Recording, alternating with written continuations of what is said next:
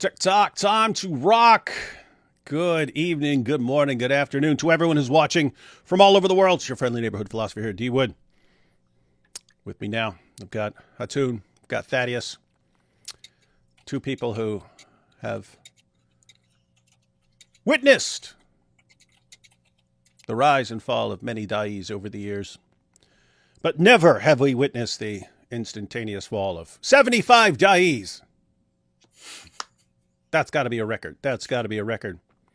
For anyone who, before we jump into the new stuff, Thaddeus or Hatun, I guess Thaddeus, you've been covering this more than just about anyone except for maybe like Salman or something like this. You've been going through everything. Why don't you give people a quick rundown of everything that's led up to the present before we get to the latest stuff? Yeah, there's definitely a lot. So also definitely check out previous streams on this channel and maybe my channel, whatever, or Salman directly. But very briefly, hopefully.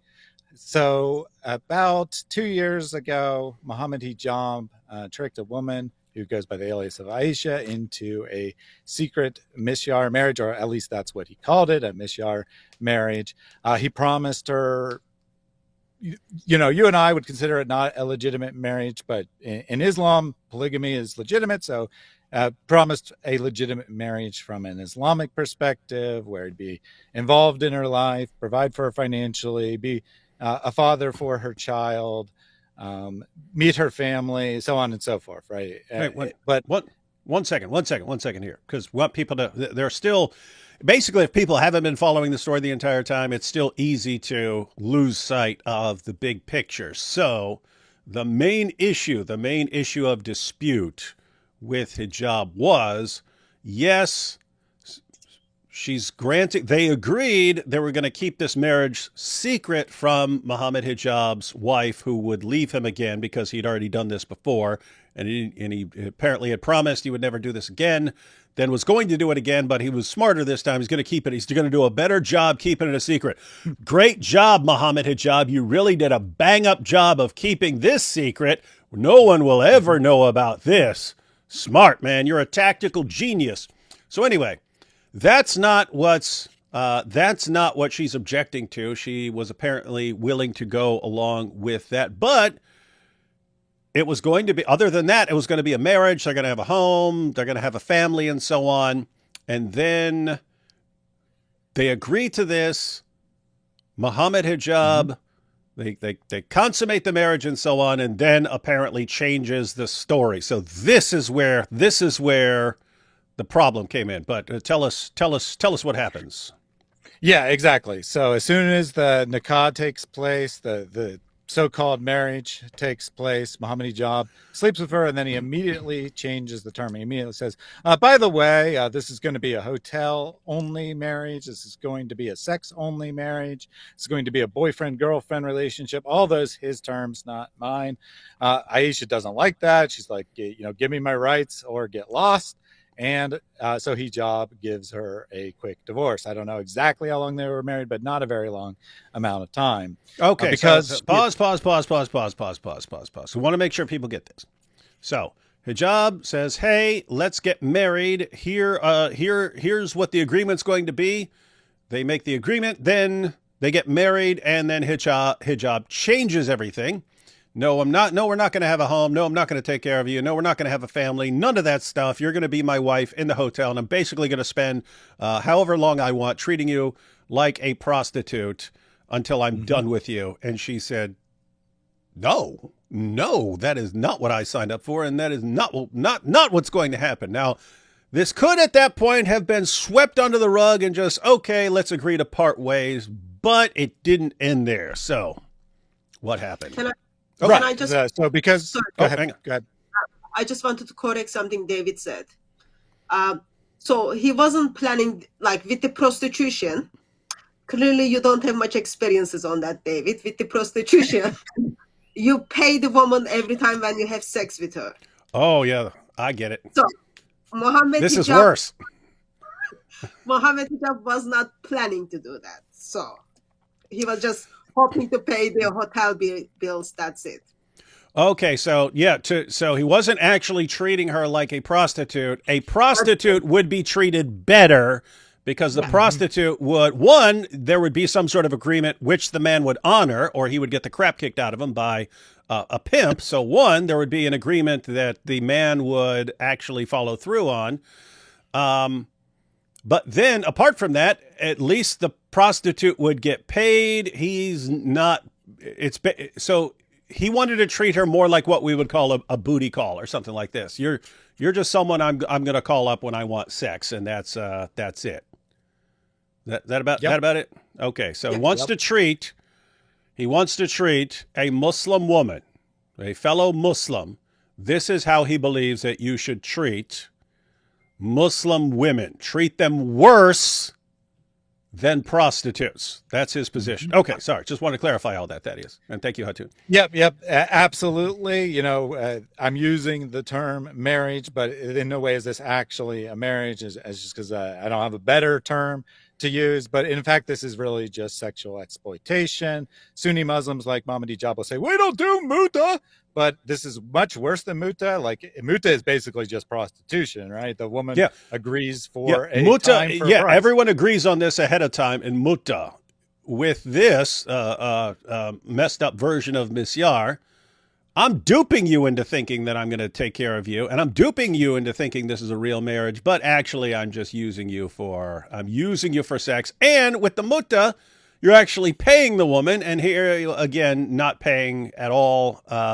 So he's actually doing something worse than what they accuse Shias of doing. He's doing something worse than that, and again, treating her, a Muslim woman, worse than someone would treat a prostitute. Interesting stuff. All right, go ahead, that is. You know, he did spend years grooming her, but despite all his efforts grooming her, she's like, no, this is crap. I don't want anything to do with this. I want out. And he was very abusive, verbally speaking. I'm not accusing him of physical hurt, but he's very verbally abusive.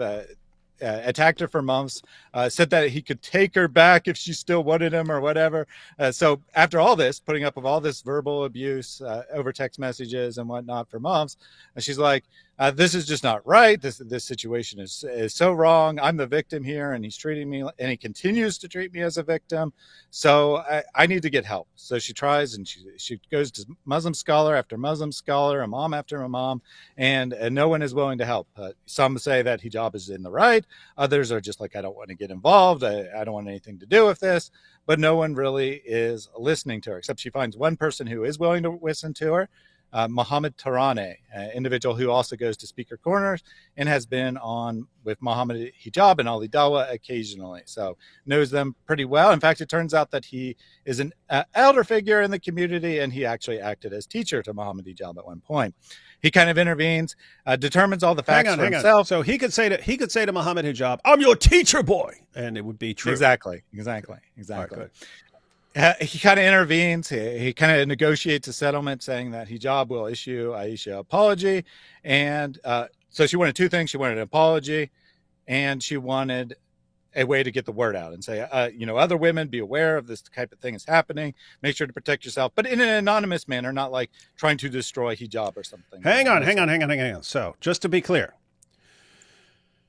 they could have just parted ways and then pretended that swept this under the rug, pretended it never happened. But Aisha was concerned about other Muslim women being treated like this. And so she wanted to inform Muslim women that this is a thing, that there are guys who think it's okay to treat you like this, but didn't want to just publicly expose Mohammed Hijab. And so, hey, that's not the goal. Exposing hijab is not the goal, but she felt like she has to inform other women not to fall for this so that they don't end up in the same situation she did.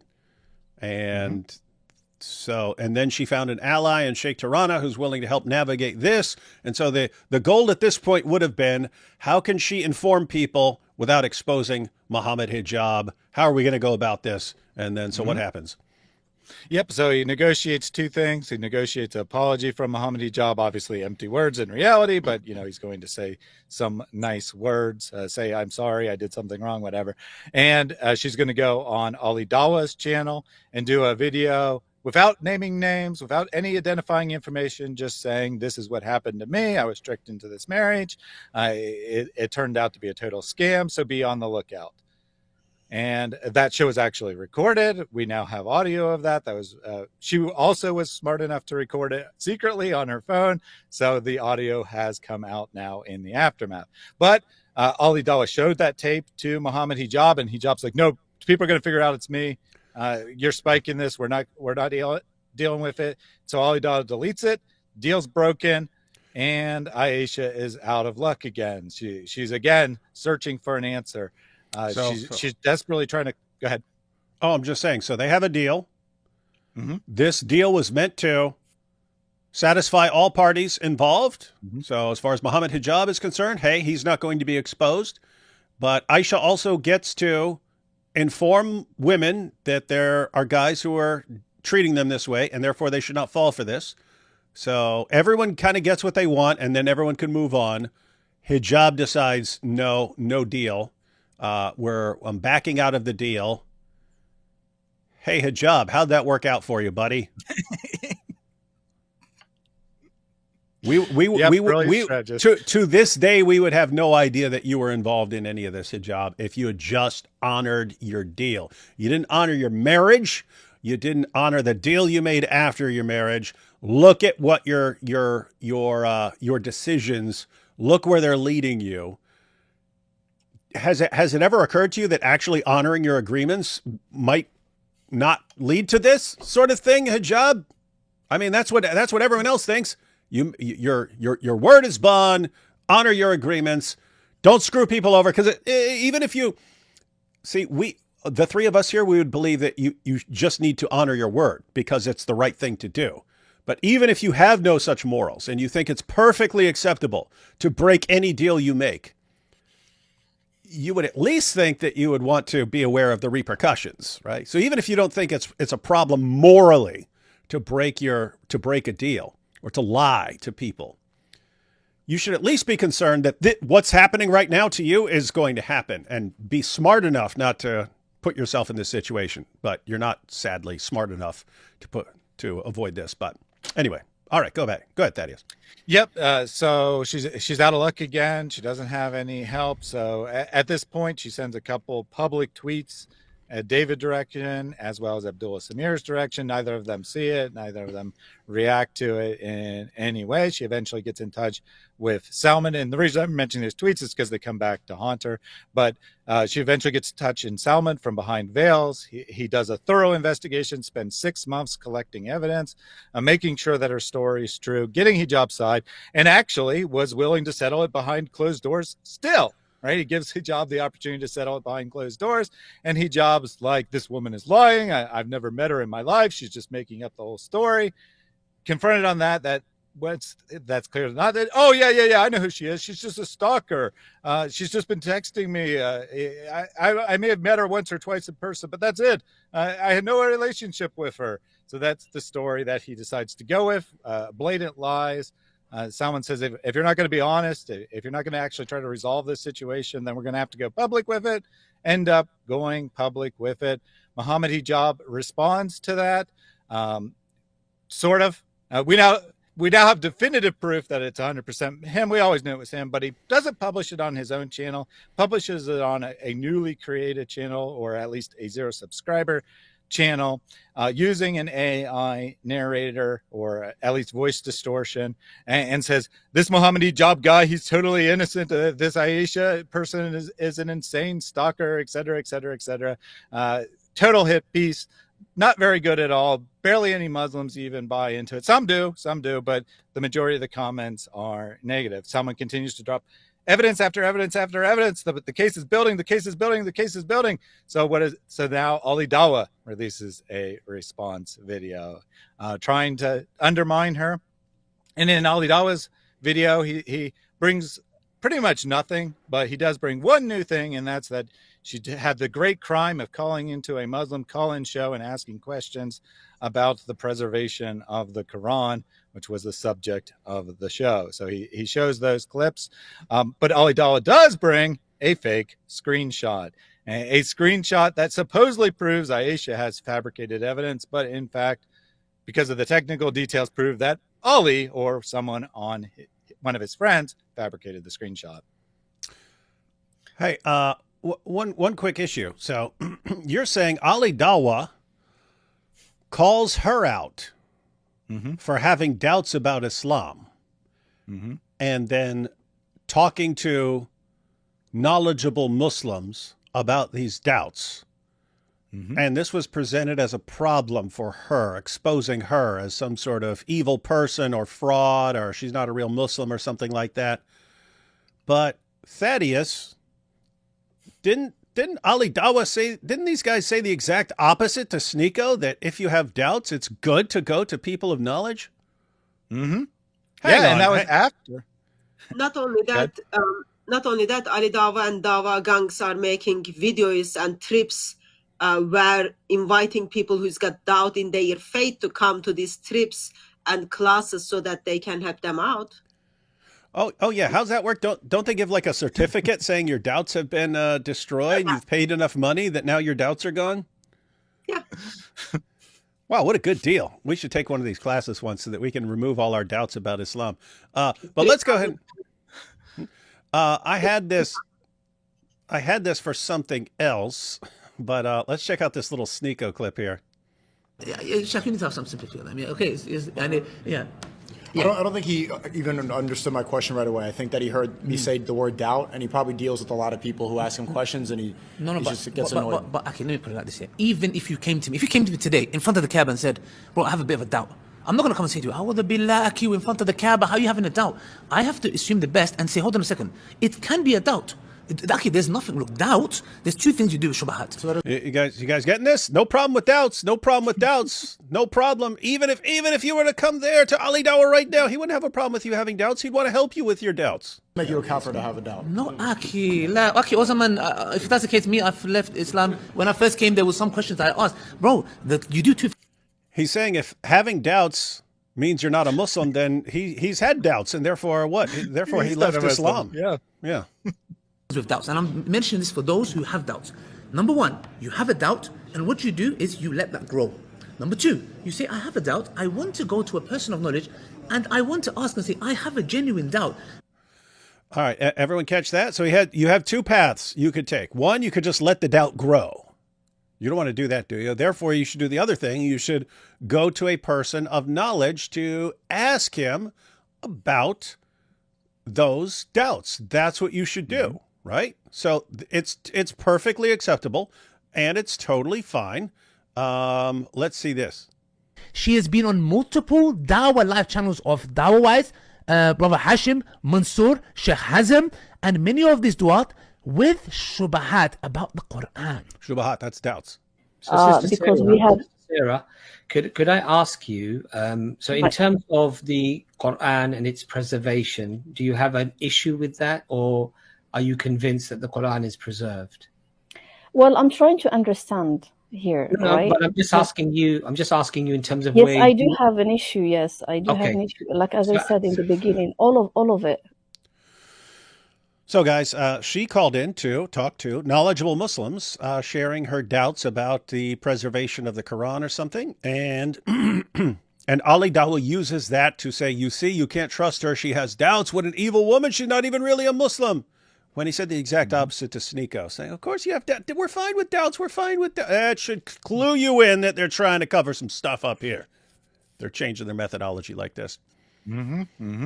Yeah, for sure. I mean, maybe you could go either way. Maybe they're just giving Sneeko a special pass because he's famous and he's too useful to them.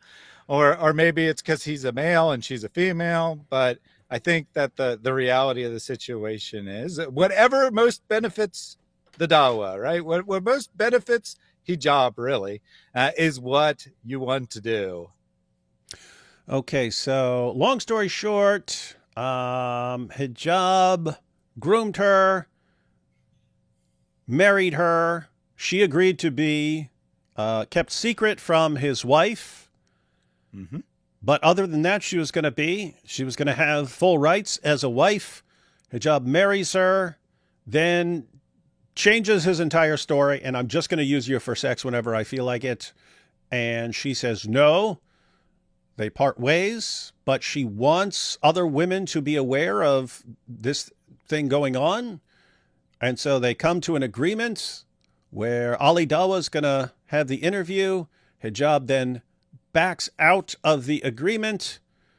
Mm-hmm. She gets in contact with Salman and the Behind the Veils guys. They try to settle things behind the scenes. Mohammed Hijab is too proud, too arrogant to admit anything, and therefore they escalate. They take things to the next level and expose him. So what does he do? What he always does: lies, attacks. And as we're about to see, actually is with a network of 75 Dawa guys who are all working together on discrediting her and covering up what Mohammed Hijab did and exonerating him. And this looks like some messed up stuff. This Dawa stuff. So were we up to date? Are we up to date, Thaddeus? So two other things of note. So after Ali Dawa's video doesn't go anywhere, not Mohammed Hijab, which is Mohammed Hijab, releases a second video. And this one, he tries to fake a confession using the worst AI fake you can imagine. It says that, oh, we got this tape of her confessing that she never married Hijab, blah, blah, blah, blah, blah. And posts that. That doesn't go anywhere. Then finally, Behind Veils reveals that Mohammed Hijab has been blackmailing Sheikh Tarane, the one guy who was trying to help, the one guy who was trying to be honest in this whole situation. Mohammed Hijab is now blackmailing him to prevent him from coming forward with any information. Salman disappeared for a little while after that, but has recently started publishing videos again. And as this video that we'll watch here in a bit will make clear, he had a very good reason for staying silent for a while. He was waiting to see if the guys would expose themselves even more. Interesting. And there's the issue of Ali Dawa as well, having secret second wives and so on, and apparently taking these wives on trips and so on. Looks like a situation, I don't know the details, but looks like a situation where he's going, hey, girl. Well, I guess with him, hey, you, little girl, does you want to go on a trip with Ali Dawa? You can go on the pilgrimage. It costs too much money for you. You don't make that much in your allowance. So if you go with me, you could be my wife for the entire trip. And looks like at least one woman agreed to this. But more on that will be coming out later from Salman, who's been exposing all this stuff. And yeah, this brings us up to date for the latest stuff, which was, I was expecting something with Ali Dawa. I knew the story wasn't over, but man, trust me, guys, do not get on Sister Aisha's bad side, because she will keep coming at you no matter what you do. You will not get away with it. And do not get on Salman's bad side, because he is relentless. It doesn't matter. You can attack him. You can insult him. You can make videos about him. He's going to keep coming at you and expose you in pretty epic fashion, as we're about to see. Hatun, before we start jumping into videos, what are your thoughts on everything? Or is Thaddeus missing anything? Any additional thoughts on all this? I don't know if he's missing anything, because this is like huge. I love to say it's drama, but it's like heartbreaking, strange, because we are not dealing with what Muslims are doing to non-Muslims. We are dealing with what Muslims are doing one of their own. I become convinced that Islam is very much false and dangerous ideology. But every time when I see how Muslim women are suffering within Islam and everyone else is silent, I find that's like disturbing by itself. And now, I wasn't, it was something I kind of assumed this is the case. So when I saw the video yesterday, I wasn't surprised that there are almost 100 people behind Mohammed hijab and then trying to make sure that their Muslim sister is being not only discredited but put in danger. And they were actively planning how we are going to deceive the world so that Mr. Mohammed hijab can look good. I find all these things very disturbing. It just helps me to see that if they are doing this to their own, as non-Christian, as non-Muslims, we are not safe at all, let alone Muslims. So I think Aisha is still at this stage mistaking to think this has nothing to do with Islam.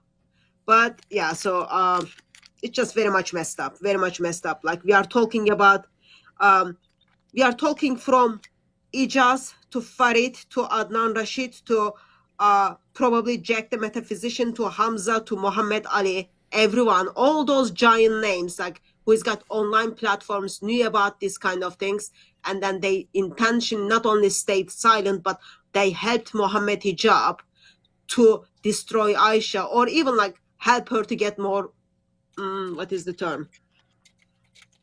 Discredit. Now they are even seeing her as, oh well, because she's asking question, therefore she's not even Muslim at all. I wouldn't be surprised like all those names are in that list of 75 WhatsApp people. Very, very disturbing. Yeah, and so just think what can you as a Muslim, what can you legitimately criticize Aisha for? So one, you could think she shouldn't have gotten into the marriage or something like that. I don't know why you'd have a problem with that from an Islamic perspective, but her crimes would be what? Wanting to protect other Muslim women from having the same thing happen to them.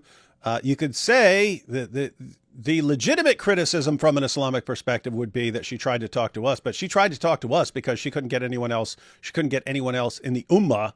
She couldn't get any Muslim scholars to address this issue. She realized everyone's scared of Muhammad hijab because he'll declare war on them. And so it was, okay, let me try to talk to some people who aren't scared of Muhammad hijab. And that would be these non-Muslims who've been dealing with him for years. So that's what you could accuse her of. And she has videos where she says she has doubts. I mean, she's been in discussions where she said she had doubts. So those are the things where you could criticize her.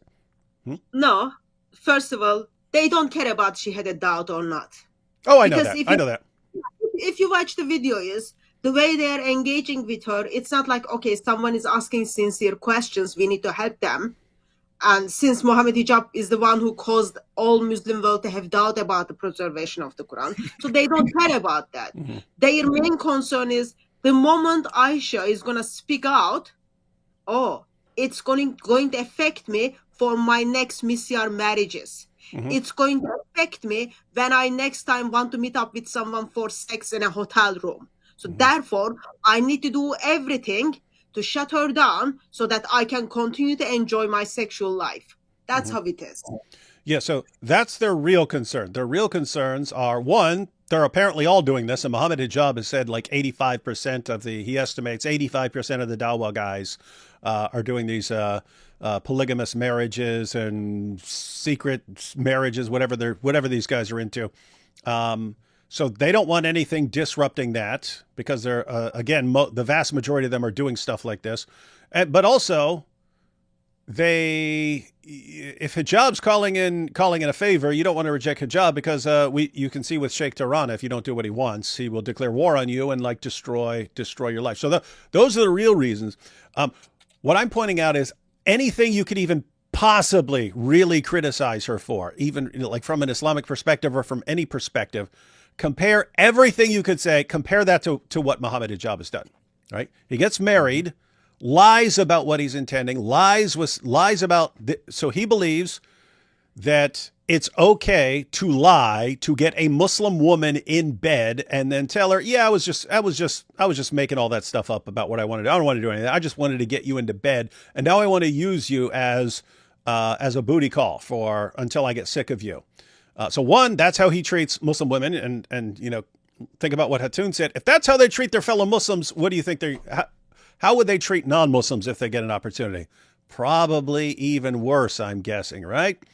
So hijab did that. Then he makes an agreement where where she kind of gets some level of justice in that she gets to expose this as an issue so that other Muslim women don't fall for it. Hijab breaks that agreement.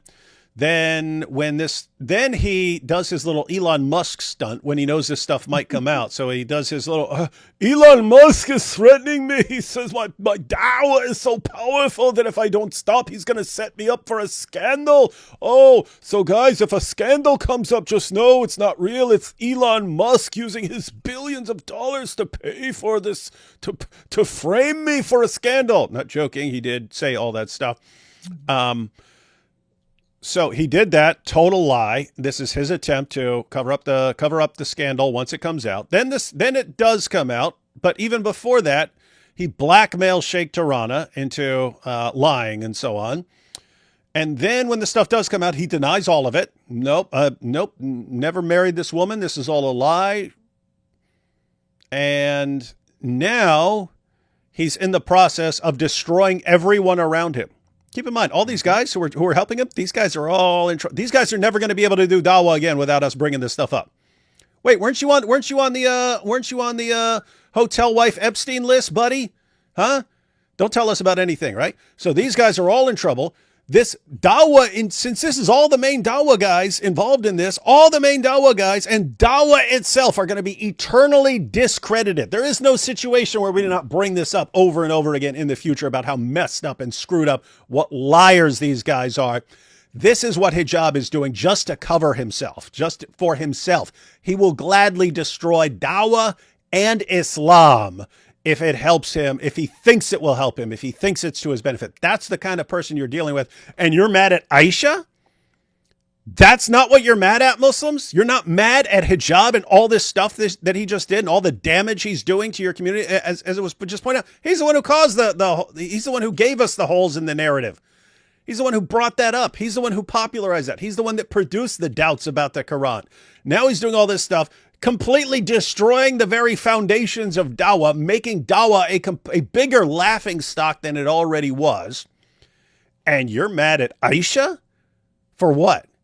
Because she was going to come to us to say, hey, can you get some attention on this? Because I can't get Muslims to give any attention to this, and they're just trying to sweep it under the rug and keep doing this to women. Mm-hmm.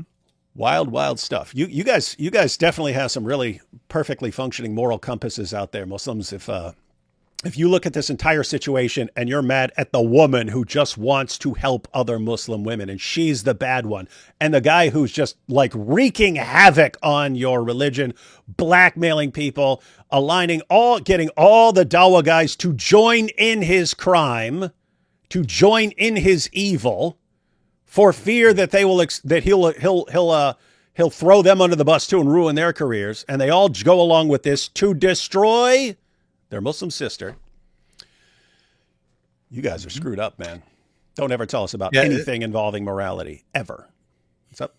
So one thing to add to that is this isn't, I mean, it's bad enough as a reaction, right? It's bad enough as a reaction to the scandal coming out and them all defending him, actually it's worse than defending. They're like actually conspiring how to manipulate the public behind closed doors, as we'll get into the video.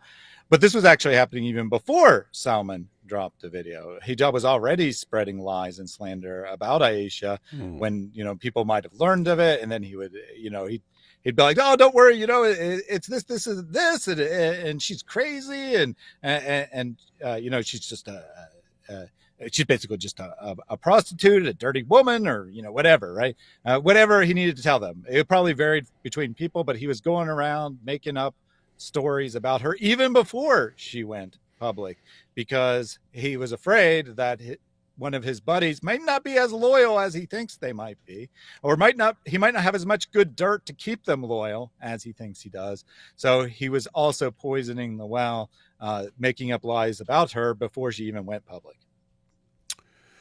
All right. And Thaddeus, you sent me I have not seen this, but you sent me just a few minutes before we started, you sent me a video. Well, it's audio only, but this is Sister Aisha's response to, this is after Salman's video came out yesterday, right? Yes. So on Salman's video, she had not seen it in advance either. She had some idea, right, obviously, but he'd been keeping this a secret from her as well. She didn't know about any of this. In that video, there's some things said about her in the private chat, and she had a pretty strong reaction to that, posted a public comment on his video saying that it was haunting her. I'll get into details when we get to that part, but she felt she had to say something on the public record, so she put out a video on her channel. Okay, guys, so I've not seen this, but Hatun, have you heard this? Yeah, it was just a few minutes before the live stream started. I saw it. Yeah, it's 4 minutes video. Okay, so everyone has heard this except me. Let's see. Okay, so this is Sister Aisha's reaction or comments after Salman's video yesterday. And here's what she had to say. أعوذ بالله من الشيطان الرجيم بسم الله الرحمن الرحيم صلى الله وسلم وبارك على رسوله الكريم الحمد لله رب العالمين. It was really hard for me to gather my strength and come forward and record this audio. I developed a very high fever since I saw the video Brother Salman posted yesterday. I feel ill, extremely ill, sick to my stomach. This whole thing that I have gone throughout all these years was... Saying it made her sick, that just reminded me of Sheikh Tirana. He was actually hospitalized. This is how your favorite dawah guy affects his fellow Muslims. All you Muslims out there, this is the impact that he has. He just ruins lives and makes people feel completely sick, and then actually gets one hospitalized. Great guy. Great priorities you guys have. Anyway. Piece of hell. Everything from A to Z. The interactions, the deception, the slander, the lies and lies and lies, fabrications, manipulation of people who knew the truth, and taking oaths by Allah. If you want to pause online. there, What's up? real quick. Now, just again, all that's before this goes public, right? He's manipulating people. Some people know about this. He's manipulating people behind closed doors, manipulating Ali Dawah, manipulating Sheikh Tirane, probably manipulating dozens of other people whose names we don't know, all before this even becomes public. He thinks he's really smart, and he's covering all his bases to make sure this never comes out. But he was wrong, obviously. That so many religious people I trusted have done. This whole thing from an early stage created an issue of faith for me. It was my understanding of the concept of trustworthiness and how we do derive that trustworthiness, how do we establish it, and how do we go around it from a religious and theological perspective. These questions arise at a very early stage throughout my interaction with Mohammed Hijab, some of the things that I noticed. And then it did grow even bigger with time. Every single religious person who got involved either remained silent or decided under pressure to give a false testimony or take an oath upon lies. And all the shuyukh who just decided that they are not even going to correct Mohammed Hijab as false teachings from a fiqhi perspective. So I was navigating this personal thing on my own. I bought books. I enrolled in courses that I paid with my own money.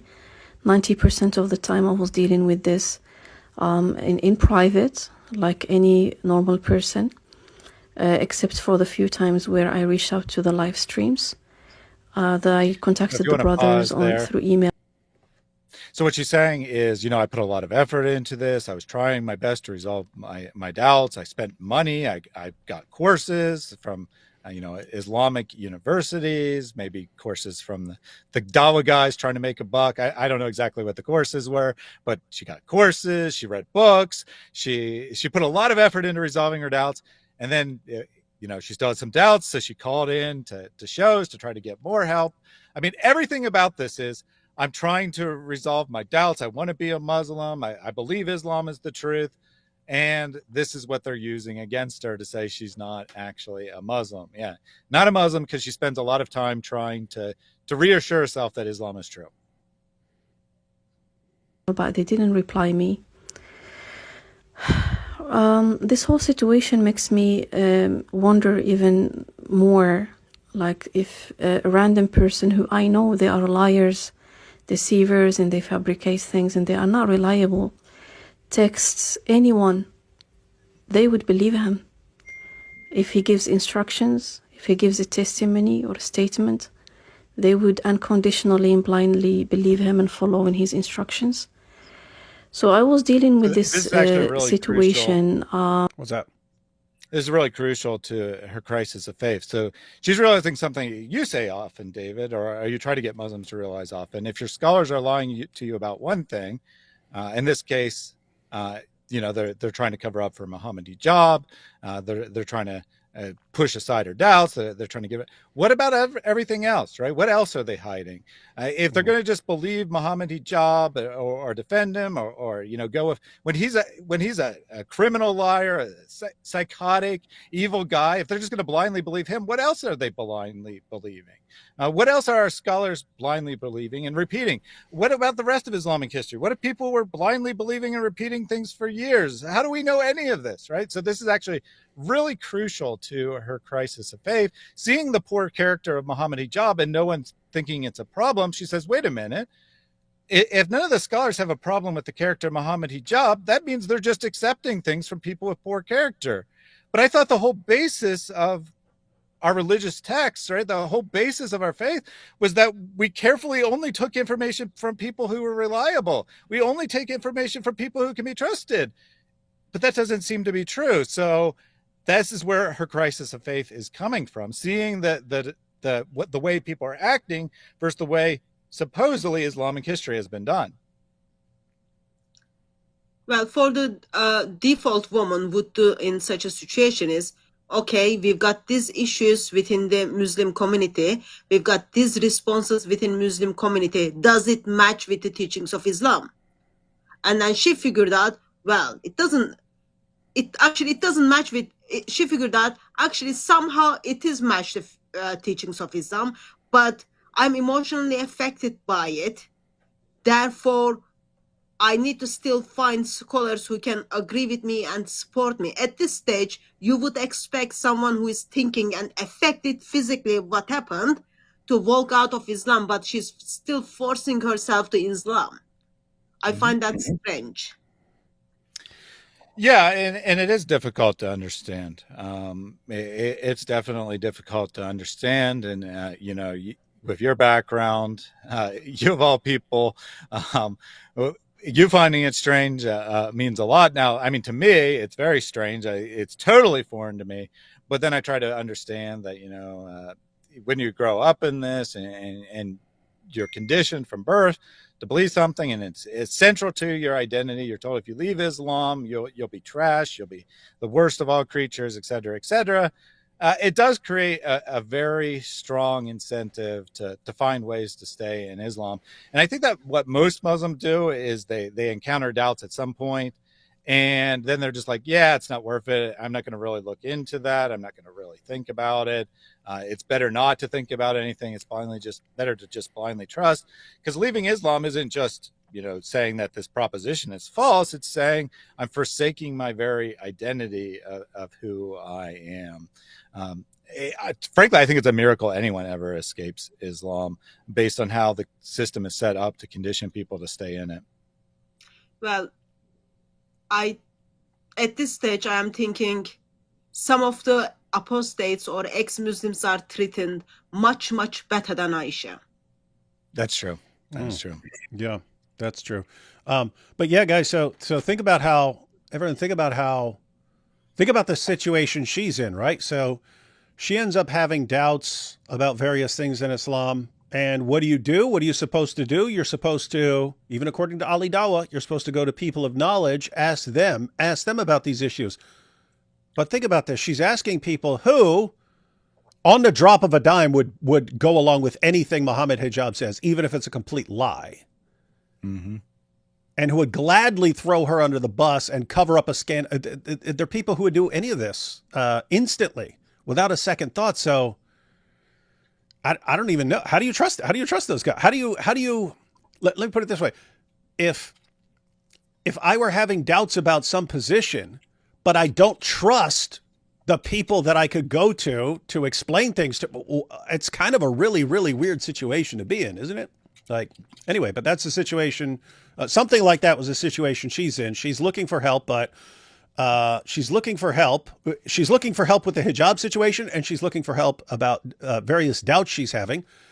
But she sees how they're reacting to the situation with hijab, and how it sounds like, how can I trust them on this other stuff when I can't trust them on this stuff? This is just basic worldly stuff. I can't even trust them on this stuff, but I'm going to trust them on matters of like that are of like eternal significance. This is a rough situation. Yeah, just one other thing real quick before you play the video. She talks about how she was all alone and no one was helping her, and she just occasionally reached out to other people. I think she's actually underselling it a little bit, that not only was she alone or attempting to solve her doubts on her own, but she's also being attacked by Hijab and his goons, right? They're spreading rumors and lies about her in the Dawa scene, poisoning. Like, she could go to her local mosque and there's a chance the sheikh will have heard about everything. They heard some nasty rumors and not want to associate with her. So it's just really terrible situation what Hijab's doing to her to save himself, right? To save himself from this ever coming out public. And so looking at it sort of from our perspective, but I mean, kind of like from her perspective, if, hey, I can go to people to try and help, but Hijab can tell a lie and they'll just instantly go along with his lie for whatever reason. Yeah. What, why would you trust people like that? That's a weird situation, isn't it? Why would you trust these people? What's that? Emotional attachment is very dangerous. Yeah. Yeah. So Mohammed Hijab has emotional attachment with all those individuals. So because of that, he's able to convince them. I say jump, and then you ask me how far you want me to jump. Versus Aisha is already like disadvantaged because of her gender, and probably because she has not built relationship with Mohammed Hijab and his kind of gangs. So whatever she says, minus point for her. Believe him and follow in his instructions. So I was dealing with this situation, and at this stage in my life, I just decided that I'm going to take a break because of all this trauma that I'm going through. Probably is going to play into the way I am capable of understanding and consuming the idea of trustworthiness from a theological perspective and the preservation of the scriptures and so on. This shouldn't have been brought up by Ali. It was a personal thing, and I haven't harmed absolutely anyone. The text they keep spreading from Twitter, I don't recognize that comment. In Islam, we don't have any kind of discrete information that if it's disclosed to Christians, we're going to be doomed and Islam is going to be destroyed. As people in Dawah since I was 15.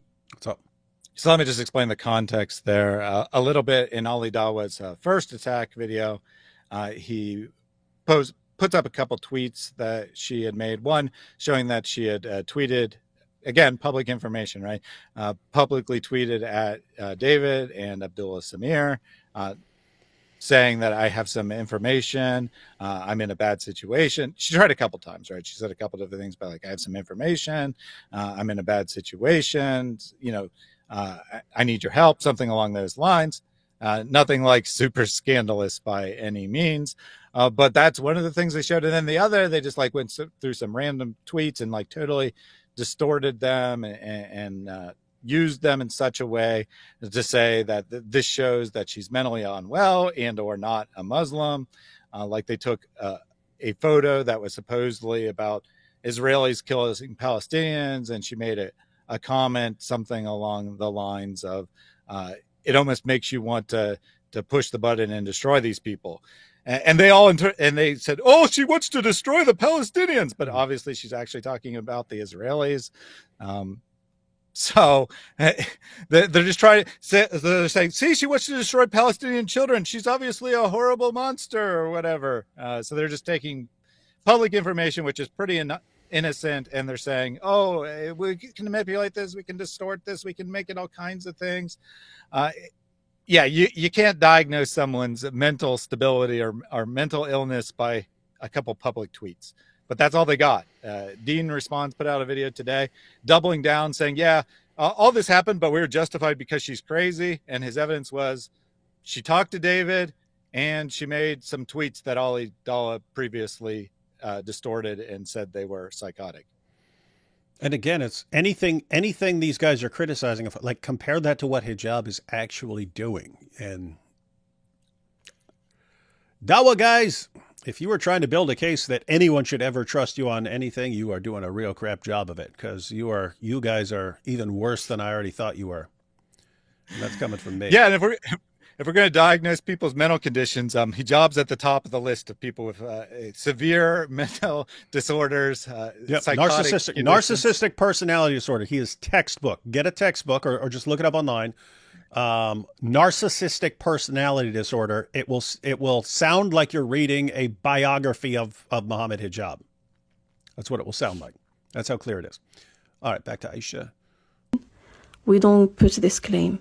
Like, we know, alhamdulillah, Islam is preserved, and we've got way much more than enough to defend our religion, and we have absolutely no classified secret information that we wouldn't like absolutely anyone to know of. So Mohammed Hijab traveled all the way to a different country to defend Andrew Tate and say that he's like Hatib ibn Abi Balta'a, but like here in the UK, I'm being fought and attacked and described as an enemy of Islam, just to defend Mohammed Hijab's face. Despite all the trauma and the physical harm from the emotional and mental damage that I've gone through, I'm using my valuable time to defend Islam and hold so tight while I'm fighting to remain as a Muslim. I'm trying to defend the prophetic ethics that I believe are correct. Allah, Islam, the right teachings against what Mohammed Hijab is spreading, which is temporary marriages to replace pornography addiction and adultery through deception and targeted to vulnerable women. Let me get that last part. That's Mohammed Hijab's public teaching there, yeah. So in order to replace pornography addiction and adultery, you pull these stunts with your secret, you get secret second wives instead of so Hijab's basically saying, "Hey guys, you don't want to fall into these haram things, so just get yourself some secret second hotel wives and so on." Let me play that last part again here. And the prophetic ethics that I believe are correct. Allah, Islam, the right teachings against what Mohammed Hijab is spreading, which is temporary marriages to replace pornography addiction and adultery through deception and targeted to vulnerable women. Looking for vulnerable women to use as less than prostitutes so that you don't do some messed up haram stuff. Yes, exactly. So, but I mean, think about this. It's like, if I had to pick, if someone said, "David, I'm either going to look at pornography or I'm going to like destroy this woman's life," I'd be like, "Okay, if you have to do one, don't destroy the woman's life. Do the other one." And Hijab's like, "No, if I have to decide between looking at pornography or destroying a woman's life, I will destroy a million women's lives." Like, dude, anyway, I don't know. Wild stuff. Yeah. Yep. Absolutely. Utter insanity, right? I'm not saying pornography is good by any means, right? I'm not saying adultery is good by any means, but the solution to pornography and people cheating on their treating spouses Muslim women worse than prostitutes. That's the right. That's the solution. So that Right? we don't need willpower. We don't need willpower to resist looking at pornography when we can just treat Muslim women as worse than prostitutes. Thank you. Welcome to the Mohammed Hijab School of Islamic Ethics. Yeah. So the way you get around adultery cheating is to have a secret second wife who you treat worse than a wife. How is that different than adultery exactly? Because it's halal. I don't see any difference. Mohammed Hijab has found a scholar to tell him it's halal. So that's all he needs. What are you saying, Hatu? It gets a stamp from Islam. Stamp of approval. Yeah, stamp of approval from Islam. And it's not like only, it works very well. In Aisha's occasion, yeah, she kind of, okay, the reason she's speaking up is because we made a deal, our deal was different. Now you are changing the terms. But if you remember the video from, I think, a year ago or something, where Hijab is talking about 1 minute McDonald's nikahs. So there are lots of women is willing to be used worse than prostitute. And then say, yeah, I'm going to give me McDonald's meal. I'm going to be in a, wherever it's like parking lot or whatever they do things. I go for it and then you divorce me. So there are lots of women are willing to be replaced as a Muslim man's sex tool. They have no problem with it. They are not even talking about it. Aisha uniquely steps in and then talks about it. But lots of Muslim women are out there, victim of it. Especially converts to Muslims have to deal with this kind of things, because in their mind they started with, this is normal. I have a fatwa stamped by a scholar. It is Islamically okay. I don't mind being sex tool for Muslim men. Wonderful. Wild stuff. So, one, you got a bunch of guys who think that it's okay to treat women this way, and you have a bunch of women in the system who think that it's okay for men to treat them this way. Well, it's not necessarily that they think it's okay. It's just that they don't think they have any better options, right? They've been told that, you're previously divorced. Some of them, no. Hatun was pointing out some of them do think it's okay, because she just pointed out. Whoever's involved in the McDonald's one, so there are women, absolutely. The McDonald's thing, they both wanted to sleep with each other. They both, just said some magic words to make it halal. Neither of them had any intention of it being an actual marriage. No one's tricked there. Yeah, that's correct. It's not only McDonald's ones. Like, think about the ones who are traveling to Hajj and then doing things in Hajj. Yeah, that's true too. Yeah. Just admit you were wrong, Thaddeus. Hatun is right. I was wrong. I misunderstood. What you're saying. That's all. Okay. Yeah. So what we can say, if we wanted to get everything right, there are women in the Muslim community who are okay with it, and there are women in the Muslim community who, as Thaddeus was pointing out, they're not okay with it, but they don't feel like they have any better options, and so they'll go along with stuff that they don't like and don't want to be a part of, but they don't feel like they have any better options. Just want to also make a point on that. Like, they think they don't have better option because you've got Dawa gangs takes mic in front of their mouth and then say, well, you are over 30. You are already outdated. You are not in market anymore. So you are low qualified. What is low qualified products?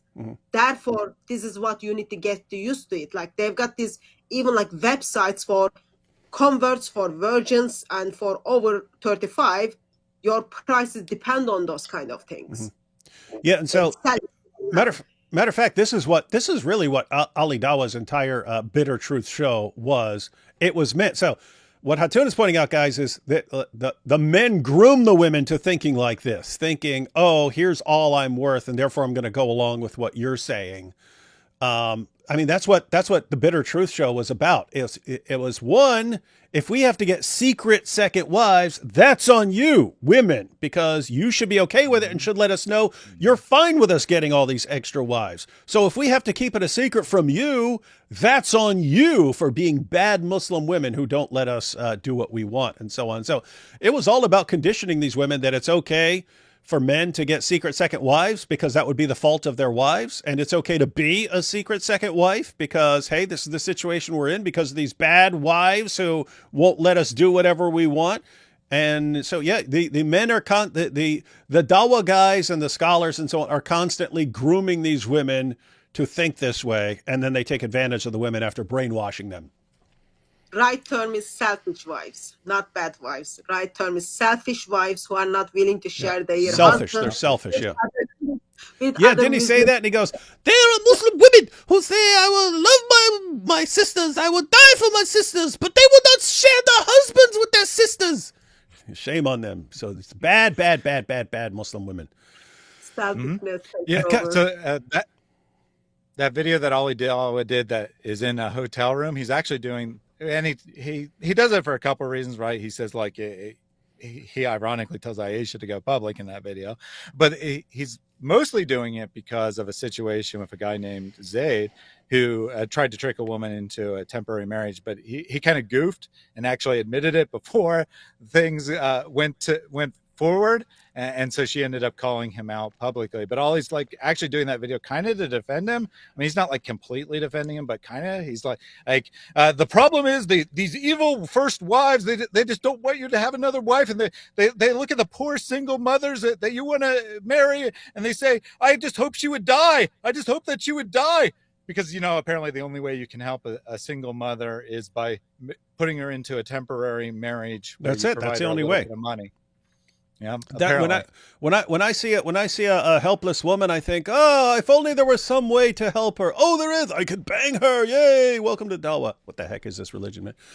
Anyway, all right. Let's take these first super chats, and then we'll jump into the epic, phenomenally well done video by Salman of Behind Veils, and then the whole Behind Veils team over there. Time to humiliate the Dawa scene. Yeah, we don't even have to do anything. It's like we talk about when we're responding to Dawa claims, and we just say all we do is read. Here, all we have to do is watch. They're imploding on their own. Mikmuta Hijab and Ali Zut Dawa are back again. Yep, guess who's back? TikTok time to rock. As a Christian, just sending some love early. I really appreciate you exposing Islam and just being able to learn from you in general. Keep revealing the truth and exposing the gospel. Yeah, we're going to keep bringing the gospel to everyone. I have raged and complained to God about these mosquitoes, and the mosquito only exists to provide a protein-dense meal to beneficial insects. Kind of funny. I hate mosquitoes too. You always get the idea, just wipe them all out, and then like the entire ecosystem collapses. Happy to see you guys. You are some of my favorites. You are some of my favorite crackhead clown individuals. Just be careful. Mm-hmm. Thaddeus, do not repeat that.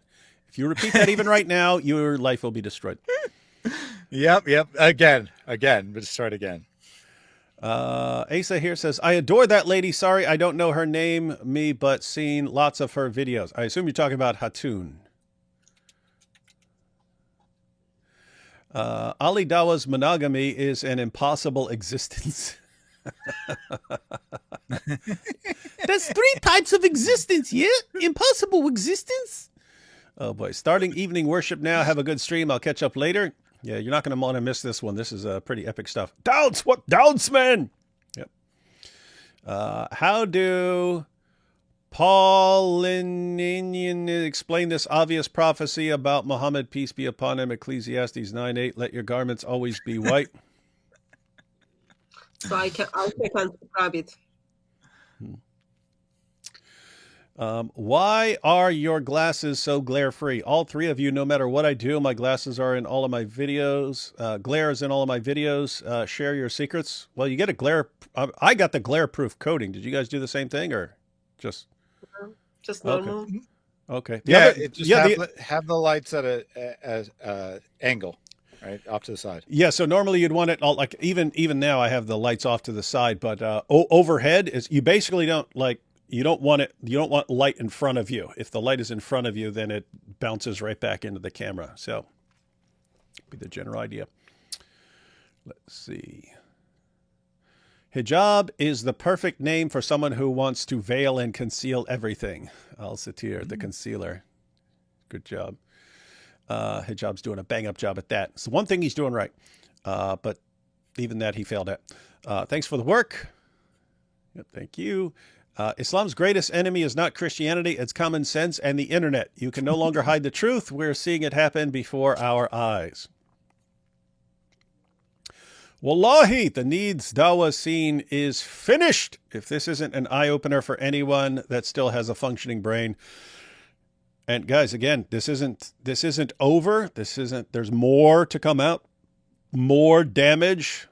We're going to see eventually the list, apparently, of the Epstein list. The Dawa Epstein list. We're going to see it. Mm-hmm.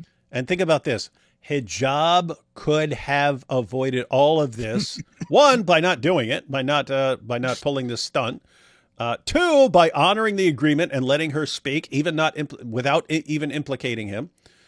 Could have just gone along with that. Three, could have dealt with it behind the scenes when Salman and the Behind Veils teams got involved. Every step of the way, he had opportunities, but he just couldn't. He couldn't take it. He couldn't take anyone thinking like they might win over him. And so he's willing to destroy everything. He's willing to bring down 75 Dawa guys with him and have Allah eternally ticked off that he's done so much damage. He's willing to do all that because of his ego and pride. David, how could the incorporation of the men of Al Zut possibly work on YouTube and inside the Boom Boom Room? That would be an interesting episode. Muslims need to make up their minds. They can either be strong, bold, and transgressive versus weak Christianity, or are they innocent dove victims forever? Understand this. Muslims need to make up their minds. They can either be strong, bold, and transgressive versus weak Christianity, or they are innocent dove victims forever. I think maybe he's saying like, hijab's like, me strong, but now he's also saying like, me victim. Yeah, victim. They do that. Hey, we're going to conquer the world. We're going to behead you. We're going to chop your head off. No, you're not. Heck with your prophet. Oh, we're victims. Look, they're persecuting us. Oh, we're so weak. This seems like a well-established practice, not limited by age. Knowing the low marriageable age in Islam, is this part of the grooming and grooming gangs? It is a concern when you have people like Ali Dawa saying that if his daughter was 9 years old and reached puberty, he would say that she's ready to be married. Think about that. If all these guys are doing polygamous marriages and so on, and they have daughters, I have to say it is a concern that behind the scenes these guys are saying, hey, I'll give you my 9-year-old daughter and you give me your 9-year-old daughter. We'll trade daughters as wives and so on. Matter of fact, I can guarantee you something like that is going on somewhere. It's just to what extent. And it's very, very creepy and needs to be exposed. Dawood, could you do a quick Ali Dawa impression? I've already done like 8, man. Dawood, could you do a quick Ali Dawa impression and show everyone that we're proud of that? I abide in the impossible existence. Thus, I have superpowers from Dragon Ball Z. Impossible existence. It's my favorite type of existence, yeah? The list, alhamdulillah. Yes, alhamdulillah. All right. Okay, we ready to jump into this video? Mm-hmm. Here we go, ladies and gentlemen, Behind Veils. Doing a bang-up job. Throughout this series uncovering the case against Mohammed Hijab, we've peeled back layers of deception and lies, one disturbing revelation at a time. But today we step past the whispers and into the shadows, into the very scene where the crime was concealed. Stay tuned because what we're about to uncover is far more disturbing than you ever imagined. It's pretty bad. The grave has been dug, the lies were buried, and today, with our own hands, we unearth what they tried to conceal.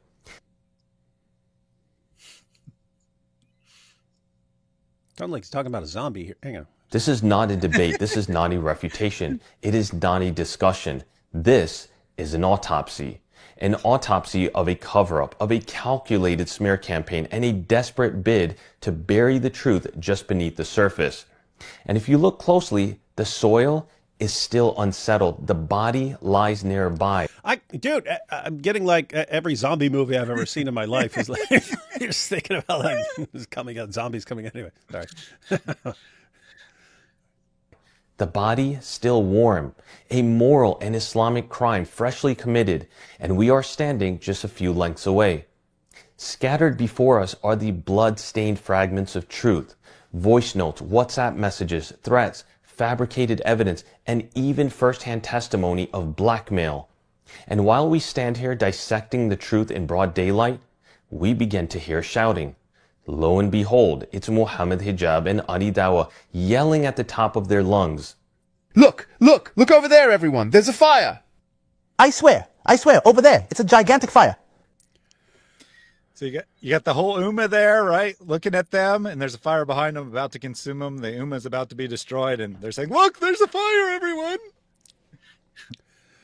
That would be my one criticism of this video is the little reenactments here. I don't know, but some people may like it. Some people, I can't say it's wrong because other people may love it. I don't know. It's something weird. Yeah, that don't look anything like Ali Dawa.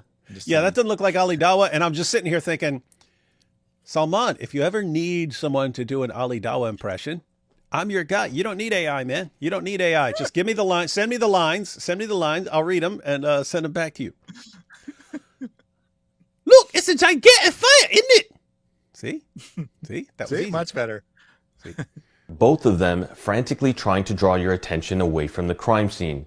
But what they didn't realize is that they left behind a fresh trail of evidence. A lot. Brothers and sisters, do not fall for the misdirection. From day one, Mohammed Hijab and Ali Dawa have relied on theatrics, smoke and mirrors to deflect and divert.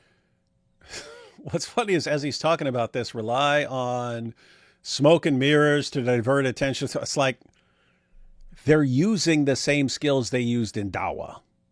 They use the same skills they learned for years of what makes you a successful Dawa clown in the Dawa community. Now they just use the same little tricks and so on. Which, keep in mind, the Dawa, what does it do? It's tricks meant for duping gullible people, not serious people who are doing serious investigations. Well, this is the same thing. Who's being duped by anything Ali Dawa and Mohammed Hijab are saying? People who are gullible and fall for anything their guy says. Every serious person who's watching this is like obvious what's going on. So anyway, let that be a lesson to you, Dawa guys. You think just because, these set of skills made you a successful Dawa guy, therefore you can use them in other things, and learn your lesson from Mohammed Hijab and Ali Dawa. Make better choices, make better life choices, and better methodology choices. Your attention. But today, the smoke clears. And beneath the ashes lies another damning revelation. A continuation of Mohammed Hijab's deceit, a confirmation of Ali Dawa's collusion, and a reminder that no fire they set can burn away the truth. In the past few months, I gained access to a WhatsApp group being used to coordinate the planning and the strategizing discussions related to Mohammed Hijab's response.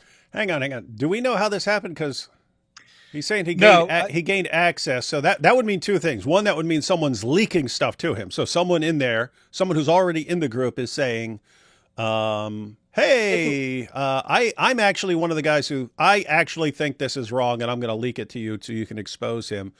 Or it's just someone who maybe didn't like hijab all along and is like, oh, I'm in this group and I don't approve. Man, I don't like these guys. These guys are doing messed up stuff. So now's my chance. Or like he actually infiltrated, you know what I mean? Like, in other words, he's got this other account and it's like, hey, I'm a Dawa guy too, and I'm interested in Dawa. Can I be part of your group? And they're like, sure, come on in. Now let's discuss our plans for ruining Sister Aisha's life. And he's like, screenshot. What? So group is High Park Dawa. So people who are coming to High Park to Speaker's Corner or involved with people in Speaker's Corner. So it's not like specially set up as Mohammed Hijab's strategy team, but it is individuals runs by Hashim, individuals who are coming to Speaker's Corner. Okay, this is what we are going to do. We are going to ignore that person. We are not going to talk to that person. We are not going to give mic to that person, but also they discuss all other things. So I don't think he would easily get into the group because they had the Facebook as well. So I don't think he will easily get into the WhatsApp group. Probably he needs to know someone, and then they need to say, okay, this is that person. Someone would have to be able to vouch for him to say, nope, this is a good guy. Let him into our group. Yeah, but not in this name, because by that stage, when you add someone in the group, everyone can see who you added. So people would respond. So he either used fake name that someone said, okay, let's take him, or someone is just simply getting him screenshots. Like I've got people who, in different groups, they just send me, oh, did you see there is a video come up? And then I see like who is in that group stuff. So it's very normal. But like mainly for people who come to Speaker's Corner or involved with Speaker's Corner. Therefore, I said I wouldn't be surprised if Ijaz, Farid, Adnan, Rashid, Muhammad Ali, Saraj, Jack the Metaphysician, Hamza, all those people are in that group, because that's the kind of purpose of that group. And this would be, guys, this would be really, really, really intimidating because, again, we don't know. We don't know how he has access to this group or how long he's had access to it or how far back this group goes with all their stuff they've been saying. And so this would be kind of creepy if you're in this group, right? It's like, okay, we know this guy has some level of access to all these discussions we've been having where we're running our mouths and talking about all this stuff, but we kind of don't know we don't know exactly what he has access to.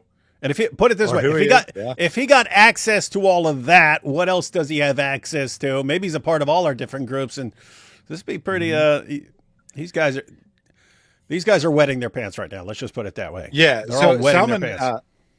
Salman says he has direct access to the group. I think that one of two things happened. Either way, someone in the group had a conscience and they said, this isn't right. I need to get him involved. So they either vouched for him under a fake name, said like, he's a behind the scene guy. He helps me out with stuff, something like that. Or they just gave him access to their login, right? Just gave him access to their password to the group. One or the other. But I got to imagine that group is in utter chaos now. Can you imagine like right now, like them flipping out and trying to figure out who the... Everyone. Yeah, like, okay, is that guy really good? Maybe we should delete him. Who's the snake here, right? They're all probably like looking at one another. And I wouldn't completely rule out the possibility that it was a known name either, right? One of the big names who did. Hey, Hijab, maybe this Ali Dawa, buddy. Maybe this Ali Dawa. Maybe Ali Dawa, maybe he had second thoughts. And look what he's doing. Oh, hey, Mohammed Hijab. Maybe it's even, I tried to defend and protect Mohammed Hijab by lying for him. And what happened? He ended up exposing my wife from the Hajj. So now I was going to declare war on him. See, you're making enemies, buddy. In fact, I mean, seriously, as Thaddeus is pointing out, it could be a famous da'i who's just like, look at the damage. This guy's a freaking narcissist. I don't want to cross him directly because he'll do everything he can to destroy my life for telling the truth about him. So, but you know what? I'm gonna feed this information to someone else. Could totally be anyone on that list, including Ali Dawa. Everyone could be sick of this guy. Do you remember when we were in Ohio or in California, in one of the mosques we went, soon after we got out of the mosque, someone received a text message that they sent a message to this big Muslim group within USA telling people I was in their mosque. Yeah, you're in there like disrupting things and so on. Yeah, so that person had access to this Muslim WhatsApp group under the fake name. So that wouldn't be kind of surprising. To the case we had brought forth against him. Despite having direct access to this group for some time, I decided to wait. But that wait is now over. That is creepy, man. Anyone catch how sinister that one? Despite having access to this group for some time, I decided to wait and just let them keep running their mouths while I took screenshots. Salman. Yeah, I'm guessing. No, you're from a different religion, man, but we love you. What? It was at least a month, right? Because it was kind of strange to us. We're like, why did he go silent after the video accusing Ali Dawa? And he didn't release anything for a full month. He must have had access to this group for at least a month, probably more. And he was just waiting to see if they would take the trap and expose themselves.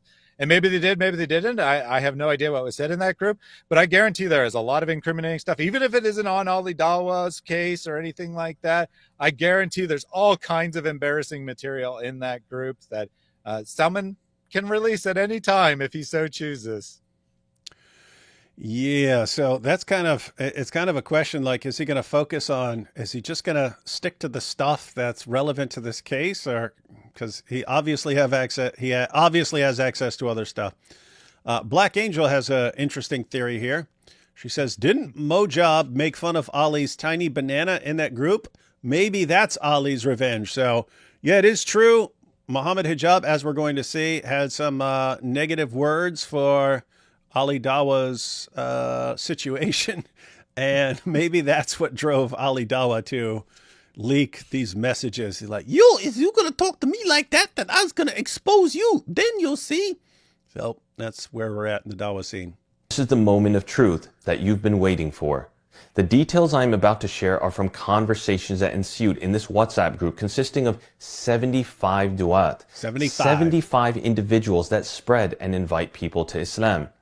Before I share these damning proofs of their engagement in lies, deception, collaborative planning, and collusion, I want everyone watching to solidify this important point. All of these discussions are happening in a chat, in a room of 75 du'at, many who are leaders, influencers, and wear a badge of religiosity on their sleeves. Of the 75 du'at, key individuals include Mohammed Hijab and Ali Dawah. In addition, there is Hashim from Speaker's Corner, the admin of the group, someone who runs a YouTube channel called Dawah Wise and is a colleague of both Mohammed Hijab and Ali Dawah. In addition, there is Mohammed Murad, who runs another YouTube channel called Deen Responds. And it's interesting. So you got 75 Dawah guys on this list.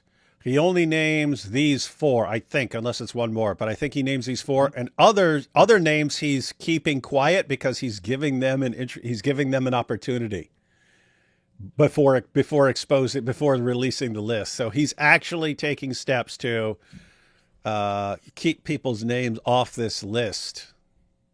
But he's got the list. Maybe I have the list. Maybe I have the list right here. You don't know. You don't know what we got. Better come forward now while you got a chance. Funny. Without further ado, let's dive right in. The messages you are about to see are from a WhatsApp group called HP Dawah, short for Hyde Park Dawah. As you can see, this group consists of 75 members. Let's take a look at what Mohammed Hijab had to say behind the curtains. Chapter 1. Deception and Lies. On April 8th, just 2 days after we published the case against Mohammed Hijab with respect to the secret marriage with Sister Aisha and the deception he engaged in, Hijab posts a message to the group stating, "In 1 hour, I will put up a response video to some serious allegations made." To ensure he gains a favorable and positive sentiment with regards to the public's perception, he makes a request. If everyone can positively comment on this video, I would appreciate it. So in 1 hour, I will put up a response video to some serious allegations made. I went through this. I went through this last night, but as usual, not paying perfect attention. This is about his AI video. Yeah. Yeah, so this is the video that's going to be put on False Accusations UK. The channel he has no connection to. Correct. Everyone pay attention. In 1 hour, I will put up a response video to some serious allegations. He's saying this about a video he put on a channel and then claimed that channel has nothing to do with him. And so the relevance here, I guess, is that all these Dawah guys know indisputably that he's lying, right? Even if they think he's telling the truth, and even if they don't trust Aisha and think she's insane or a liar or something like that, they know for the planning, hey, I'm making a fake channel. It's me. I'm doing it. I'm putting this stuff up, but I'm pretending it's from somewhere else. And they're all, ooh, good idea. You're so great, Mohammed Hijab. You're great at this, which means they're all fine with lying. So under the logo of the WhatsApp group, it says HPD, High Park Dawah. Under it says family. So this is Family. Okay, this is the family, and what we are going to kind of observe is one of the things is Aisha is a Muslim woman. She's clearly not that part of the family. She's not part of the family, and also we will see how family members are coming together to destroy and plan to destroy another Muslim. I find that's like one of the most disturbing things. 75 men, I would be surprised if there is any woman there. 75 men are coming together against one woman. Okay, here's our plan. Let's put this plan in practice. Today, your Muslim sister. Don't be surprised if one of those people are having like hotel sex thing with some of other people's Muslim sister. Yeah. So guys, this is Mohammed Hijab treats a woman worse than he would treat a prostitute. And then when she tries to warn other Muslim women that this is happening, Mohammed Hijab gets with his group of 75 da'is, several of them prominent da'is, probably every da'i that we hear from at Speaker's Corner, and he says, let's discredit this woman so I can get away with what I did, and we'll destroy her life in the process, maybe even end her life. Let's do that, all to cover up what's going on, and they're all on board except for possibly the one person who got access for Salman. Mm-hmm. Come tell us more about your wonderful religion, Dawa guys. Come tell us more. We want to hear more. We're looking at this going, wow, how can we be exactly like this? And then, just prior to releasing the video, he continues by saying, The video will be a conclusive and clinical counterattack. It won't go on my main channel. I have made a channel with 0 subscribers. Subhanallah, if there is nothing else that you take away from this video, at least take this one point home. He clearly states that the video he is releasing will not be on his own channel, and that he has made a channel with 0 subscribers, referring to False Accusations UK. If you didn't catch it the first time, listen again carefully. It won't go on my main channel. I have made a channel with 0 subscribers. Now I want you to hear exactly what was stated in the video that Hijab released. This channel is not affiliated with Mohammed Hijab, nor are we based in the UK.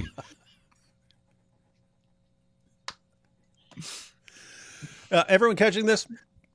So his video says this channel's not affiliated with Mohammed Hijab, nor are we based in the UK. And the channel's like, what is it? Something.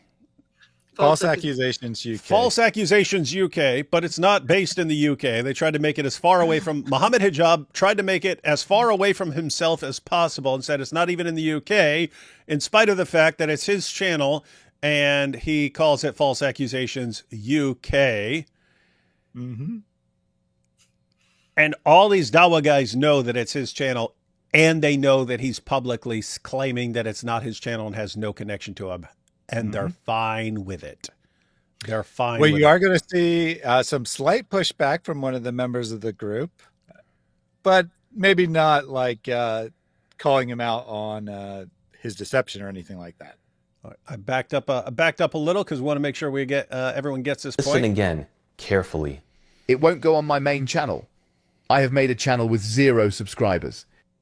Now I want you to hear exactly what was stated in the video that Hijab released. This channel is not affiliated with Mohammed Hijab, nor are we based in the UK. While it is true that in our initial video we reached out to Hijab, who provided us with key pieces of evidence that shaped our conclusions, this time there was no need to make any such request, because this time the evidence came directly to us. So it's Hijab's video on a channel that he made, and then he posts a video saying, oh yeah, we had to contact Hijab to get a little information from him, but not now, not this time. And it's Hijab's channel and Hijab making the videos. This is nuts, man. And guess what?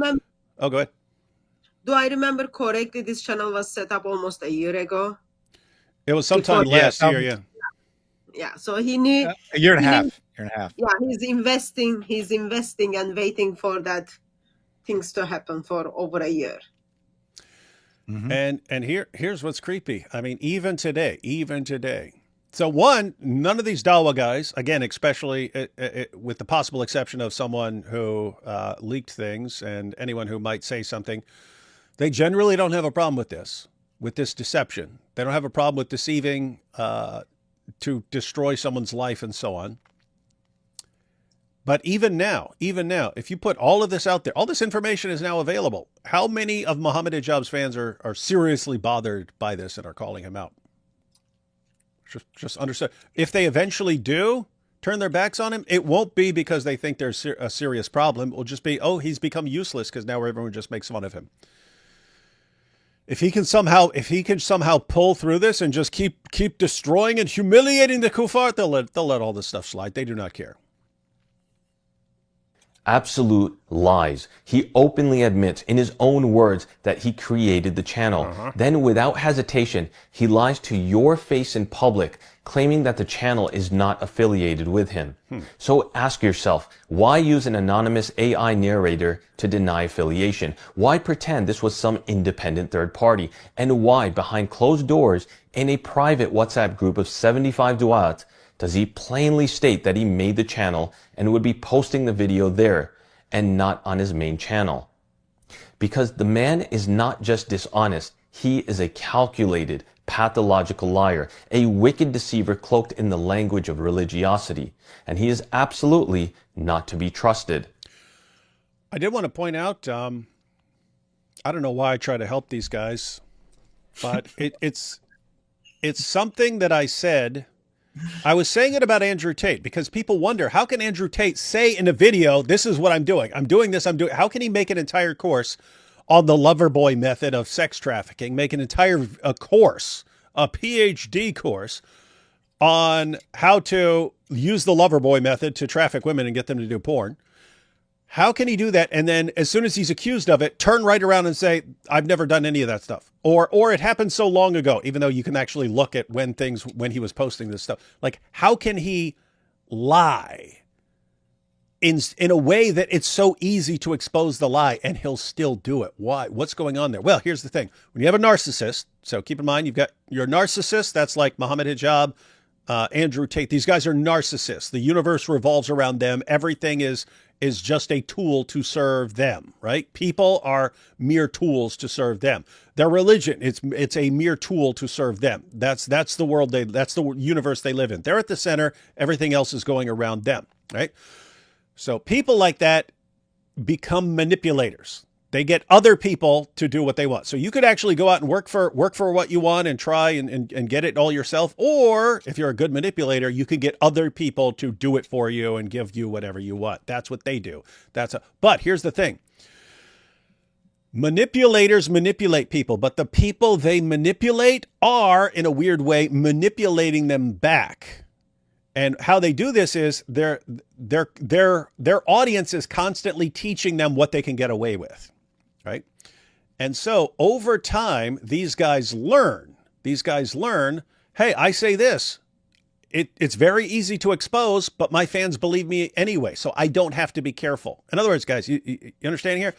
Someone like Andrew Tate, if he were to tell a lie and his fans were to jump on him and say, that's a lie, that's a lie, that's a lie, stop lying, that would teach him not to make his lie so obvious, or, hopefully teach him not to lie. But it would at least teach him not to be completely obvious when he's lying. When he instead tells a lie and all his fans instantly accept it, that sort of programs him that he's untouchable. He can get away with anything. And so after years of this, after years of having your followers just mindlessly go along with anything you say, no matter how obvious it is that you're lying, after years of lying and then people telling you, yes, we love lies. Yes, lie to us all you want. We will never question anything you say. This programs the manipulator to think he can get away with anything. And so they just end up not being careful. And the result is what you see from Andrew Tate, blurts out all these things that allow people who are not his gullible followers to see what a liar he is. And the same thing with Mohammed Hijab here. Look how sloppy he's being with all this. Like, it's all over the internet now. It's all over the place right now. And why? Because his fans convinced him that he can get away with anything, and therefore he doesn't need to be careful. He can be sloppy when he's lying. And now it's catching up with him. Fun times. From the start, he planned to avoid facing the allegations head on. He used an anonymous channel. He hid behind a cryptic AI avatar. He built an entire smokescreen just so he could dodge the direct challenge put forth by Sister Aisha and escape having to take an oath. Because he knew the moment he was under oath, the lies would unravel. His web of deceit would collapse.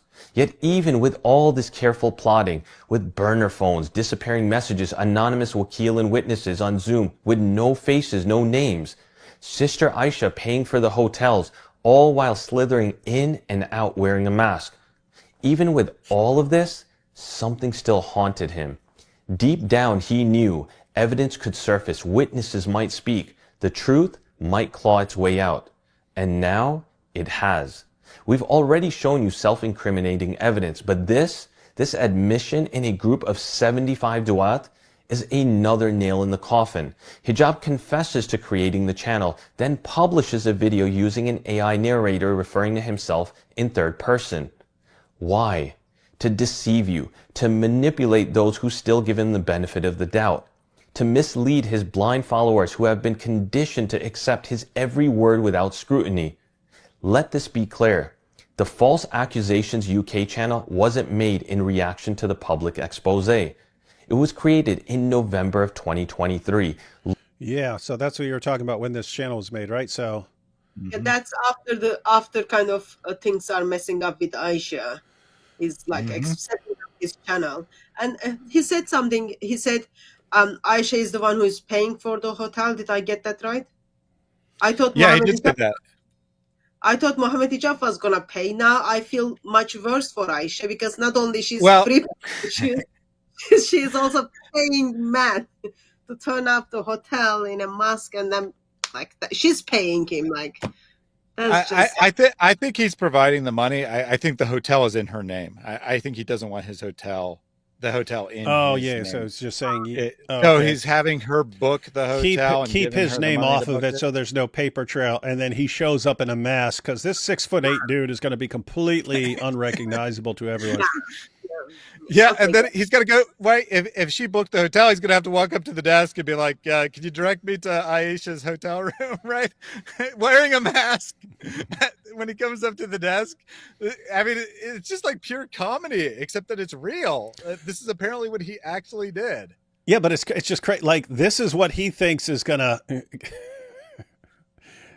keep this from coming back on him. I'll throw up in a mask. Oh, I'll make a channel called False Accusations in case she ever reports any of this, and I'll just wait with my channel so that if she ever says anything, I'll say, oh. Hey, there was something interesting there that I wasn't thinking about, but publicly he's acting like this doesn't bother him at all. He's not even concerned. I'm ignoring this because it's so ludicrous, and that's kind of why he wants to go false accusations and put everything on this channel to make it look like other people are responding, but he's above all this and he's too strong and he's not concerned about these lies against him. Meanwhile, he's clearly in panic mode the entire time. He's been in panic mode since 2023, planning this thing. That's why he came up with this, Elon is about to frame me Elon Musk is about to frame me for some scandal. And then he's got this group of 75 Dawa guys, and he's coordinating them behind the scenes how to deal with this one woman. This is pathetic. So he's in full-fledged panic mode, freaking out, doing everything he can, taking up all his time behind the scenes, and then acting like, oh, this is nothing to me. You sniveling coward. You can't even face her like a man. Anyway, sorry about that, Hatun. Go ahead. Well, he's using hijab to cover his face anyway. So if you think about it, like I think you've got pretty good heart. So we are all assuming he set up this channel for Aisha. Maybe there are other Aisha or lots of other things he's expecting to come forward. So this is the gentleman who is apparently pretty strong and traveling all around the world. You know, like how difficult that is for a Muslim man. Like maybe someone from Japan, maybe someone from like Asia or someone from different part of the world is kind of planning to come out for something, and then he decides to set up the channel. Yeah, so he could have had this ready for almost anything. Like it could be, oh man, I've had 75 wives. I need to be careful because one of them might come and expose me. Hey, it might even have been thinking, there's a 1% probability that one of my wives would come forward and try to expose me. But if I've had 100 wives, then the chances are that one of them is going to come forward and expose me.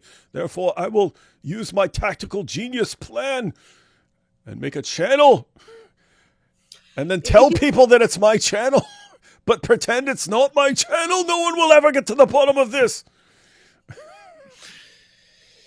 Yeah, that's a really good point, because I am 100% certain that, this isn't the second time. We know for sure it's not the first time, right? Because that was revealed, but I'm sure it's not the second time. The word mishar literally means travelers. So traveler's wife, i.e. you take a new wife when you go into another town, because, you know, Muslim men, they can't possibly go without sex for a week while they're away from home or something. They got to take a wife. Yeah. So who knows how many victims he has. And then you got all these other da'is doing the same thing, at least many of them doing the same thing. There could be literally hundreds of women that this Dawa gang group has covered up their relationships with, and they've done similar tactics. Maybe some were a little more honest, right? Maybe some of the women were willing, but nonetheless taking advantage of women. Even if the women are voluntarily doing it, still taking advantage of their power imbalance and setting this up. I'm sure there was other women who didn't agree to it, didn't like it, but, you know, they managed to keep them silent with intimidation. This is not the first time Mohammed Hijab did this, and his buddies are doing the same thing. Yeah, and so the vast majority of women, if something like this happened to them, are not going to go out and expose it, because they don't want all the Dawa guys coming at them and like trying to destroy their lives and so on. So the fact that someone actually came forward and was successful in exposing him means, tons behind the scenes. But keep in mind, if he thinks it's perfectly acceptable to lie to a woman, yes, well, I'm going to spend my life with you. I'll spend my life with you. Just marry me. And then, oh, we married, we had sex. Now I can tell you I don't have any plans about honoring what I said. And I actually, think about that. If he thinks that's fine, so who knows how many women he's done this to, as you already pointed out, but who knows how many women he's done this to. But think about it.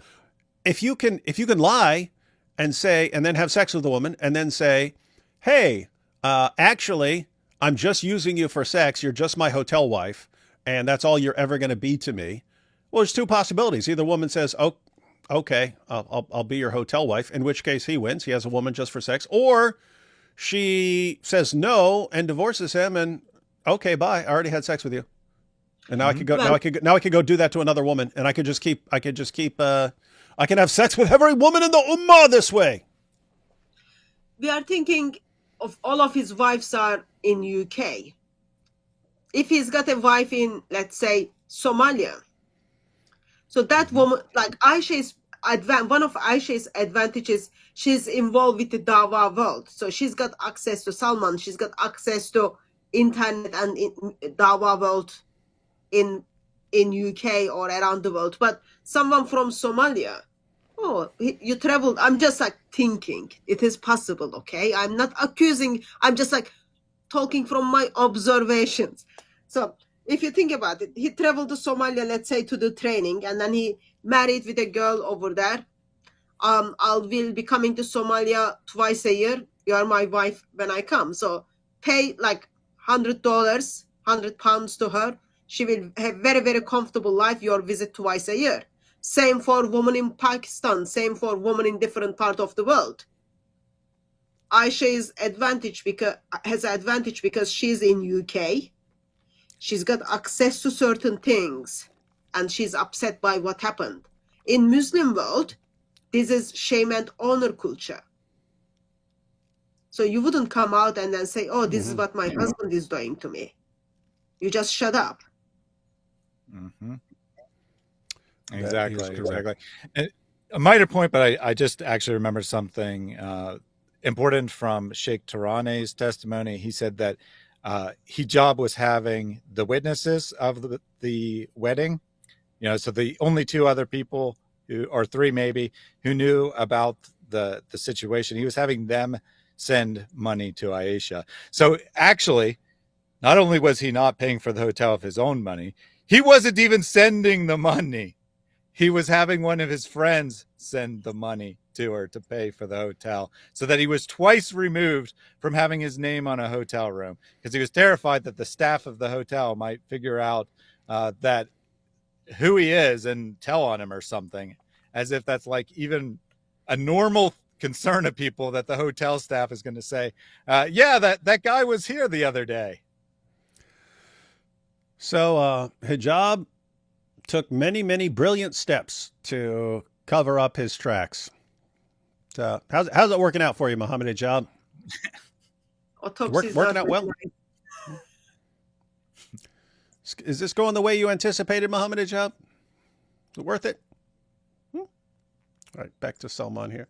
Long before any videos that went live, and shortly after things escalated between him and Sister Aisha after a deception-laced marriage, he began collecting dirt, plotting responses, building a backup channel, just in case she ever had the courage to go public.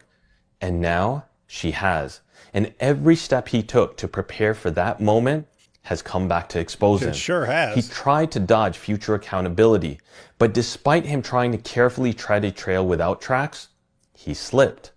And this group of 75 du'at, they witnessed it. If you shift to the bottom of this same message, you will see another member of this group comment. But its commenting on the channel soon after release would mean the Dawa brothers knew the person who created the video. Hey, everyone catching this?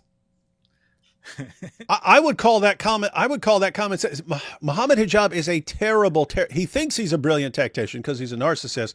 He's not. He's extremely sloppy and stupid and the worst tactician I've ever seen in my entire life. He comes up with these plans. Like, guys, if you don't know what I'm talking about, like, again, with the, someone's about to say some stuff about me and expose me for my secret hotel was, you know what I'll do? I'll say it's Elon Musk using his billions of dollars to come at me and frame me for something. I'll tell my followers that. Okay, that is so insanely idiotic that you wonder how anyone could ever take a person that stupid seriously. And yet he's the hero. He's the hero of the Ummah. But look here. So what's he saying? He's got a channel. He already said it. A channel with 0 subscribers. He's starting off brand new channel, and it's supposedly some anonymous person who's posting this. And then he tells all these guys, all these 75 these popular Dawa guys, hey, as soon as I post it, everyone rush in there and comment and start sharing it and stuff like that. And they're like, wouldn't that make it obvious that this was planned behind the scenes? If this video on this brand new channel with 0 subscribers and we all just can coincidentally watch it right when it comes out and then start sharing it and commenting on it, won't that be obvious? I mean, as obvious as anything can possibly be that this is part of the plan behind the scenes. That's the first thing I would think. Hijab, it never crosses his mind. But to one of the other guys, he has that basic level of common sense. Dude, if you want to make it look like this thing is just anonymous, it should look like we just randomly pick up on it over time, not we're all there right at the beginning. That makes it obvious to anyone who's not a complete moron that this was all planned. Do you want it to look planned? It seems like you would not want it to look planned, so maybe don't do it this way. Got one person with common sense there. Yeah, exactly. So I said that they push back slightly, and this is them pushing back. Not to say that there's something wrong with this, not to say that, you know, maybe you should like actually speak in your own voice or anything like that. No, they're pushing back to say maybe we shouldn't comment right away. Hey, Hijab, we're trying to help you deceive people, Hijab, but people are going to see through the deception the way you're doing it. So maybe we make the deception a little better by doing it this way. And he goes, no one will catch on. I'm too smart. Idiot. Oh, my goodness. Implying you. Even within the group, one of the members warns that engaging too quickly with the video might expose the truth, that Hijab himself was behind the channel all along. It was a subtle but serious cautionary message to Mohammed Hijab. Bro, your fingerprints are all over it. This wasn't just a one-off comment. It highlights the coordinated effort to hide Hijab's involvement and deceive the public. Just a few hours later, Hijab posts a video in the group. A member compliments it, calling it solid. Hijab responds, if they retaliate, we have more. In other words, he wasn't just responding, he was preparing for war. A calculated strategy, ready to drop follow-up attacks if anyone dared to speak the truth. Soon after, Murad responds, AI voice just makes the situation look even shadier. It does, doesn't it? Wait, is that the same guy who pointed out the other thing? Because we know there's one guy. The other one was just some random guy. He wasn't identified, but so Murad here is Dean responds. Okay, that's Murad. So he's they don't seem extremely sharp. It's just like basic level of common sense, and yet they have significantly more common sense than Hijab. That should tell everyone something. Even his own circle recognized how suspicious it all looked. But instead of addressing the concern, Hijab laughs, mocking it, dismissing it. By now, the deceit is undeniable. Hijab deliberately misled his followers and the public through a calculated campaign of misdirection and dishonesty. But there's another name that keeps surfacing, one that cannot be ignored: Ali Dawah. In previous videos, we've already exposed his lies, his deflection, and even his use of fabricated screenshots. And when caught, what does he do? He says nothing, hoping the dust will settle, hoping people will forget.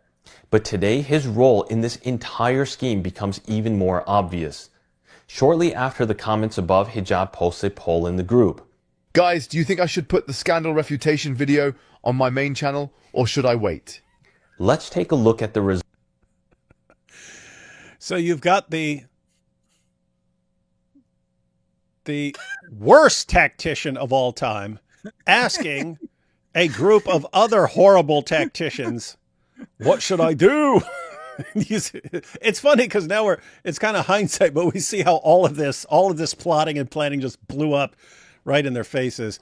Wow, Allah brags about being the best of plotters, but yeah, these guys aren't. But it's actually perhaps worse than you even realize, David, because he's actually already posted the video on the other channel. So he thinks, I'm pretty sure this is what Mohammed Hijab thinks, that he can just post it on his main channel and say, look at this video that someone else made about me. Because I really like this random video that some anonymous person has posted. So I think I'll put it on my channel to get more attention to this random person's video. Wow. Hey, Salman did make an important point there right before this, where he said Ali Dawah said all this stuff, and when it was all exposed as lies and fabricating evidence and stuff like that, he just ignores it, moves on. It's like, isn't that amazing that you can lie to you can flat out lie to your entire community, all your fans, and so on, and then when your lie is exposed, you just keep going. Who cares? Welcome to Dawah. Results. Yes had 0 votes, while there were 12 votes suggesting no, Hijab should wait. Now here's where it gets quite revealing. One of those 12 votes telling Hijab not to publish the video on his own channel came from none other than his sidekick, his enabler, his loyal attack dog, Ali Dawah. No, wait. This speaks volumes. It confirms that Ali Dawah knew exactly what... What's that? There are 75 people in the group. Only 12 people respond to question. And all these 12 people seem to say no. Yep. So 100% of the people who replied are smarter than Mohammed Hijab. It's not only they're smarter than Mohammed Hijab, but like, where is the rest of the one? Or like, well, a lot of people are probably like, I don't know. It's kind of a coin flip. Like you could, and that would help get more views to it, but maybe not, because then it would kind of make it look like it's you, which it is, and we all know it. These are the guys, ladies and gentlemen. They tell you to follow their wonderful religion, so you could be like them. Was happening, that Hijab was behind the video, that the channel wasn't independent, and that the public was being deceived by design. And if anyone still had doubts about Ali Dawah's awareness of this deception, let's look at what happened next. A telling exchange between Murad, Hijab, and Ali Dawah that shatters any remaining excuses. Whatever point you want to make, Mohammed Hijab, I think it's best to keep it off the main channel. Mohammed Hijab, I no longer think you should remain silent. You should publish a video. Apus made a vid on it and has 100,000 views in 13 hours. Good job, AP. He already published video. It's just not on his channel. He knew. He was... Oh, yeah. He already posted the video. It's just not on his channel. So everyone knows that's Mohammed Hijab behind the scenes. Publicly, he's telling everyone, including his fans, nothing, no connection to me. Good job. Good job. In on it. After Hijab already admitted to creating the anonymity-based channel, Ali Dawah clearly states, he already published video. It's just not on his channel. Let that burn into your memory. I shall. Chapter 2, Affirmation of Marriage. In a previous video, we heard shocking and revealing testimony from Sheikh Mohammed Torana, clearly establishing that he spoke to a witness of the nikah, that a dowry was paid, and that he even facilitated getting Hijab to apologize to the sister after their divorce. But then Ani Dawa came along, passionately taking one oath after another and trying to distract from Torana's testimony. They all refused to address it. But now we take a look behind the scenes where many of these Dawa bros were conversing about the public case. A quick question. Sheikh Torana, is that the sheikh that Mohammed Hijab blackmailed into helping him cover these things up? Yep. Sure is. Good guy, guys. This is a good guy. I want to learn from your guys how to take advantage of women, lie to them, get what I want from them, destroy their lives, and then blackmail and destroy the lives of anyone who opposes me. So I could be a good Dawa guy too. Salman just said there that Ali Dawa was taking one oath after another. One of the oaths he took, he swore to Allah that Hijab did not ask him to make a response video, that Hijab had nothing to do with his response. So Ali Dawa, in a public video, swore to Allah that Hijab was not in no way influenced his video. I wonder if that was a true oath. Obviously, because the Dawa guy's saying it, so you know it's going to be true. Let's see. One of them was unsure about the claims of whether or not a marriage actually happened, and Hashim was there to quickly assert the truth. So there was no marriage, right? Misyar marriage. It became... Uh-oh. Everyone catching that? So this is in their little group chat. And someone who's not clear on the details says, so there was no marriage, right? So she's just making all this up. And then someone responds, Misyar marriage. So that first person, they watched Hijab's video and they took his word for it. Right? In that video, he said that there never was a marriage. This was just a stalker. They don't know. But don't worry, Hassim's going to tell him exactly what went down. Interesting stuff. All right, just wanted to back that up so we're all on. Let's see. All right. Were conversing about the public case.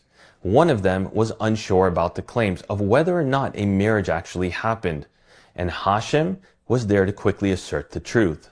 So there was no marriage, right? Misyar marriage. It became Mesiyar. And what followed? Misyar became Absolute Mesiyar. silence. No denial, no clarification. It's pointed out to me just when I was streaming earlier. It's pointed out to me earlier when I was streaming that there's a possibility that, you know, the Messi's obvious, but the Yar is also. That means like buddy or something. Yeah. So Messi friend, think of what that would mean in a sexual context. So it's a sexual joke potentially, and you got I think 3 laughy faces on that. Everyone in the chat just thinks that's so hilarious that they're taking this Islamic institution of Misyar marriage and they're just laughing about how silly it is. Obviously, they all know that this is in no way actually a marriage in any real sense of the term. It's just some magic words that allow them to sexually abuse women. What a great religion, man. Clear assertion by Hashim that there was a Misyar marriage and that it became messy. And what was Mohammed Hijab's response to this Misyar marriage claim? Nothing. No denial, no correction, no rebuttal, silence, absolute silence. Silence in a room of 75 Dawah bros is consent. It is approval. It is confirmation. It is affirmation. For a man who built his reputation on openly challenging anyone and everyone, he didn't even flinch when his own close colleague admitted that a Misyar marriage occurred. Chapter 3, The Smear Campaign. I want to pause real quick. Great line there. Silence among 75 Dawa boys is consent. I'm not actually quite sure why he did that, because I mean that's like something we would do, right? Making fun of Muhammad's teaching that a virgin's silence is her consent. But I don't think he referenced that accidentally. I think that's kind of what he's poking fun at, which is very interesting to me. That is funny if he's actually thinking about that and this not being just a coincidence. Let's continue the autopsy, because what you're about to witness next is the heart of the cover-up, the mind of the schemers, the moral void behind the Dawah stage mask. This wasn't just one man trying to salvage his reputation. It was a full-blown operation. In the private HP Dawah WhatsApp group, once again, consisting of 75 du'at, we see a coordinated plan unfold, not just from Hijab, but with active participation from Adi Dawah, and perhaps most chillingly, Hashim from Speaker's Corner, a longtime associate and the group's admin. Let's start with the scheming. Hashim doubles down on the position of Hijab keeping the video on a different channel, ensuring it isn't linked to him. Yeah, sure.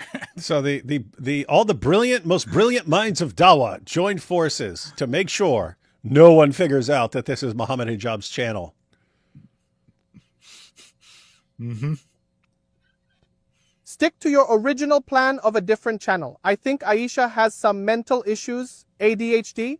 She came on our live stream last year to clear her doubts about the Quran and Hadith too.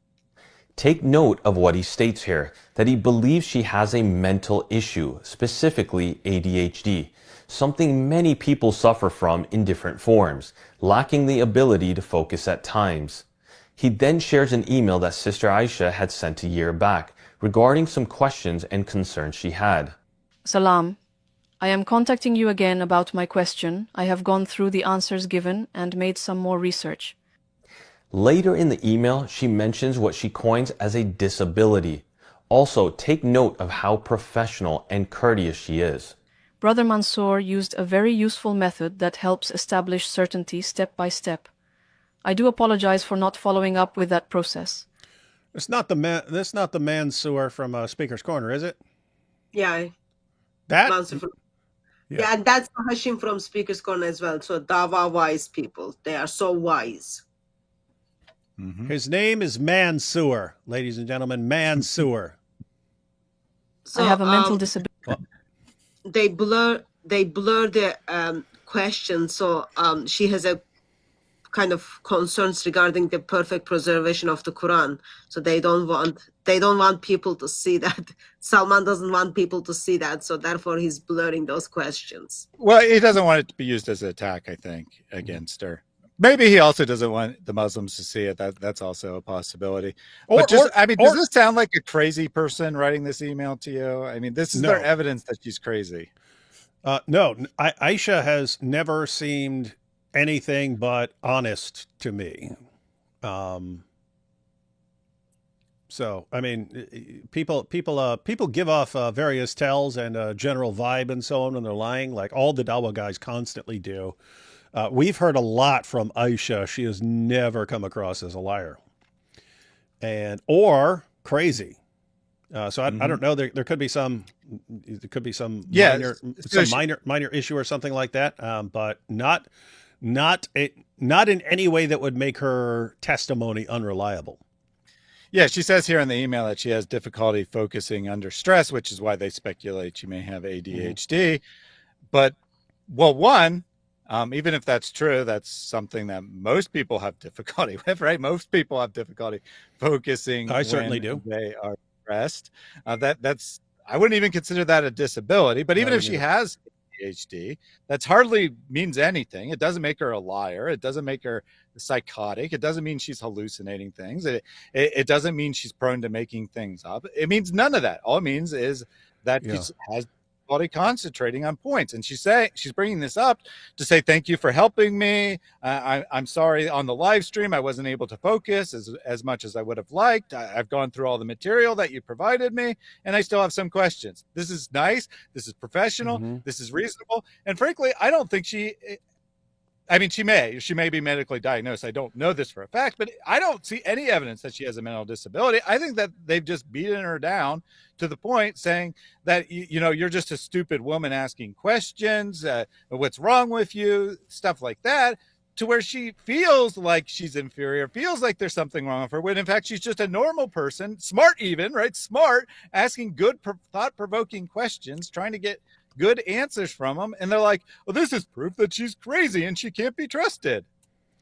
Yeah, think about that. So, I mean, I know multiple people with ADHD. it has nothing to do with your like reliability, and so you have trouble focusing on certain things and so on. So none of that has none of that would call into question your integrity or anything like that. But that's how they use it for. Even though, as you're pointing out, she's asking them sincere questions, trying to get to the bottom of things and so on, trying to deal with doubts that arose from the deception of the Dawa community. So for years, these guys say perfect preservation right down to the letter. And then Hatun shows up to Speaker's Corner with 26 different Arabic Qurans.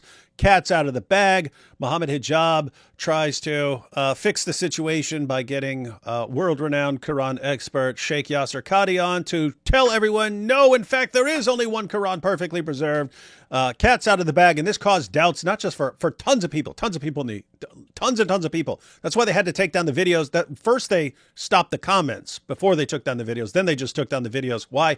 Comment section was filled with this is destroying my faith in Islam.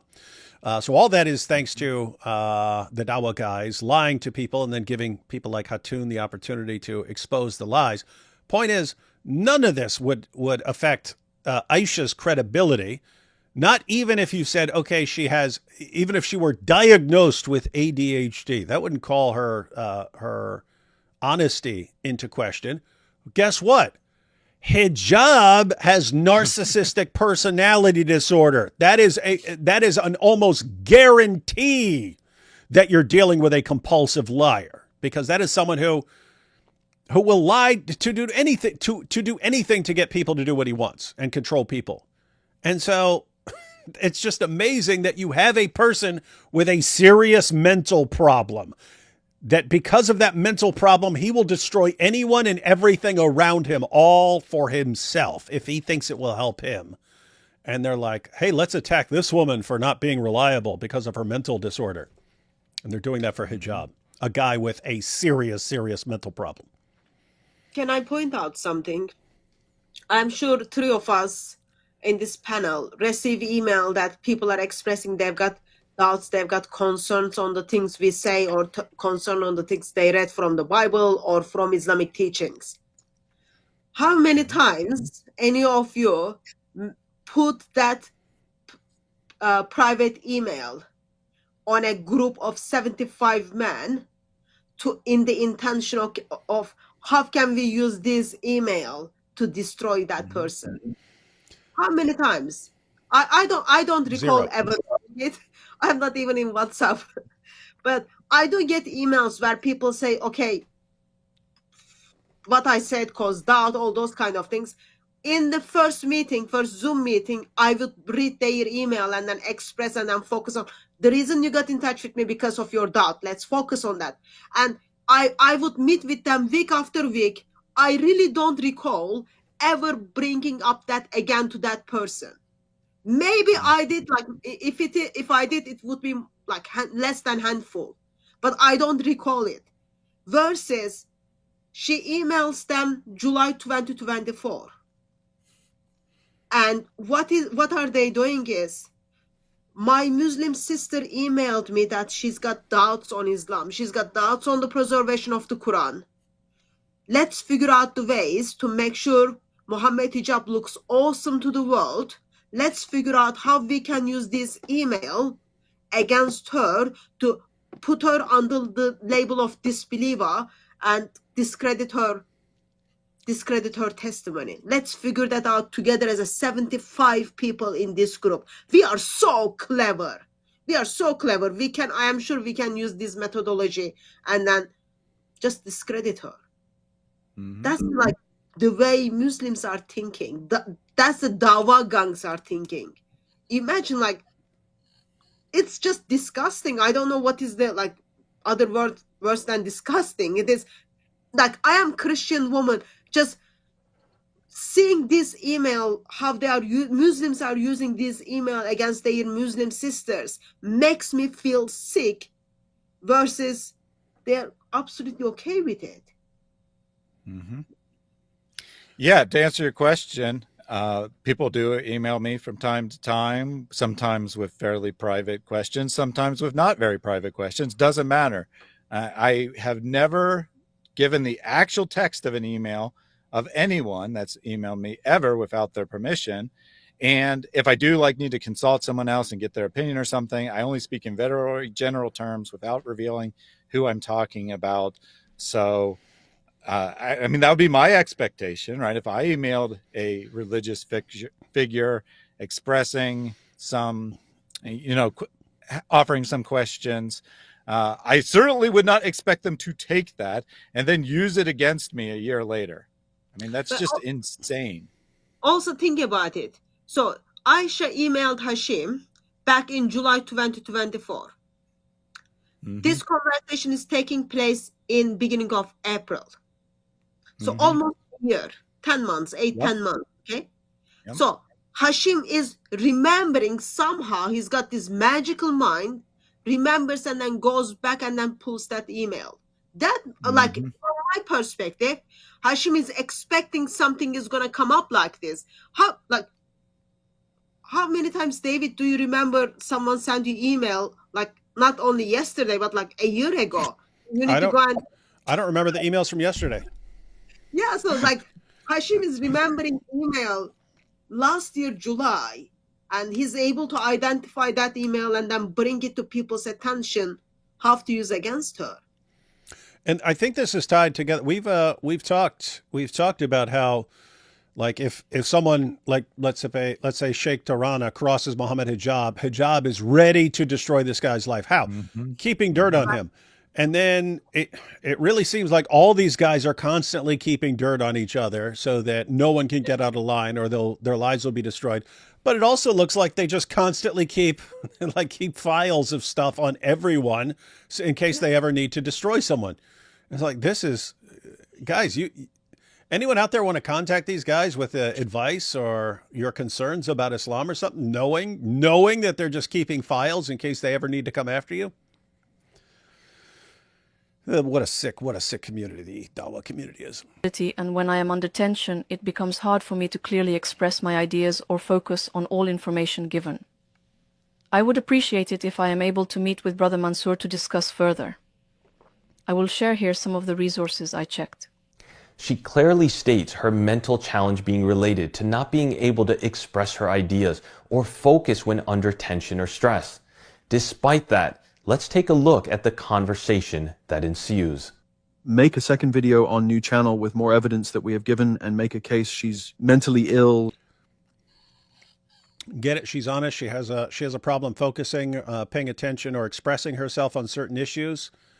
And hey, let's use this against her to make the case that she's mentally ill. She's insane. She's a nut job. Don't take her seriously, because these are Dawah guys just planning, hey, how can we discredit a person who's speaking the truth against Mohammed Hijab? How can we all unite and lie for our hero Mohammed Hijab and destroy the life and credibility of a Muslim woman?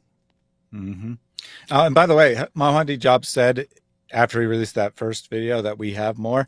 The only new information that came out after that was the kind of stuff they're discussing here. In other words, he didn't actually have anything else. All he just postured that he had a bunch of stuff against her. He didn't.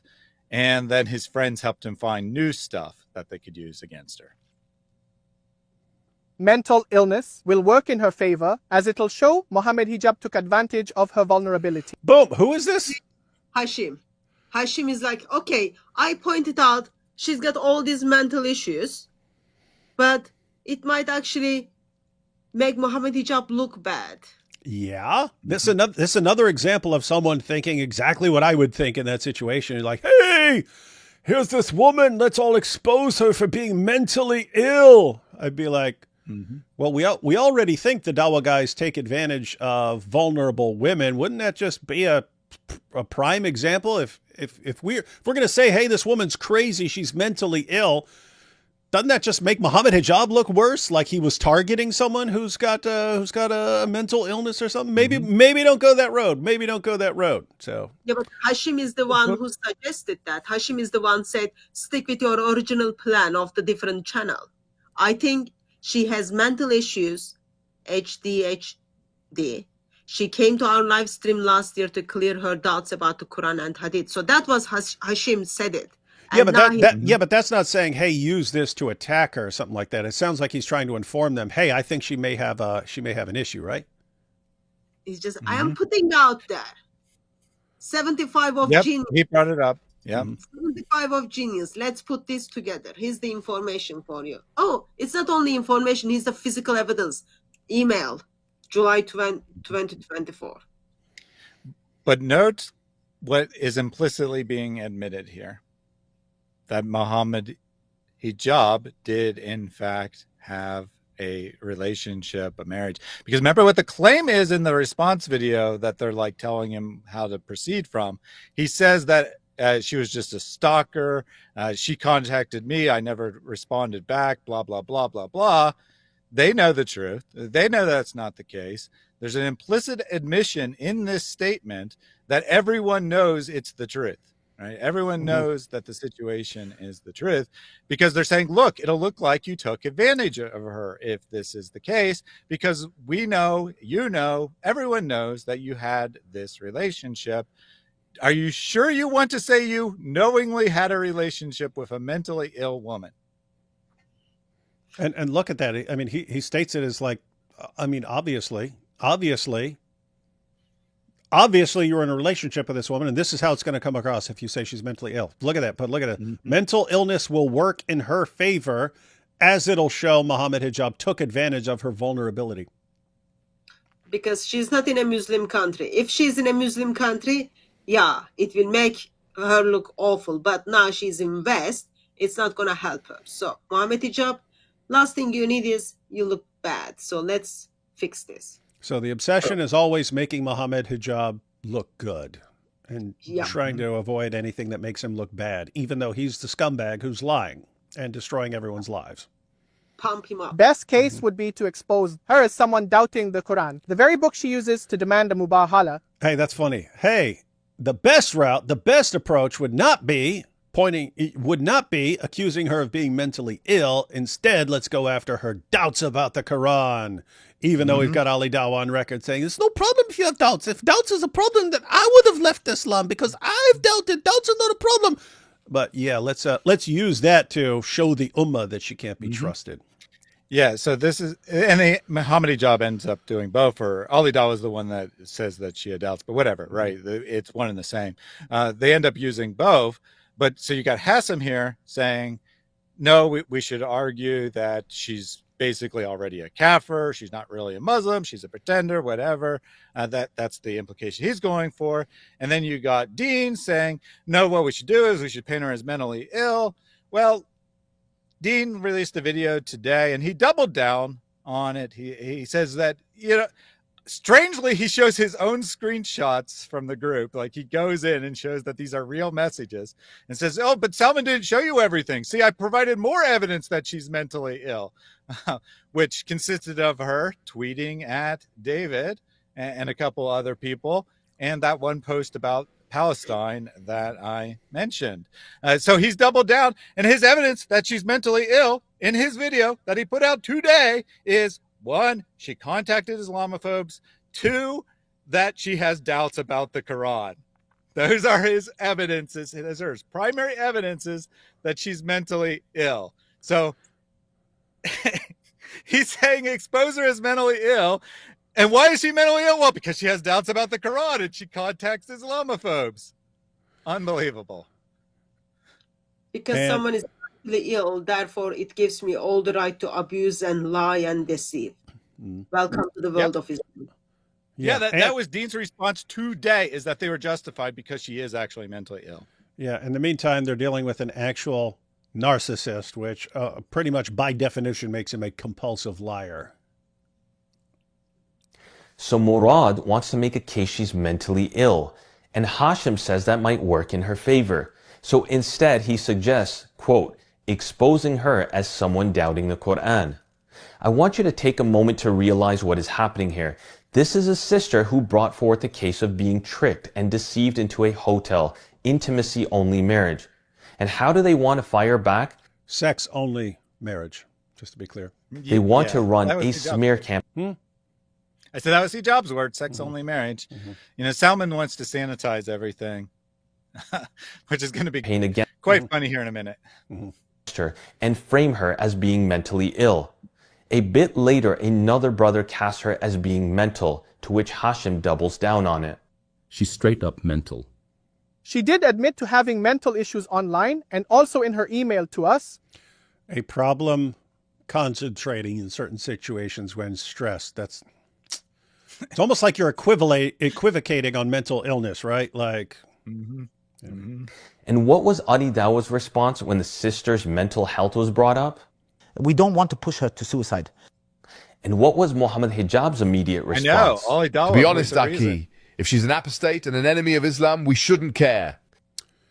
That's kind of important, guys. So Ali Dawa says, hey, if she's got mental health issues, as we're claiming, then pushing her too hard could cause her to do something to harm herself. And Hijab's response is, if she's an apostate and an enemy of Islam, and keep in mind, why is she an apostate? Because she's criticizing Muhammad Hijab because she had doubts about the preservation of the Quran, which was caused by the Dawah community themselves. Then we shouldn't care. We shouldn't care if she ends her own life. She has a, she have a daughter, son, daughter? I'm guessing daughter. Daughter. Yep. She's a daughter. So she has a daughter, and this is Muhammad Hijab saying we should not care even slightly if we drive this woman to end her own life. We shouldn't care even slightly. Why? Really, because he's a narcissist, and one of his obstacles or someone who's trying to do something to him, he will not hesitate wanting that person to die. This is the guys. This is the hero of the ummah. This is the legend of Dawah. This is how he is, and they love him, and they love him. And guess what? He just said this to 75 Dawah guys. And no one objects. No one objects. Ali Dawah, the closest thing to a voice of reason in the whole chat. Hijab says we shouldn't care. Hijab has previously told apostate prophet that he should commit suicide when apostate prophet was battling depression, I might add.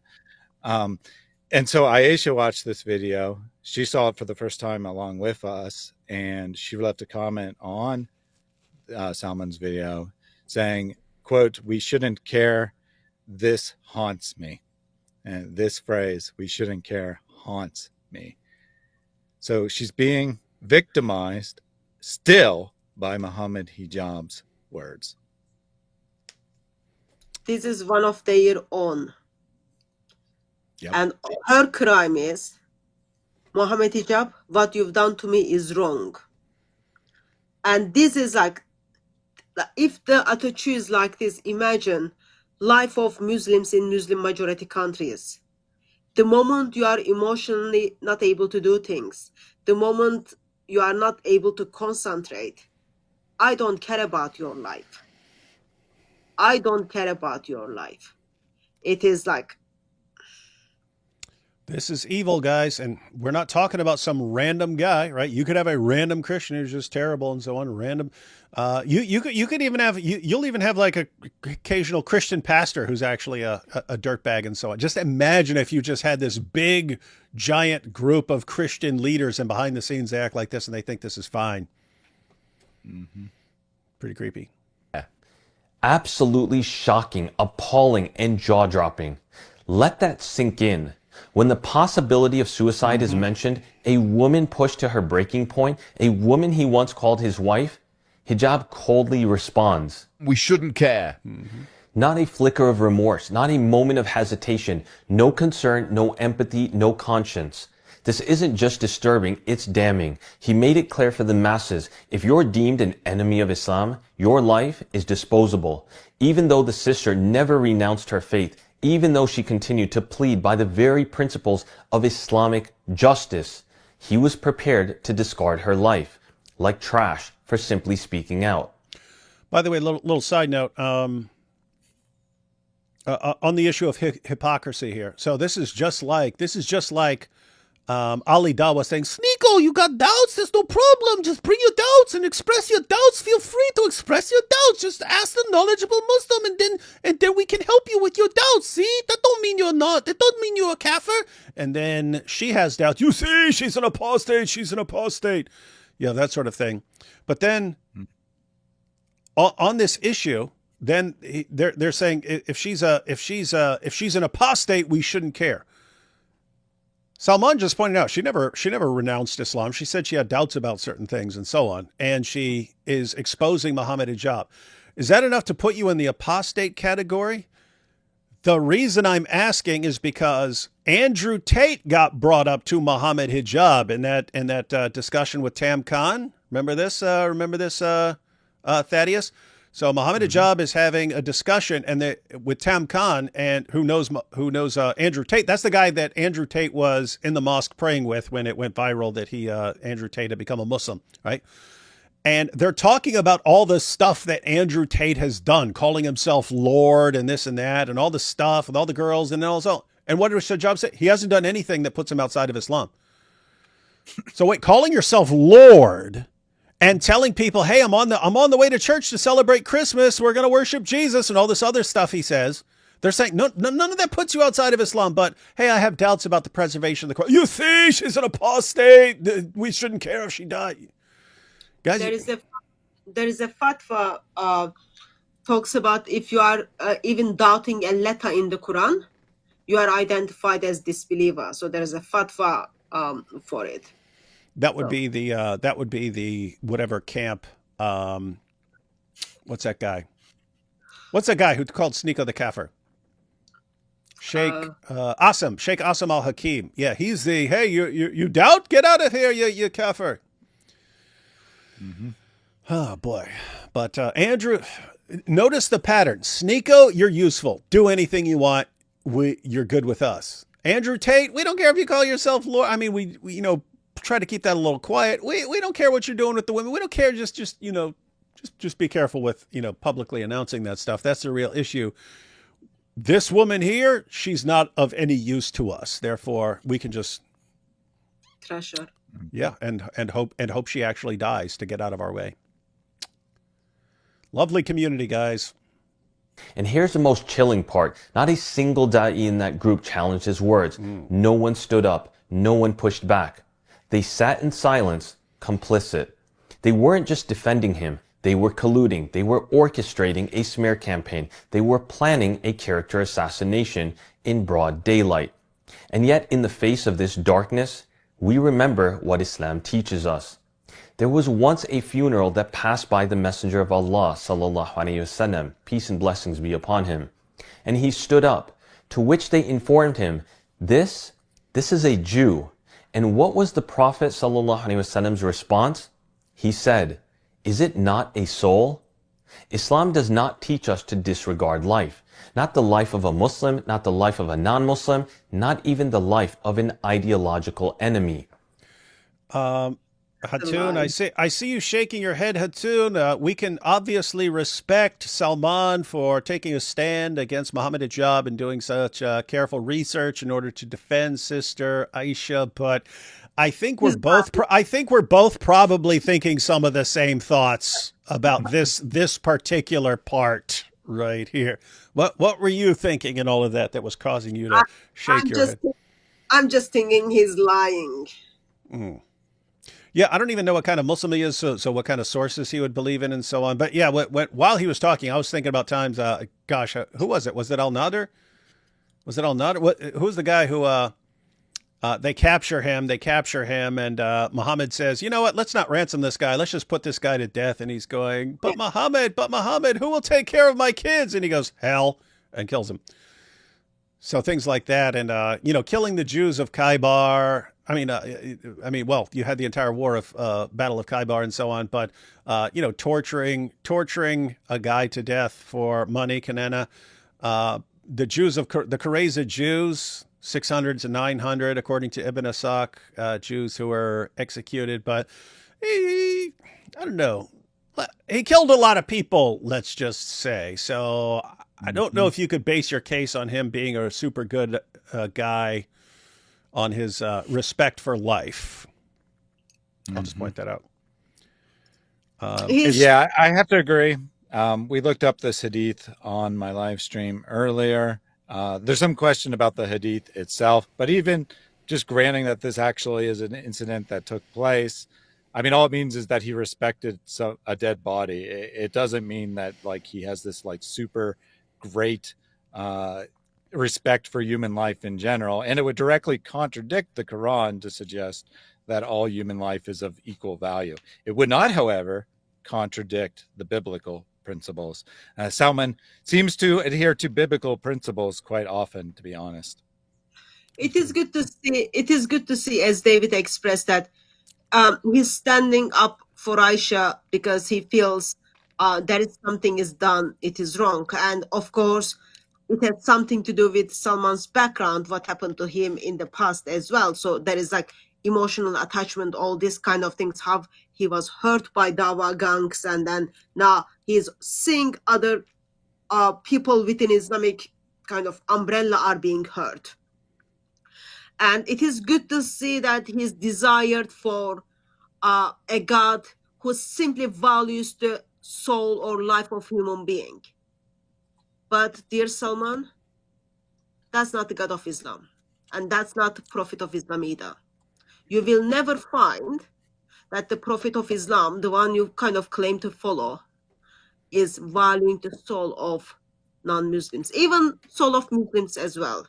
And you are someone who is very much hurt. You are someone who see how Muslims are practicing Islam, and that's not far from the teachings of Islam. Islam is not based on just a book. It is based on the views and ideas, and the rules and regulations are put together by Muslims as well. So you are ignoring that, and you are desired, seriously, you are desired for a God who thinks life is important, but sadly you settled for a God who thinks death is everything. And that's really, really bad place to be.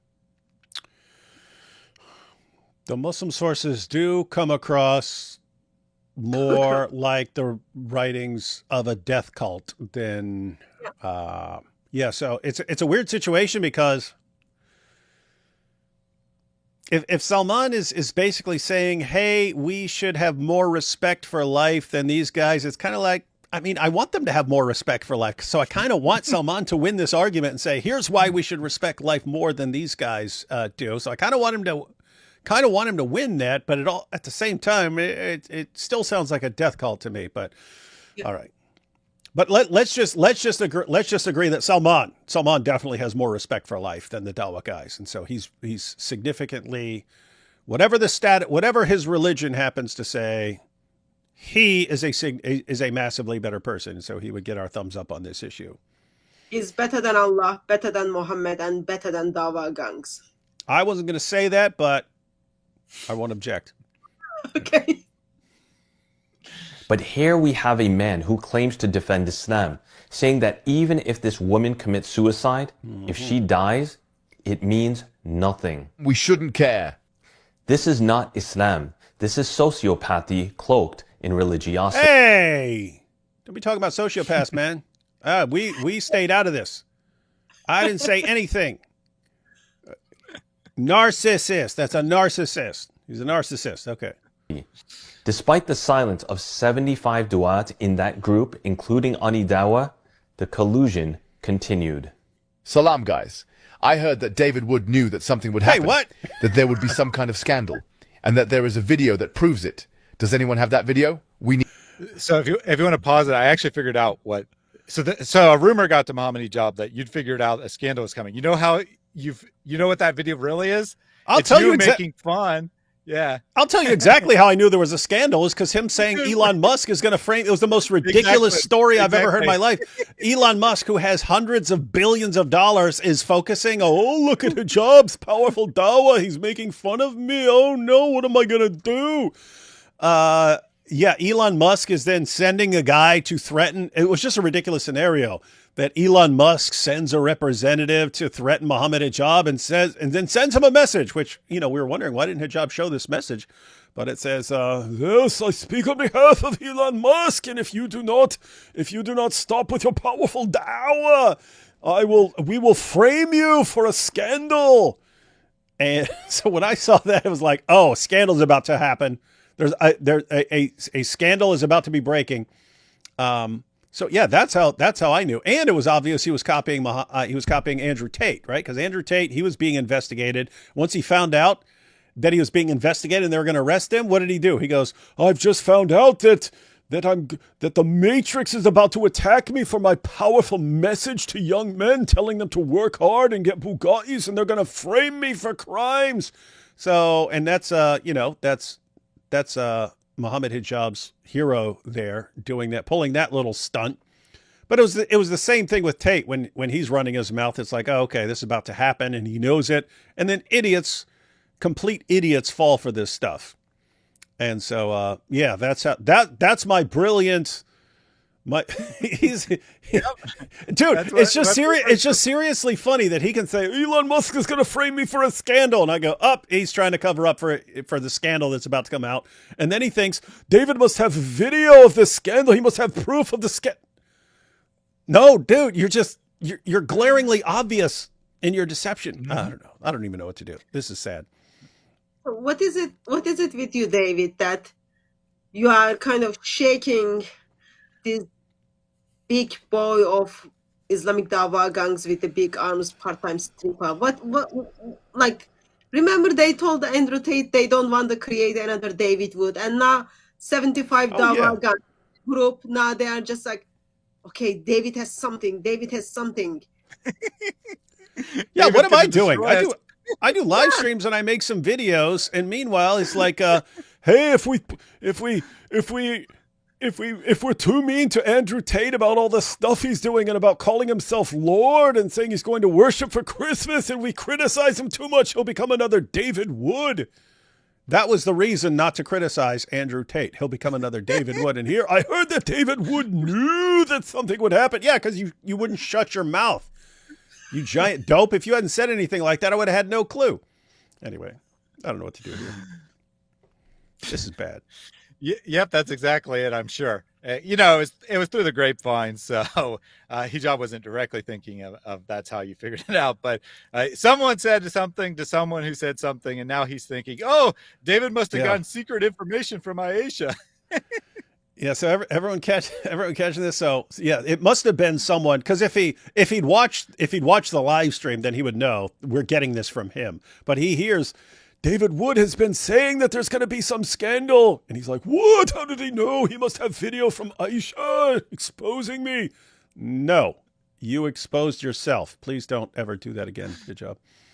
Despite the silence of 75 du'at in that group, including Ani Dawa, the collusion continued. Salam, guys. I heard that David Wood knew that something would happen. I did. That there would be some kind of scandal. I did. And that there is a video that proves it. Does anyone have that video? No. Yeah, your video that you posted. It's on your channel, dude. Hijab. Go to your video on your channel where you go, Elon Musk is threatening me, trying to frame me for a scandal. That's the video that proves what was going on, dude. Oh boy. We need it ASAP. Walaikum assalam. Don't know about David Wood, but Christian Prince. And I'll send you videos. Bring that, please. She appeared on lives with the name Sarah. So if you want to pause it there, I need to comment on that. So Ali Dawa says, I don't know if David knew, but Christian Prince knew, right? So somehow, not somehow, not surprisingly, to be perfectly honest, Christian Prince watched this video and he decided to make a video about how he's the featured selection of this, that it's about him, that Christian Prince was talking to Aisha. And he's like, well, to be honest, I don't know if I talked to her or not. And if he just left it at that, fine, no problem.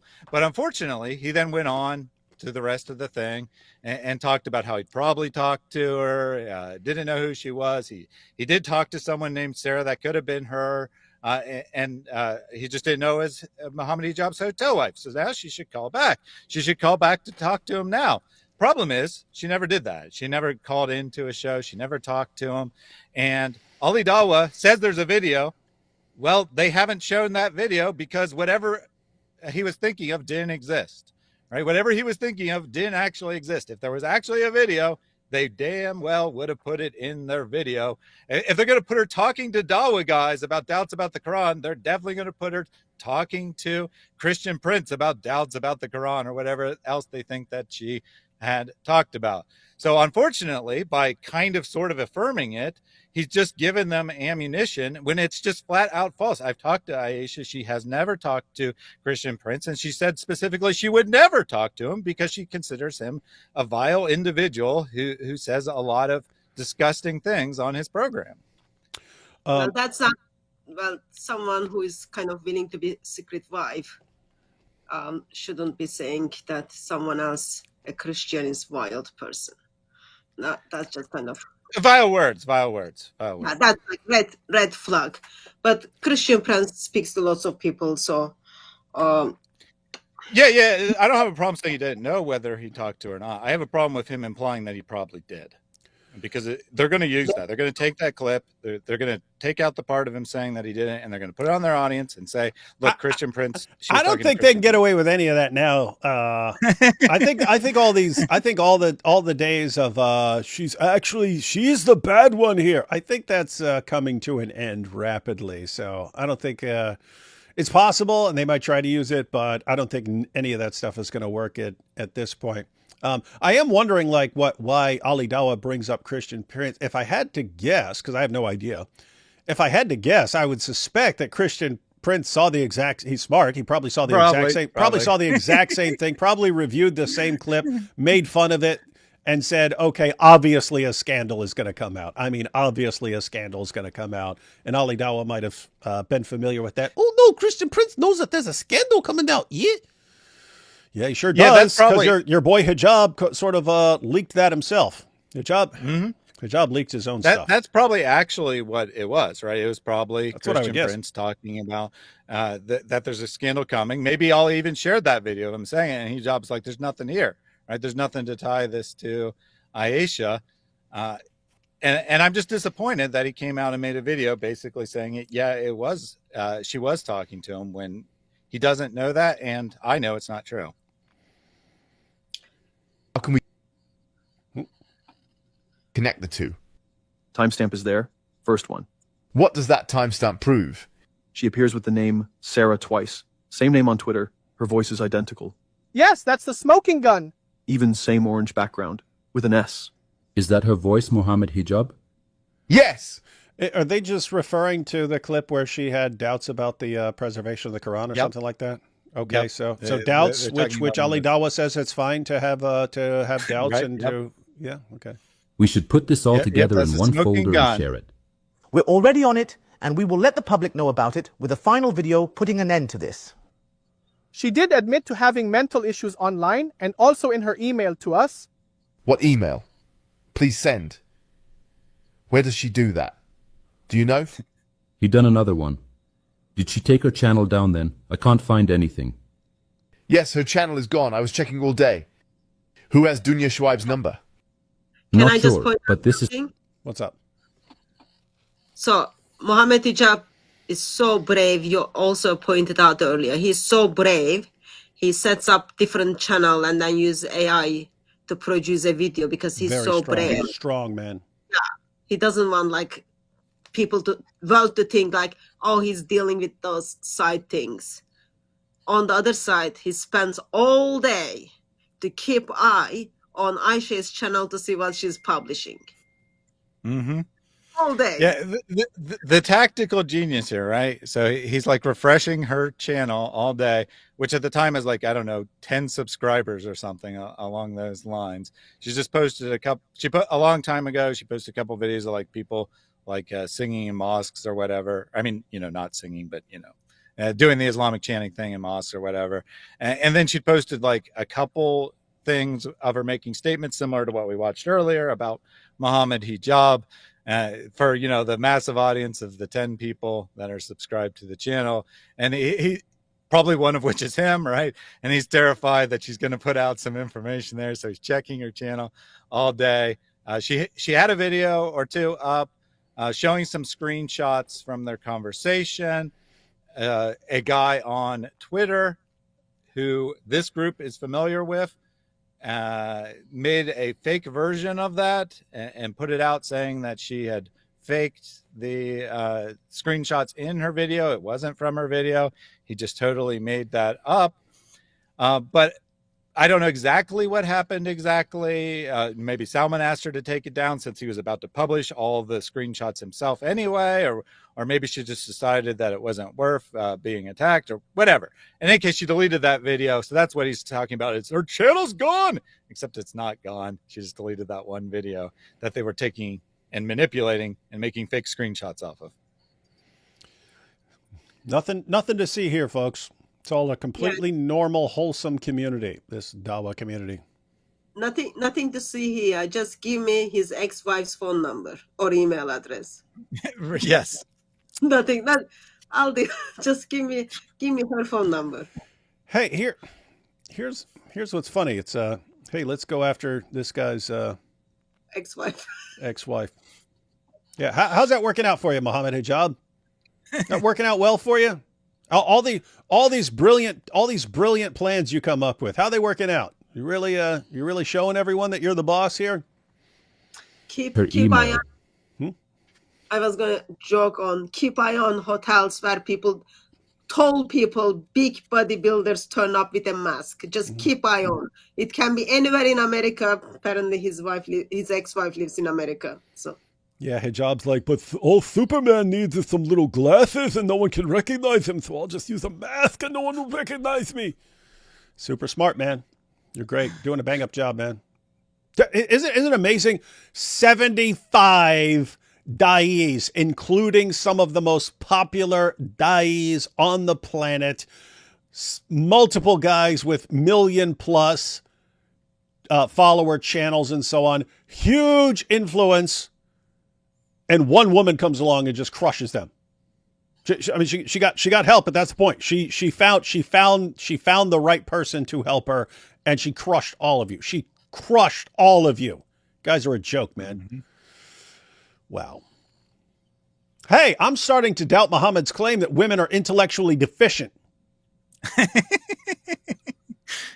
Yeah, I think Aisha has outsmarted every one of these guys who thinks she has a mental disability. She has a mental... Okay, so you got beat by a woman who, according to Muhammad, is intellectually deficient, and according to you guys, is mentally ill, and she's the one who just took down all of Dawa? Wow. Coming to a cinemas near you.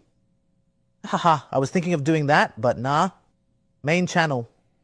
Guys, the video with Ali Dawa is going to come out in 1 hour or so. When it comes out, please flood the comments. Guys, video's out. Please fill up comments with support. Comments are really important, and the earliest ones are the most important. Please comment ASAP. This was just a preview of them carefully scavenging the internet and collaborating to see what they could possibly dig up on Sister Aisha and how they could use it against her. This wasn't about their pursuit of presenting the truth. Instead, it was an all-out campaign to erase her credibility, exploit her vulnerability, and manipulate the public. Chapter 4. Wow. She crushed them. And by the way, guys, when I say like destroyed all of Dawa, I'm talking about this dysfunctional community right here. You can have perfectly nice Dawa guys and so on. But I have to say it when all of this is exposed, it's just Dawa itself is going to be Dawa itself is going to have a bad reputation as something that, grifters and scam artists and so on do. Not because of Aisha. That's going to be because of what she exposed within the Dawa community. You guys are going to have to, future da'is, or you guys are seriously going to have to come up with a way of restoring credibility to what you do, because again, 75 people. No one's objecting to this stuff. It's like what kind of toxic community you have that this stuff seems normal to you? Seems really screwed up. And just one thing real quick before you go on. I mentioned it before, but I want to mention it again. That screenshot that Ali Dawa showed there of his upcoming video that he's discussing in this group, collaborating with Hijab in this group about, is the video in which he swears to Allah that Hijab had nothing to do with the video. Beside advertising and then like giving him ideas what to do, besides strategy and all other things, he's got nothing to do with it. That's weird. This is all weird stuff. Take a couple of super chats real quick before we jump into this section. Al Zut the Destroyer says, I am still missing Mo Cheeks. Now Dawa group calls mine. Very rude, very rude. Not good to make fun of someone who is horribly sexually abused. Prophet Muhammad. You see, the truth. Mojab is dirty. He has soil under his Mojab moobs. These are people who come over here from AP's channel. The Islamic Epstein list. Let's go. Yeah, what do we call it? What do we call it? The Diddy list or the Islamic Epstein list? Yeah, I actually had a discussion about this. I think that Epstein's better because it's like at the top of the news, and I think it's going to be for a while. Okay. So Islamic Epstein or Dawa Epstein, either or. Someone should Thaddeus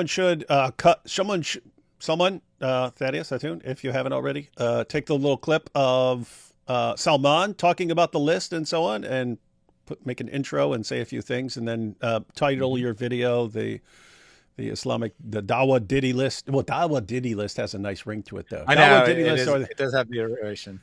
We need guys. What could we add to Epstein list? Islamic Epstein list. I don't know. It's not bad. That's good. Hey, we could have a test. One person calls it. One person makes a video, calls it the Dawa Diddy list, and the other person calls it the Islamic Epstein list. Good strategy. Well, let's see. So I am the only one wondering why Hijab knows about Ali's banana. Sounds fruity to me. Yeah, we haven't gotten to that point. We haven't gotten to that section of the video yet, but we have referred to it. But yes, this is an issue. That comes later, right? We didn't watch that. Yeah. Okay, good. Correct. It's the last section. Yeah, Yasser Qadi got smart quick. Yes, if Yasser Qadi is the leaker. The Dawa to drama pipeline is so real. It is. They're just wired for it. Mohammed Hijab is the perfect example of what Muhammad wanted his people to be. Police be upon them. This is religious marriages not legal and recognized by the UK. In a divorce with his real wife, this would just be considered cheating. Yes, these marriages are not recognized by the government. That's why they can marry a bunch of women. You just do it in the mosque, or in his case, they do stuff over like Zoom and so on. Mm-hmm. And just real quick, there is one person who is 100% absolutely a victim in this, as far as we know, that has absolutely nothing to do with anything, and that's Mohammed Hijab's first wife. She should take him to the cleaners. Hijab has said that they are legally married under UK law. She should take him and sue him for everything he's worth in the divorce. Absolutely. And so should Aisha for lying and slander. And this guy should. It's going to be weird because I'm kind of on a coin flip on whether the Dawa community is just going to stick with him or realize that he's a lost cause and he's going to do more damage than good. Let's see. A Hilton counter. Giant shirtless masked man. I need your help. I swear by Allah, I am totally not in any way Mohammed Hijab. Peace be upon me. My name is Ron. You see? That's about how it goes. That's the level of tactical genius he is. You all know who would never make a false account? The wonderful, kind, humble, godly, magnanimous, powerful, sweet, brotherly, and intelligent Mike Winger. Are you crazy? He probably has 100,000 fake accounts, which is why his videos get any views at all, because they suck. Mojab, this totally anon account is telling the truth in support of me. I bet he is strong and handsome as well. But it's not me. I have no connection to that video I posted on my channel that is not mine. Isn't it like you? It's funny I'm saying that, but it's like not much of an exaggeration because he's like on Twitter, I'm posting a new video and it's on this channel. And then this channel has no connection to Mohammed Hijab. Like, are you stupid, man? Oh boy. Wow. How much longer must we endure these dawah clowns? End of days, lol. Yeah. Nah, you can keep your Quran, Mr. Hijab. I don't want the zootnanas up my... What? What is this? Off to Scotland Yard, bigot. That's true. Off to Scotland Yard. As a descendant of Vlad Dracula, can I use Islam to make money? Yeah, if you're a grifter. Yeah, anyone can. If you're a grifter, the Dawah community is still wide open. And this is going to be... Probably going to be more openings. It's going to be some new openings on the Dawah scene. If you can jump in there and portray yourself as the hero. Who they got left? Lily J? Lily J is going to be all that's left holding down the fort? Yeah, now's a good time to step in there. Oh, that's a super sticker. Thank you, Karen. I remember this pattern in grooming gang cases. The isolation of pimped girls. Police said they do it voluntarily and within the norms they converted to. Hijab looks like a molting owl on roids, and he has multiple wives. But my good buddy, who's basically a saint, is single. What a world. Yeah. Well, again, they spend their time grooming the women and girls to do what they want, and then it works. A limerick. Mohammed Hijab has been caught in his lies, all because he wanted secret sex wives. He wanted her locked in a hotel, but that didn't end well. Now he lives in his car and just cries. 10 years ago, I left. I'm 30. My dad gathered our entire Palestinian family, extended members in the American West, to make sure they knew to disown me. They were told I was a whore. The lies told are common. This is all true.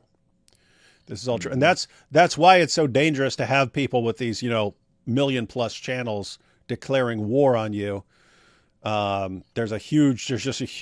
have a lot of power when they can they have a lot of influence over the Muslim community. But if you're a Muslim, that's your community. The Muslim community is your community.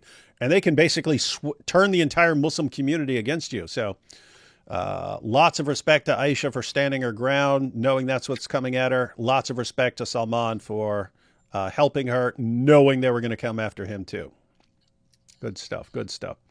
Once you know someone is a liar, their lies are almost as useful as a truth. Almost as useful as a truth. Where is the cat human? Well, AP sadly thought it was more important to go hang out and be best friends with Tucker Carlson and Dave Smith than to do live streams on the weekends. So, Traitor.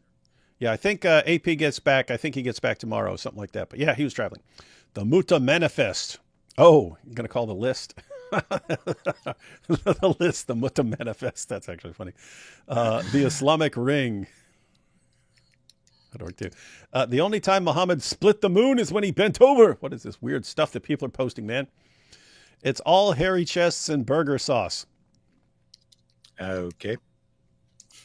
I haven't been watching you long enough to know why you seem to have such beef with Mike Winger. I'll make it clear. He's the worst person in the world. He's a total nerd, and his videos suck. I don't know how many different ways I can clear that up for you.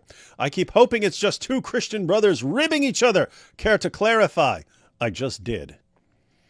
And let's see. Mohammed Hijab and Ali Dawah are giving Pinky and the Brain 90s cartoon style scheming. Even the voices are similar. God bless the three of you. I still have never seen that, but now I want to check it out just to verify that is good. All right, so now we're on collusion forensics. We definitely want to get to the horrible language these guys use about each other. Let's see. Collusion forensics. Collusion forensics. Speaking of collusion, we're also going to take a look at another forensic evidence proving the collaboration between Mohammed Hijab and Ali Dawah. If you have been following this case, you will recall that after our initial video, Hijab put out a response. This was followed by Ali Dawah posting 2 videos and then another follow-up video by Hijab. In these videos, we're going to do an analysis of two components, audio waveforms and the captions. So when he says another video posted by Hijab, he's talking about on his fake channel, right? Yeah, so the three videos in question here are the first one on false accusations, the first one on Ali Dawa's channel, and the second one on false accusations. Along with the typography used in them. On April 8th, Hijab posted his first video response onto the channel False Accusations UK, to which he admitted to creating amongst the Dawa Bros and even in his Freudian slips on X. In this video, you'll notice there are no subtitles. Guys, you see this? Keep in mind, this is a video he's claiming he had nothing to do with, except they got some information from him. But these are independent investigators. And what does he say? What does he blurt out on Twitter? I will release a video in 30 to 60 minutes, which will directly respond to some questions. I will release. That's weird on this channel that you have nothing to do with. How are you releasing videos, Mohammed Hijab? Genius. The man's a genius. And there are no dynamic audio waveforms around any of the audio being played. A week later, Ali Dawa publishes a video. Unlike Hijab's first video, he added waveforms and captions. Fast forward 10 days, and if you take a look at Hijab's next response video, all of a sudden you see him using the exact same waveforms, the exact same captions, and even the typography is an exact match to Ali Dawa's video. So I guess the idea here is they're obviously working on this together when they were doing this, and yet Ali Dawa's swearing that they're not working together on this stuff? Yep. Like best case scenario, they share an editor or something, but I mean, clearly the two videos are related. Ali is in theory playing clips from Mohammed Hijab, or, not Mohammed Hijab's video, but he decides to improve it or whatever. And I don't think he added something. I think he had the source files and, I certainly don't think Ali did it. Some sort of editor made it look better. And then not Mohammed Hijab's like, yeah, that does look much better. I'm going to use that style from now on. The exact same style, right? Yeah, look at it. I mean, it's the same color. It's the same. Yeah, everything's the same. Yeah. If we break down each component further, it becomes even more obvious. With the dynamic waveforms around the avatars, the gradient, the positioning, and even the animation style. They are the exact same, a 100% match. With the captions at the bottom, the font color, the outline, the font style, the font size, and even the positioning, they are all the exact same, a 100% match. Hence why we can definitively conclude that Mohammed Hijab and Ali Dawa use the same editor, with the same software and the same plugins and effects to create their videos. And yet, the videos are completely disconnected from each other and have nothing to do with each other. Source? Trust me, bro. This is just another damning proof of their already exposed collusion. Behind closed doors, they were orchestrating it all, not as individuals, but as co-conspirators in deception. Mohammed Hijab wanted the world to believe the videos defending him were independent and unaffiliated. This channel is not affiliated with Mohammed Hijab. But today, we've laid bare the truth. He was the mastermind. And Ali Dawa? He posed as a neutral seeker of truth, claiming no ties to Hijab's defense, while in reality, he was actively plotting, colluding, and reinforcing Hijab's lies every step of the way. The illusion is shattered. The collusion is proven. Chapter. I like Salman, man. He's got a, I don't know. He's awesome. I don't know if he does most of this stuff by himself or if he's got a team, but world-class investigator. You would not want to get on this dude's bad side if you've got dirt in your closet, because he will find it. He will somehow find it. But also got away with I think he read a book called Made to Stick, but it's about how, using mental imagery to make stuff stick in your mind. I think he does a good job at that with describing it as like an autopsy and stuff like that, like images that stick in your head. Anyway, I like him. Number 5, vileness and vulgarity. Oh no! Get ready, everyone. Should we skip this section? It's vileness and vulgarity. Should we? Oh no! Wait, this is my channel. We do whatever we want here. Okay, here we go. Yeah. What? It doesn't matter what these guys are saying because the super chat's even worse. Well, AP's fans coming over. Well, AP's fans coming over, constantly talking about all zut. Shouldn't even be brought up. Man was horribly, horribly abused in the desert. Mm-hmm. What happens in the desert stays in the desert. Abdullah ibn Masud had to blurt it out. The story came down to us, and now you guys are running your mouths about it. Shame on all of you. Shame on all of you. Muhammad got al-zooted in the desert. Leave it. Yeah. 14 centuries ago. Come on. Yeah. But I will say that, although Salman's going to act like he titled his video X-rated, and now he's going to say parental discretion strongly advised. It's actually fairly. It's kind of tame for like my channel. I mean, it's very childish. It really reveals that these are like teenage boys mentally. Yeah. But I mean, it's not explicit, sexually explicit by any means. Yeah. So what we can agree with is Salman is a much nicer guy than even we are, because we would. Yep, that's true. Okay. All right. What I'm going to share next requires a bold disclaimer. Viewer discretion strongly advised. There's something deeply disturbing about witnessing those who preach morality in public, yet speak with filth in private gatherings. In this next part, you're going to see the actual mess. Oh, now I'll say that. The me that you get on this channel, that's exactly how I am in private. So I guess that's the point he's making, that these guys, we're the champions of morality, you need us. And behind the scenes, they're like dirtbags. Like, okay, we act exactly like we do behind the scenes on our videos. Anyway. Messages exchanged by individuals who wear the title of du'at, those meant to invite people to Islam. But what you'll see is not the call to Islam, morals, and decency. It is a descent into vulgarity, sexual innuendo, indecency, and vulgar joking.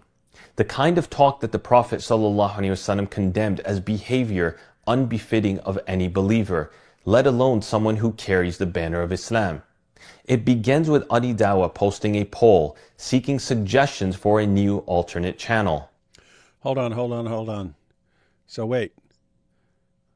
I didn't watch this part on the video. Oh, Hatun saw the warning and she turned it off. She turned it off.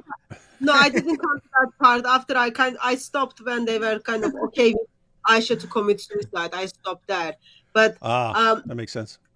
Am I not right to kind of remember Prophet of Islam, police, peace, FBI, and child protection be upon him, kind of using very, very, very bad vocabularies? Oh, you mean like when he said, if anyone brags about his descent, then tell him to go bite his father's penis, that sort of thing? Yeah, that. And I mean, keep in mind, they also follow the example of the rightly guided caliph. So you mean like when Abu Bakr was talking to the pagan and he said, go suck a lot's clitoris? Like when he said that sort of thing? Yeah, I don't know. So Salman, again, we love you, man. We respect you a ton. I have to say, I respect you. There are a handful of people on the planet I respect as much as you and Sister Aisha for taking on this issue, knowing what's coming at you and so on. If you're pointing to Muhammad to say that vulgarity is off limits, we don't know what you're talking about, but more power to you. So when we see Mohammed Hijab posting things like, you two can play with each other. Get on your knees for David Wood. Gimp, D Wood can give you a golden shower. Go ahead and give D Wood what he wants. Let D Wood give you a golden shower. Gimp, get on your knees for your master. Boy, you can suck that golden showed from your master. I know you need a slave master. Golden shower. Gimp, get on your knees for your master. Let him slap your face, you fiend. Our position would be that would not be terribly surprising from the Dawa guys, given the example they're following. But so hang on, we're saying that this guy who sent us those messages, he's kind of vulgar behind the scenes. Huh. Yeah. Shockingly enough. Shocker. Let's see what happens here. I'm starting a new channel purely for Dawa conversations and some controversial stuff. Ha ha ha. What do you think I should name it? After a few suggestions, he responds, I want something a bit spicy. That's why I'm inclined to uncensored. Before things start going downhill, one of the Dawah bros actually puts forth one of the best suggestions, a phrase repeatedly echoed by many people throughout the YouTube comments. Ali needs da'wah. It'll get the clicks. He's right. That's Good title. Yeah, Ali Dawah should lean into that. Call his new channel Ali Needs Dawah. People would like that. Ali Dawah Uncensored, also not terrible, but everyone has like a channel like Pierce Morgan Uncensored. Everyone has an uncensored channel now. So yeah, maybe we'll get some better suggestions here. But Ali Needs Dawah, that's a good one. Ali needs da'wah. Most of us couldn't agree more. Soon after, Hijab pops in with a suggestion, and things began to get vile and vulgar. Ali Dawah Raw. Oh, that's sick. Raw what? I like raw meat. Ali Dawah Explicit. Ali Dawah 18 plus. Explicit. Ali Dawah ungagged. Ali Dawah Ungagged. It's getting creepy because that has Well, considering they're already into sexual innuendos. And he could be using that specifically for the double meaning. Like you could defend it. I'm just saying, I'm not gagged, but given these guys are into all this perverted stuff, we know what that means. Ali Dawah 4 inches. I take that as a compliment. Yeah. If you take that as a compliment, Ali Dawah, be prepared for endless compliments because I think everyone's going to be using that from now on, thanks to these leaks.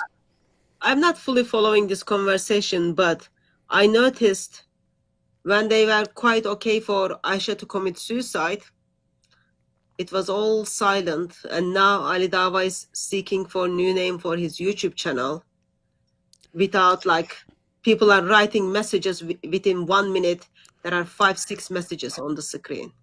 Yeah, that is interesting, isn't it, everyone? Someone's like, hey, a woman may die here because we're going to be lying about her and messing with her and accusing her of being terrible and the worst person ever. And she's already really depressed over this stuff. And we're saying that she has mental health problems. We don't want to push her into self-harm.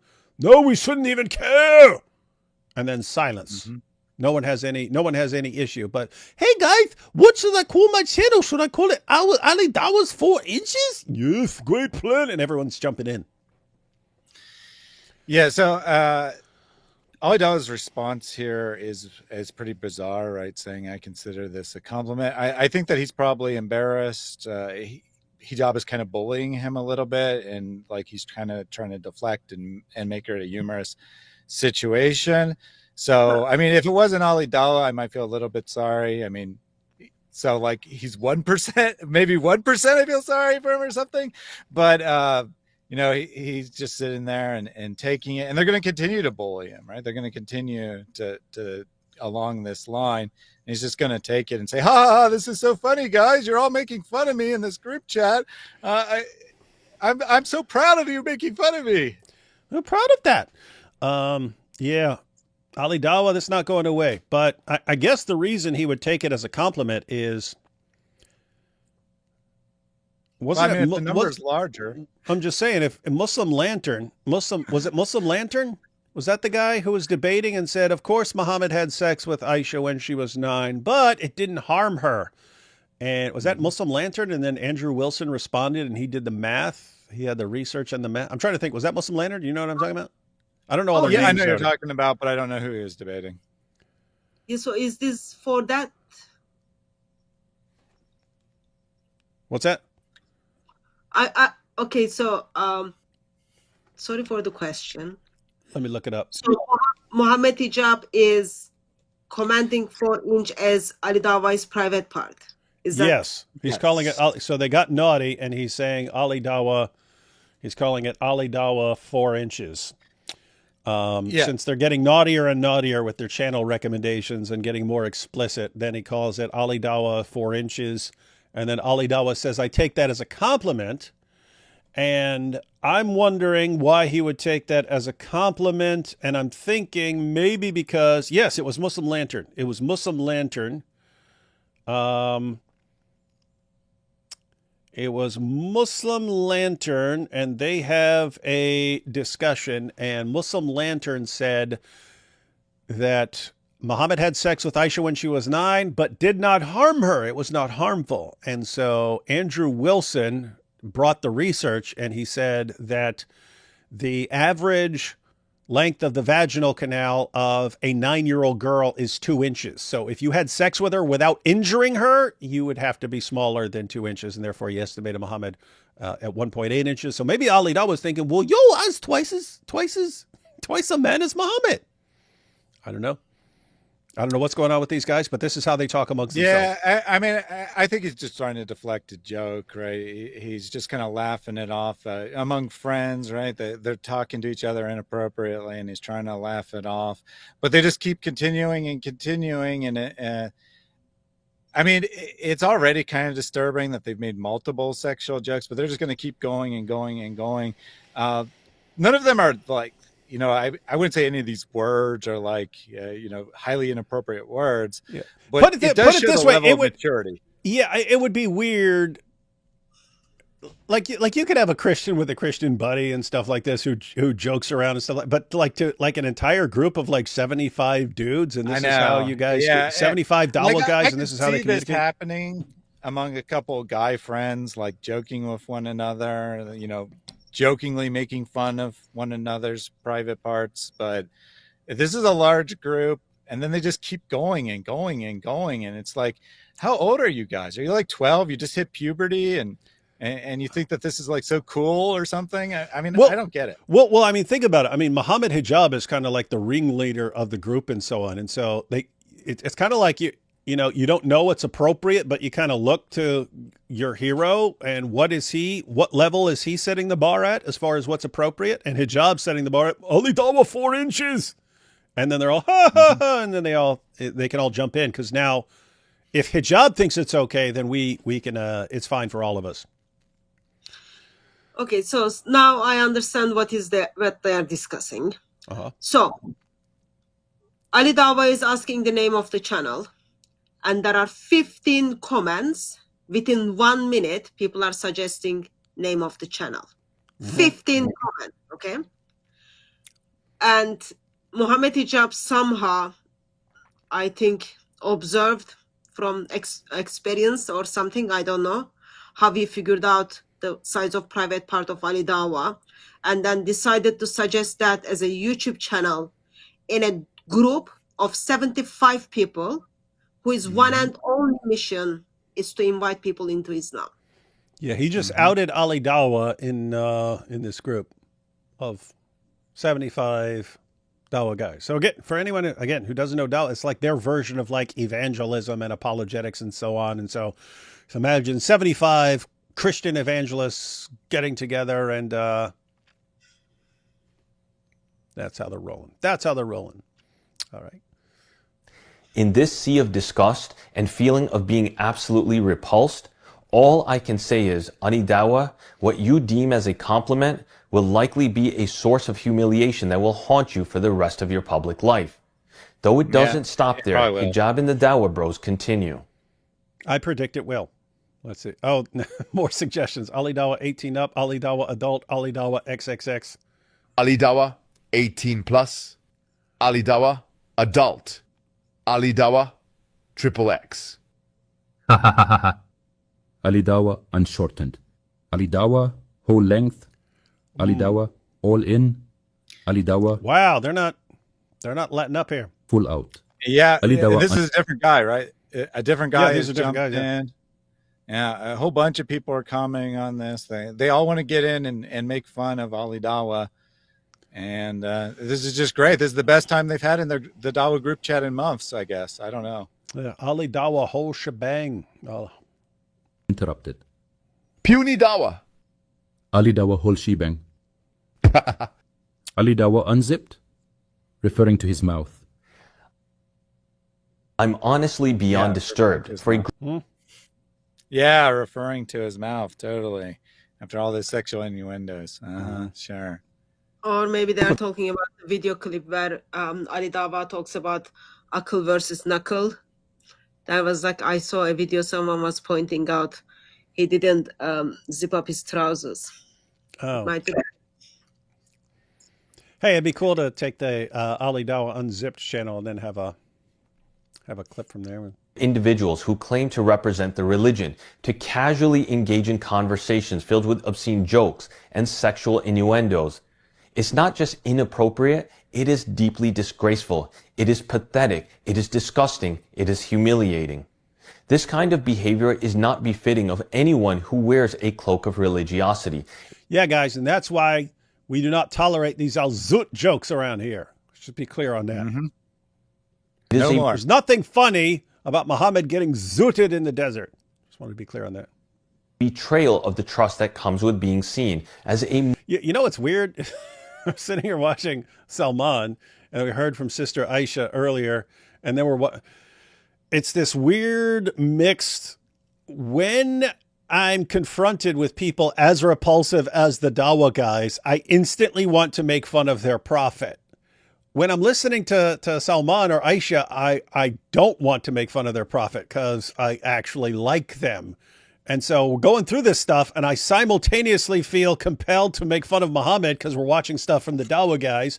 And then, I don't want to be disrespectful here because, I respect Salman and Aisha. So anyway, weird situation. Anyway. Moral or spiritual guide. There must be a higher standard, not just in public, but also in private. If this is what happens behind closed doors, then it's no wonder why the public is losing faith in so-called religious figures, whose hypocrisy and integrity lacking nature is becoming more and more evident with every passing day. I bet someone makes a channel name called Ali Dawa 4 Inches. I bet. And several of those other names. I bet it happens. Mm-hmm. Chapter Not 6. endorsing it, but yes, it's going to happen, I'm sure. It's going to happen. I've seen too many channels with too many names to think that that's not something that's going to happen. Blasphemy. One of the most shocking attempts at humor was made by none other than Mohammed Hijab, followed by Ali Dawa's laughter. Ha ha ha ha ha ha. Maybe Brother Salman will produce a video of a woman saying, "I married Ali Dawa, and after I told him I was his God."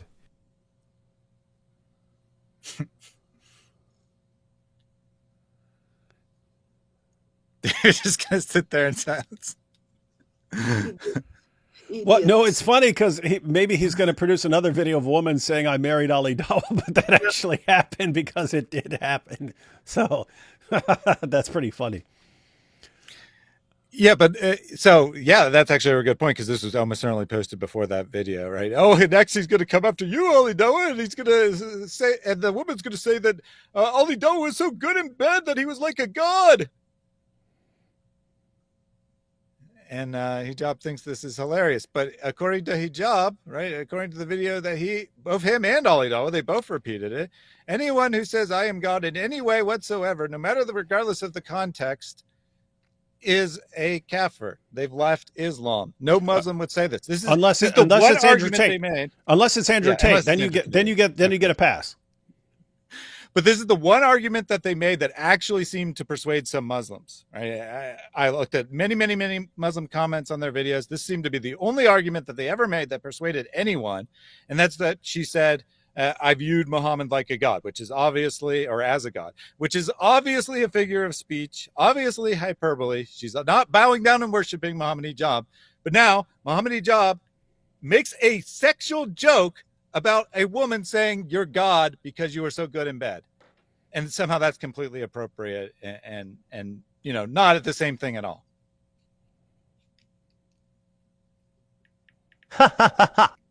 This is not just satire. This is not just a slip of the tongue. This is a man who publicly accuses others of shirk, of placing someone on the level of God, while he himself jokes about being a deity, being someone's God.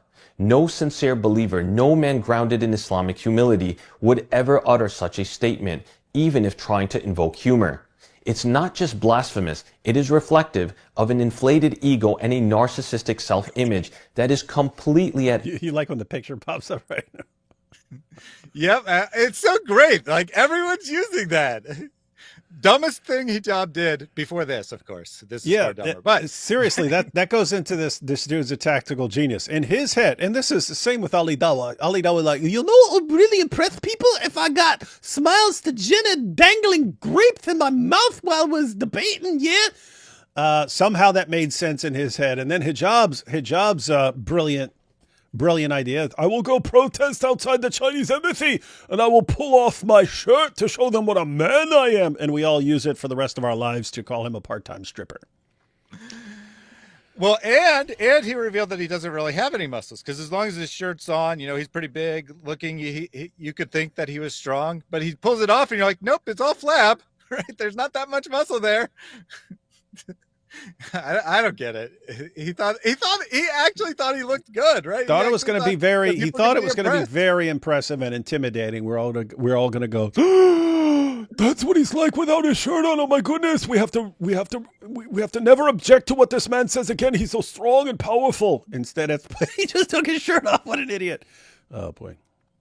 Odds with the teachings of our faith. Never once have we witnessed a scholar or a respected da'i make such a hideous, flagrant, and egregious joke. Compare this with his relentless public attacks on a vulnerable woman, Sister Aisha, when she used the term God as an analogy, as a metaphor, and not in the literal sense. At that time, I look at this guy as a god. Her words, while imprecise and hyperbolic, were a metaphor, a figure of speech, rooted in emotional attachment and trust, not literal worship. And yet Mohammed Hijab and Ali Dawa seized on this to accuse her of shirk, publicly branding her as someone outside the fold of Islam. But when he himself declares, I was his God, there is silence. This is not just hypocrisy, it is spiritual arrogance of the highest order. It is. Wait a minute. Mohammed Hijab's a hypocrite? Shocking. But not just Hijab, the entire group, right? No one calls him out. No one says that you shouldn't have said that. You should have chosen your words more carefully. Wait! This isn't something to joke about. The entire Dawa community is a bunch of hypocrites? I know. Shocking as that may be, they are all hypocrites. How much more shocking news can I take, Thaddeus? I don't know. An abuse of influence, a dangerous flirtation with blasphemy, and it reveals a man whose self-obsession has crossed every red line of Islamic character and humility. Such words should shock every Muslim with a heart still beating for truth. And they should demand accountability, not applause, not praise, and most definitely not hysterical laughter on Dawa. And after I told him I was his God. Chapter 7, The Warning. With everything we have presented, it is not speculation, it is not theoretical, it is evidence, it is documented, it is witnessed, and yet not one of the 75 du'ats in that group had the courage to speak out. Let me say this clearly, if these Dawah bros want to remain silent and do not recognize that they were complicit in one of the greatest modern day cover-ups in the Dawah scene, then their silence will no longer protect them. Because if this cowardice continues, I will release the full list of the 75 members in that WhatsApp group, so the world can know who watched and said nothing, who witnessed and remained silent. Everyone getting that? Release the list. That's why we're calling it the Islamic Epstein list or the Dawa Diddy list. He only released a couple of names of people who are in the discussion, but he has the full 75 Dawa clown list to show. Here's everyone who saw this happening. Here's everyone who kept their mouth closed when they were talking about driving her to end her own life. Everyone who saw what Mohammed Hijab was saying, the jokes they were using. He's got the list. He's got the list. That's interesting. And for those that actively partook you want to talk about, what's up? You want to talk about tactical genius. This is tactical genius here, right? He's saying, I have the list. I can release the list. No, but here's he's what you're he's a tactical genius. He's a tactical genius. Exactly. Yes. Exactly. This is tactical genius here, because every guy on that list knows they're on the list, knows they've been exposed. Now they have to make a choice. They have to make a choice. Do I go public? Do I say something against Hijab? or do I hope that Salman's bluffing? And we know he's probably not bluffing, right? He's going to release that list. And not only does he have that list, it occurred to me, it doesn't actually matter how long he was in the group. He could scroll back to all the conversation from the beginning of the history of that group. He might have years of screenshots of these guys saying stuff. Yeah, and that's he can the, just that's the issue. It's not just any time. Yeah, it's not just that he has the 75 names. It's they don't know what he has access to. And if he was able to infiltrate that, or if someone's leaking stuff to him, that means he is able to, he's got some sort of in with their stuff. And so the bottom line is right now, if you're a Dawa guy who's on that list, you are in panic mode because you don't know what this guy has on you. So all you 75 Dawa guys, be sure to thank Mohammed Hijab for putting you all in this extremely, extremely difficult position.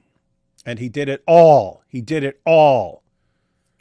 Just because he can't take the slightest L. Just can't take the slightest one. Has to declare war on anyone who exposes him.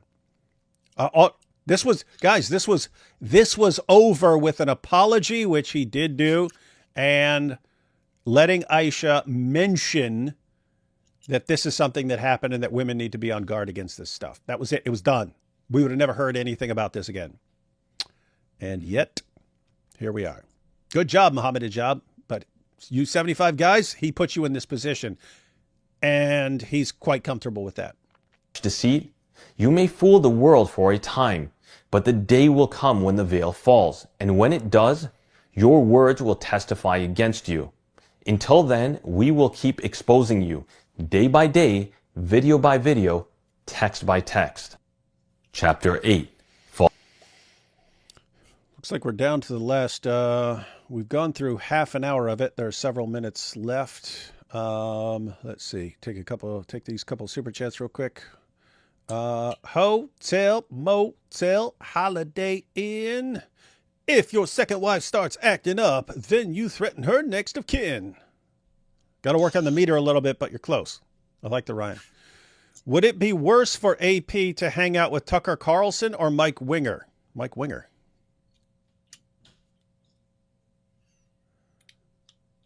They banged me in the desert. That's what they did to him. So this is not a joke, guys. This is straightforward historical reporting of Muhammad in the desert. They zooted me in the desert. Yeah, we get it. We get it. They're Mimi and, instead of, what is it? What in the brain? Pinky in the brain. They're Mimi and Mimi and no brain. Mimi and no brain. Mimi, what are we going to do tonight? I don't know what the voices are like. What are we going to do tonight? No brain. The same thing we do every night. Try to marry little girls. That sounds about right. I still got to check out that show.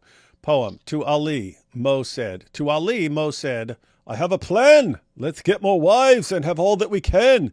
The marriage quickly turned fickle. Now it's become quite a pickle because after all, we know Islam is a scam.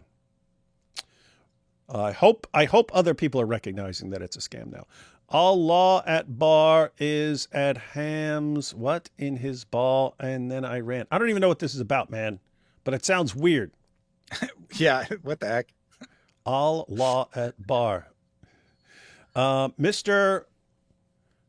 Oh, Allah at bar instead of Allah Akbar. Okay, I think I get it now. Mr. Wood rejecting the upgrade. Trunks, Enos, go Amish. Mr. Nice just subscribed. And if you would like a talk with a former Mahdi, I'm up for it. God bless, and may you all walk with God. Wow. I guess I'm Mr. Nice, so thank you for subscribing to my channel. And yeah, I'd be up for interviewing you. You can find my email on my channel. Just drop me a message and we can talk. He's a former Mahdi. David, I wish I could have talked to AP before the conference. I maybe could have convinced him to convince Trump's son to tell his dad to mention Al-Zut. Yeah, if anyone can ever get Donald Trump to mention Al-Zut. I can't promise millions because I'm not rich or anything, but I will take out $1,000 on my credit card and just give it to you if someone gets Trump to refer to Al-Zut. How dare you make fun of shirtless Momo Hijab? Don't you know he is a world-renowned MMA fighter? Yeah, he did a bang-up job. He's the best of the best. All right. Let's check out the false testimony here. Which really, you could play anything by any Dawa guy and it would fit in the false testimony category. Testimony. In the last few months, Mohammed Hijab and Ali Dawa have gone silent.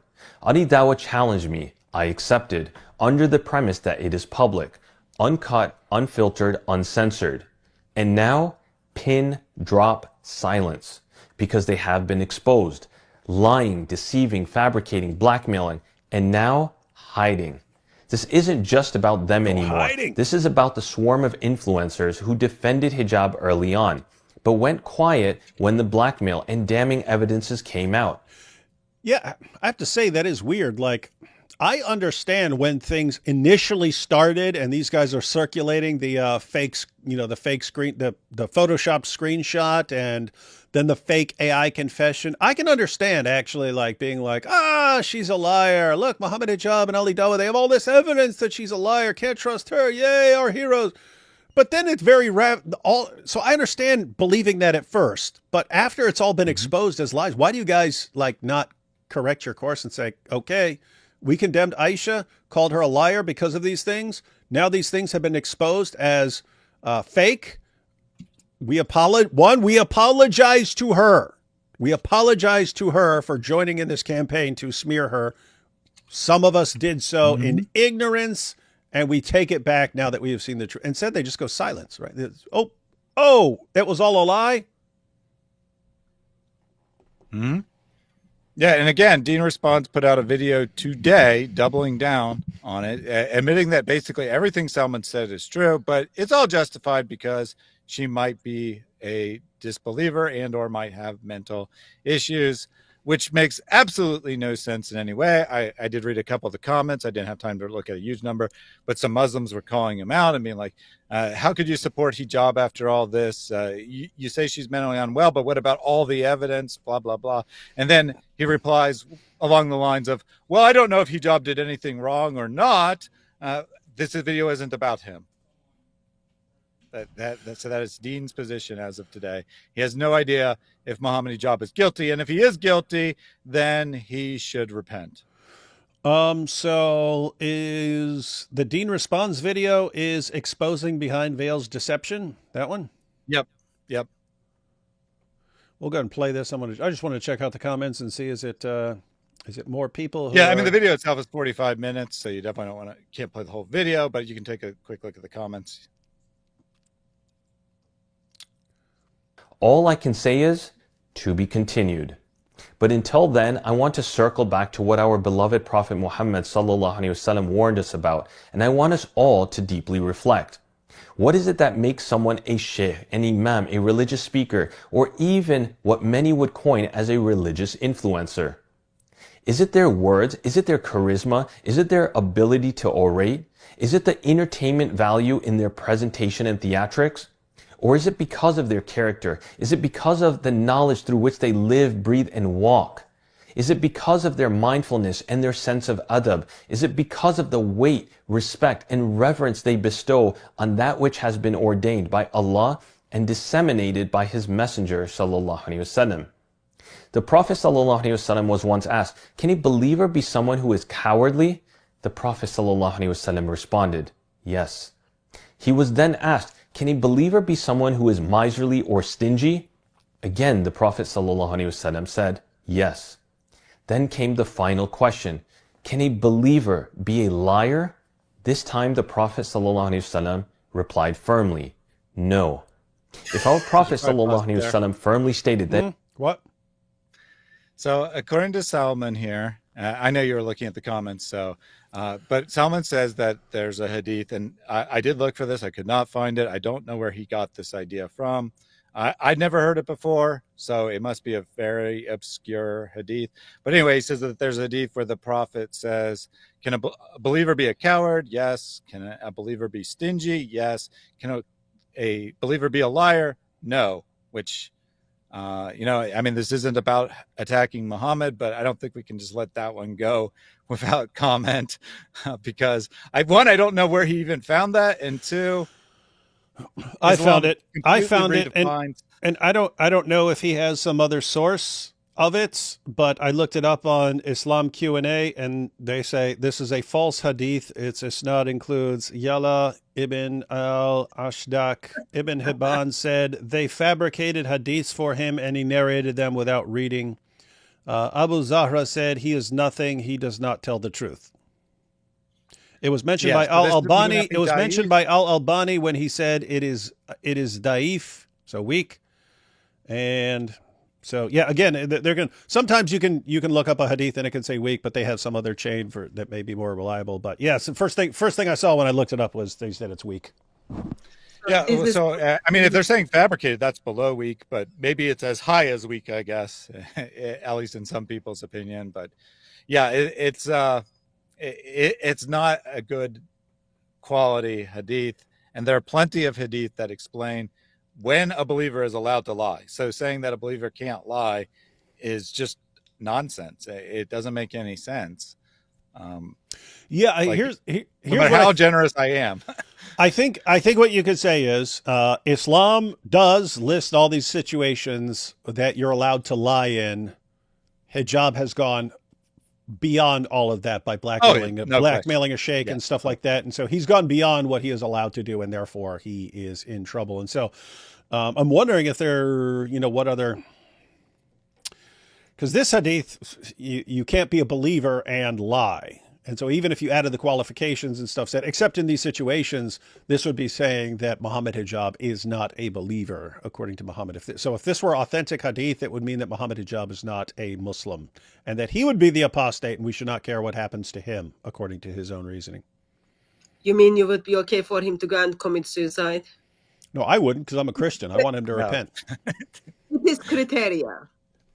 Yeah. Meaning none of his fans should be bothered if he went and did something to himself, because he would be an apostate according to this hadith. With that said, the version I'm looking up right now on Islam Q&A says false hadith. A believer cannot be a liar, then how can we ever believe anything that these so-called religious leaders and influencers preach? How can we ever take their words as sources of guidance? All of us have been led down a path of deception, a betrayal of the very trust that we gave them by mere belief that these are sincere, righteous, and pious brothers. But the facts have been presented and their deception and lies have been laid bare. And that's why the Prophet ﷺ gave us a timeless warning when he stated, "A believer is not stung twice from the same hole." This was not just a metaphor, it was a principle, What are you laughing at, Hatun? I'm just like, this is what Taqiyya looks like. I didn't say it, Salman. I like you. I don't. So lying requires intent, right? I think someone might actually believe what he's saying, right? He may actually believe that this is the kind of true justice of Islam, or good Islam, real Islam, whatever. He very well might actually believe that. I don't want to accuse him of lying, but he is mistaken if he thinks that this has a strong standing in historical Islam, let's put it that way. But ignoring the hadith, right, what he's saying is absolutely 100% true. How can you believe someone who is lying to you?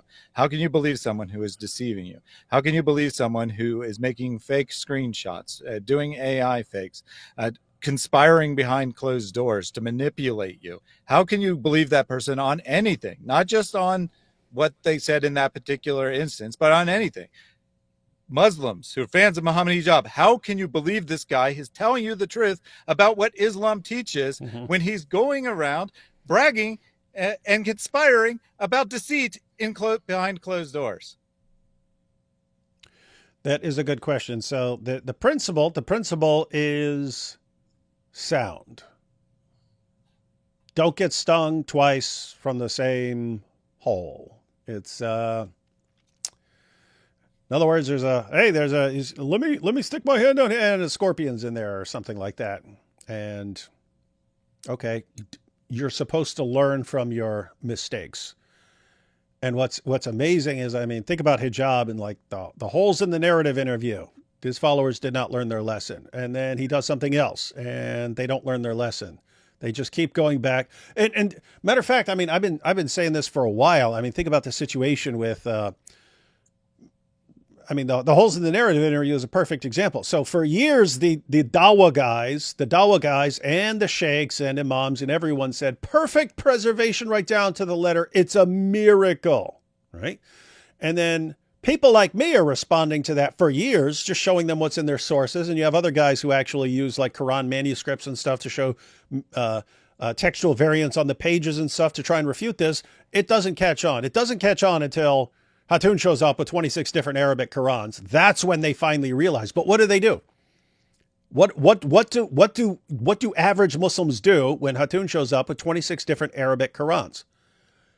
They go right back to the same Dawah guys who lied to them and said perfect preservation right down to the letter.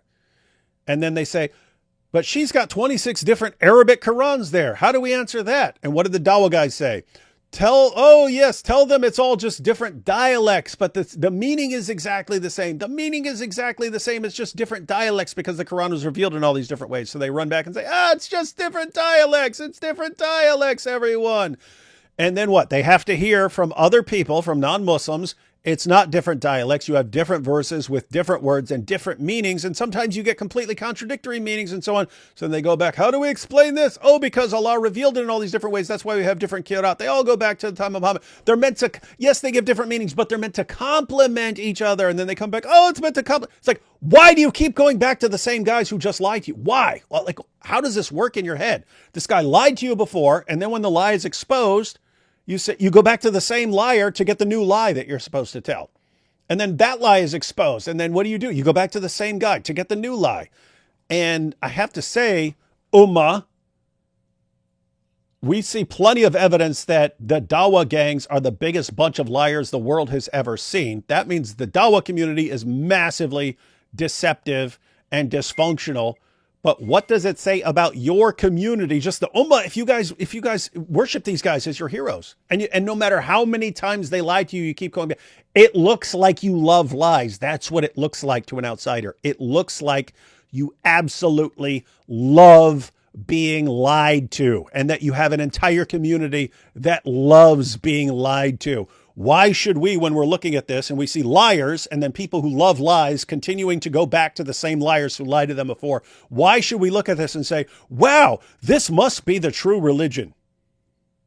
It produced this, an entire system of lies.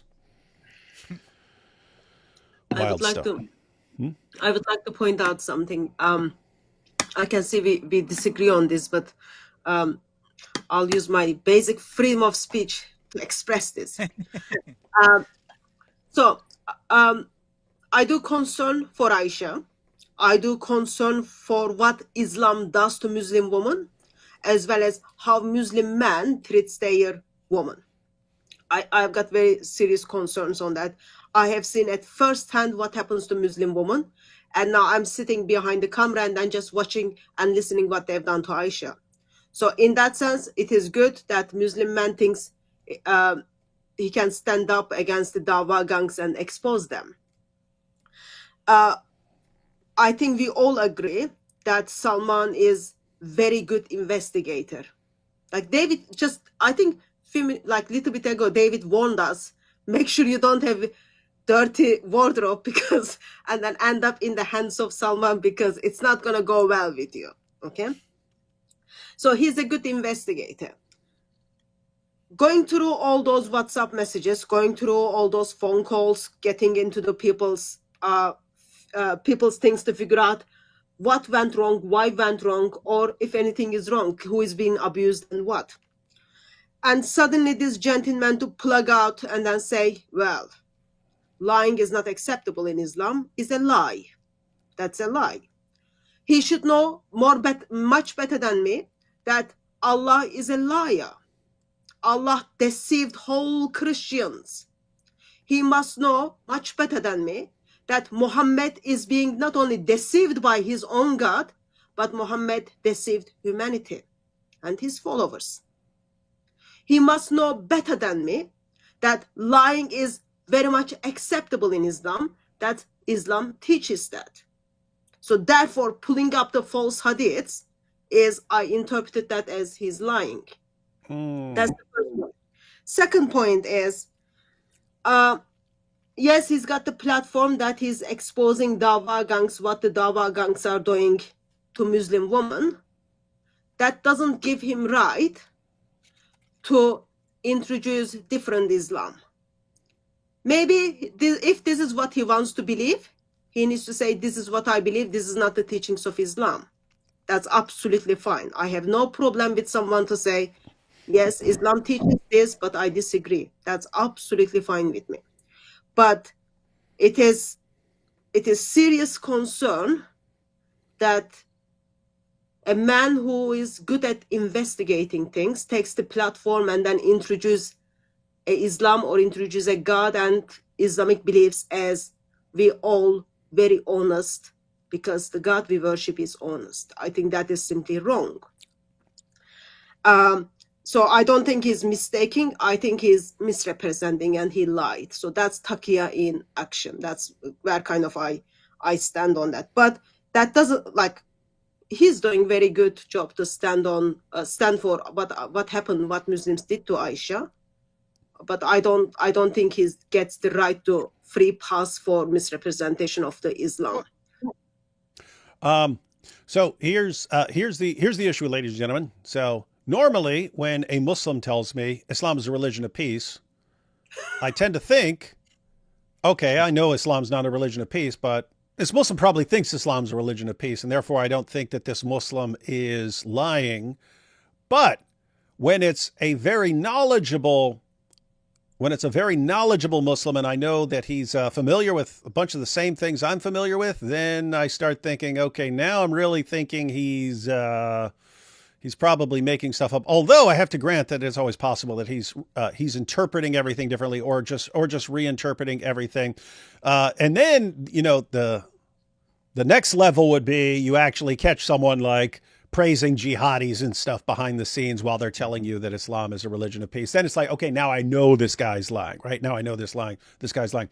So with Salman, here's the issue. He's saying a bunch of things that, you know, when he's saying, oh, you can't lie, we're thinking you can definitely lie according to Muhammad. There are all kinds of situations where you can definitely lie according to Muhammad. There are other situations where you can't lie according to Muhammad, and I think hijab is doing some of that, and so you could condemn him on those issues. But if you're just acting like lying is forbidden, then the question would become, is Salman just wrong? And Hatun's pointing out, wait a minute, this is a world champion investigator. You mean he doesn't know how to get to the bottom of this? He doesn't know how to, he's sitting here going through all this stuff and somehow sifting through everything to get to the truth of the matter. And yet he's quoting a hadith where as soon as you look it up, it says weak or fabricated or something like that. So that would be the issue. Does he know that he's wrong right here? I have to say, I'd be inclined to give him the benefit of the doubt on this one. Maybe he just absorbed that hadith or this principle years ago and has never seriously investigated these kinds of things. So Salman, you know, Hatun thinks you know better and you're misrepresenting it. Me, that could be the case. I don't know. But if you want to clarify at any point, even it doesn't have to be something public. If you want to send us something about why you think what you're saying is correct Islamically, if you wanted to hand that to us, we can if you show us a case for what you're saying that we do not think is seriously problematic, then we could retract our claims. In the meantime, Hatun thinks you're practicing taqiyya, and I'm undecided, but a little suspicious, let's say. And in meantime, I'm willing to give him the benefit of the doubt. Go ahead. In meantime, I'm very much convinced that there are Muslims who know they've been lied to, not only in the basic issue of misyar marriage, but even the very basic of understanding of the Tawhid or preservation of the Quran. And they find it is difficult or impossible to believe that lie is a lie. So that's where we step in, and then we expose that is a lie, and then we expose that in the intention that draw people to Lord Jesus Christ. So there are people who love living in lie, and there are people who wants to find the truth. So you be the judgment, you make that judgment, and then use all those to make sure you preach the gospel. Because whether they are lying or they don't think they are lying, or they don't know they are living in a lie, wherever they are, the moment they are still under the Islam, the moment still they reject the identity and work of Lord Jesus Christ, they are going to spend eternity without triune God. And that is horrible, horrible place to be. And we cannot turn blind eye to let those things happen. Yeah, I agree completely with what you just said. I don't think that I was turning a blind eye. I mean, I wanted to call it out and say I don't agree. That's not what Islam teaches. I think you actually said something very wise there. You said that people will want to believe the lie, right? They'll want to believe that this is the truth. And I think that Salman wants to believe this is the truth about Islam. He wants to believe in something that resembles Christianity, actually, but call it Islam because he has a moral conscience and he wants to believe this is what Islam teaches. Unfortunately, he's wrong, and he needs to be called out about that, and he needs to be corrected. But the only thing I disagree is that we get benefit by calling him a liar, saying that he's doing taqiyya. That's the only thing I disagree with. Well, she's just saying how she views the things. But yeah,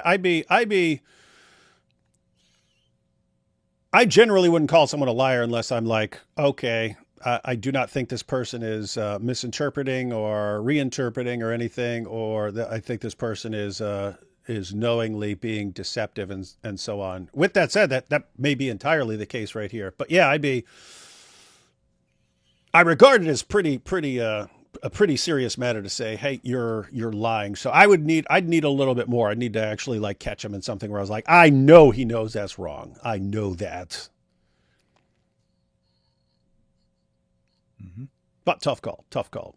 Because he is saying some seriously wrong stuff, and he is a champion investigator. But maybe he never turned his investigative powers onto his claims about his religion. Not sure. Let's see. Standard, a prophetic call to vigilance. When someone has proven themselves deceitful, manipulative, and dishonest, we are not just advised to be cautious, we are commanded to put our guards up and take full caution.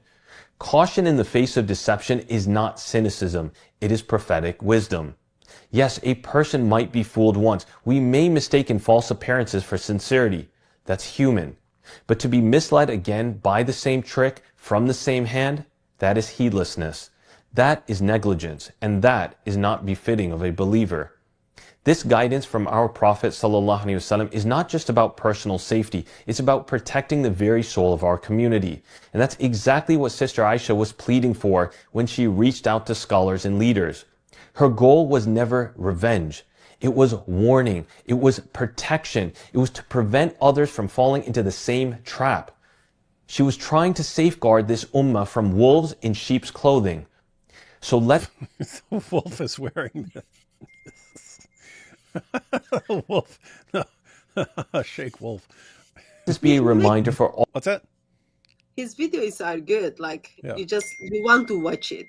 The way he edits them, stuff like. Yep. Oh yeah, I think that we're very lucky that he's not like doing the Mohammed Hijab style dawah, because he is definitely very talented at making his points and doing a good video. If he was doing something in support of Mohammed Hijab's brand of Islam, he would probably have 100,000 subscribers. His videos would be blowing up. Everyone would be talking about him. So I actually think that we're very fortunate that he is directing his attention towards correcting the behavior of the Dawah community instead of joining it. Oh yeah, I've said before, I don't know anyone who would have been, anyone else who would have gotten this done. Like even like if me and my friends were like, let's expose hijab on this issue and defend Aisha, we could have done some things and helped. But there was no scenario where we were going to infiltrate the the speaker's corner Dawah team. None of that was going to happen. So we would have never had a bunch of that information and so on. So, yep, he's taken on the Dawa guys, and he's really, really good at what he is doing here. And I don't know anyone who could have pulled this off to this extent.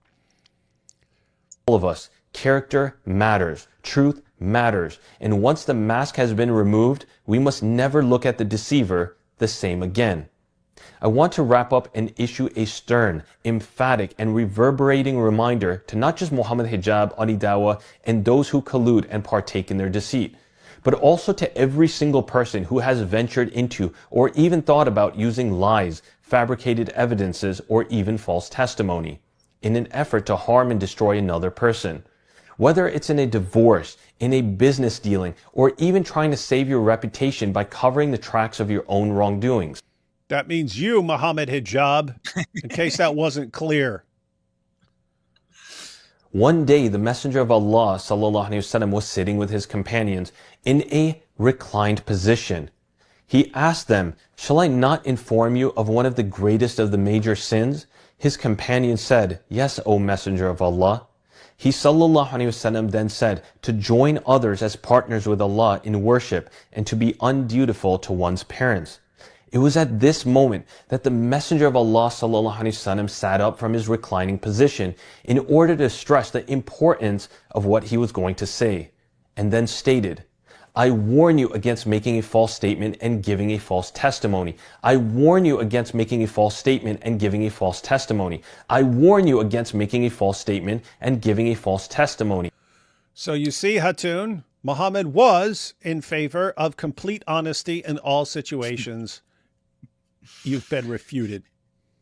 Yeah, so I think that the language here is probably like a formal oath. That it's not really about lying in general; it's about a formal oath. But even then, unfortunately, Allah instructs Muhammad to break his own oaths in the Quran.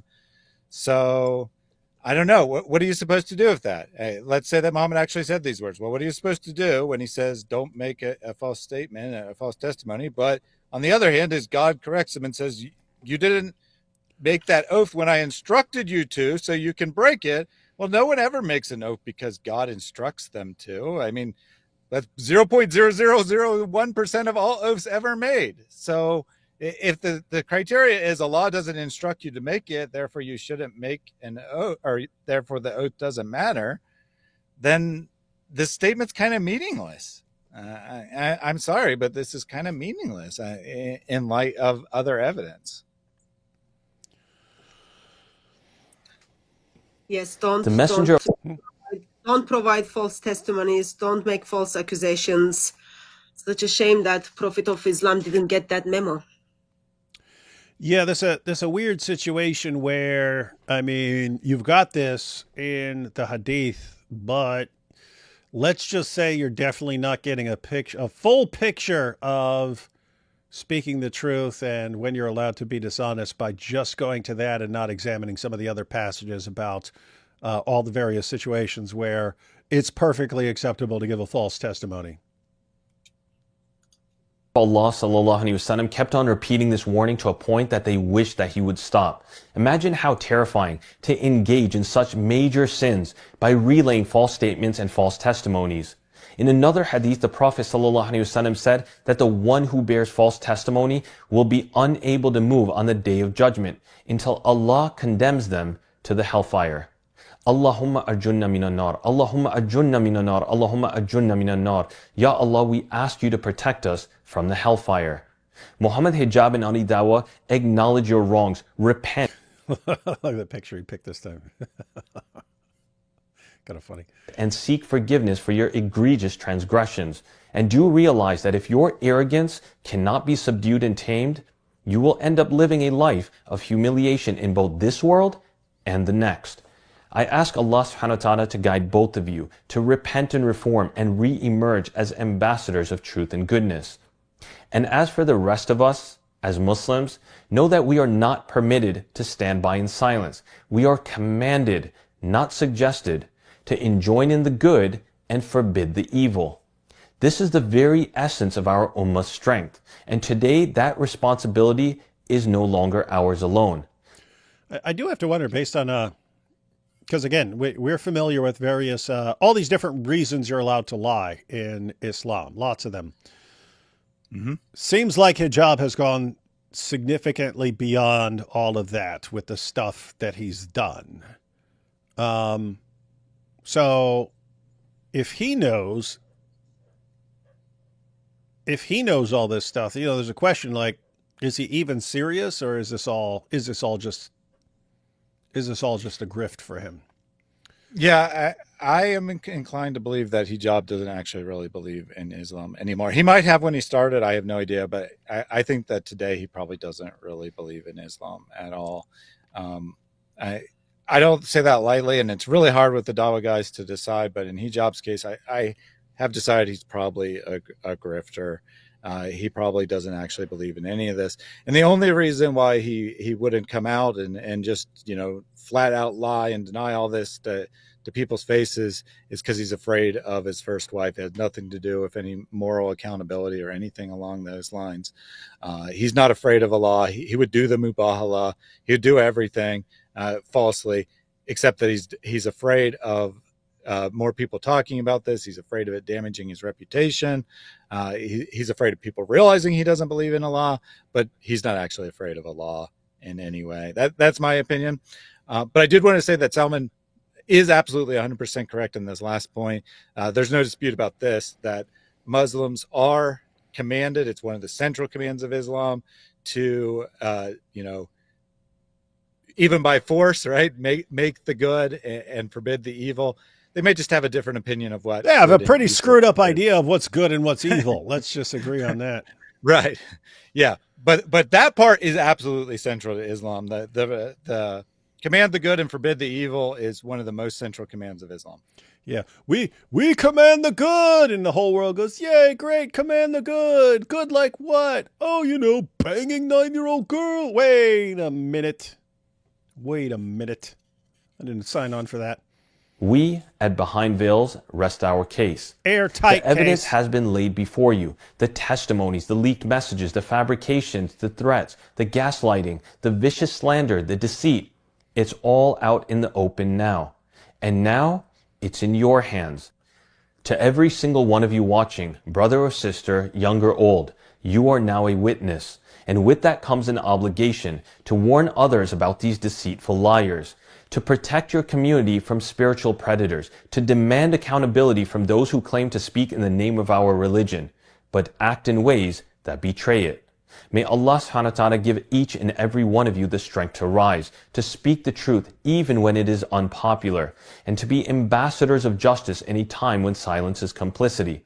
This is not just our fight, this is your test. Interesting test, and it's good that he's handing this over to other people, because that's something I've been saying, for years. Like we'll spend years responding to stuff, as long as it's like 3 or 4 or 5 YouTubers saying something. It doesn't change everything. It's only when people catch on and you end up with a population who knows about something. That's when things kind of change. And so, if people do not, go out there and expose this, then yeah, it'll eventually fizzle out. So this is a challenge for people. That's why I'm looking at the comments here over on Dean Responds, and it is actually a little encouraging that various people are calling out Dean as well as Mohammed Hijab and so on. But one here says, "Can I say I am a medical doctor? I am qualified to judge mental illness, and you are not. The way you are attacking this sister is sick. If it was your own sister or daughter, you would not be speaking this way. She was pushed to the verge of apostasy and had severe doubts when your friend religiously manipulated her for sex. Do you not see how traumatizing that might be for someone, especially if you looked up to someone and saw them as a righteous believer, then they lie, use, and abuse you? Thank Allah she did not leave the religion. She is only human. You are trying to defend the indefensible rather than side with a Muslim sister who has been wronged. You attack her. Wallahi, this is sick." And there are a bunch of comments like that. So there are people heeding Salman's advice and actually going out and calling them out on this stuff. So that's good.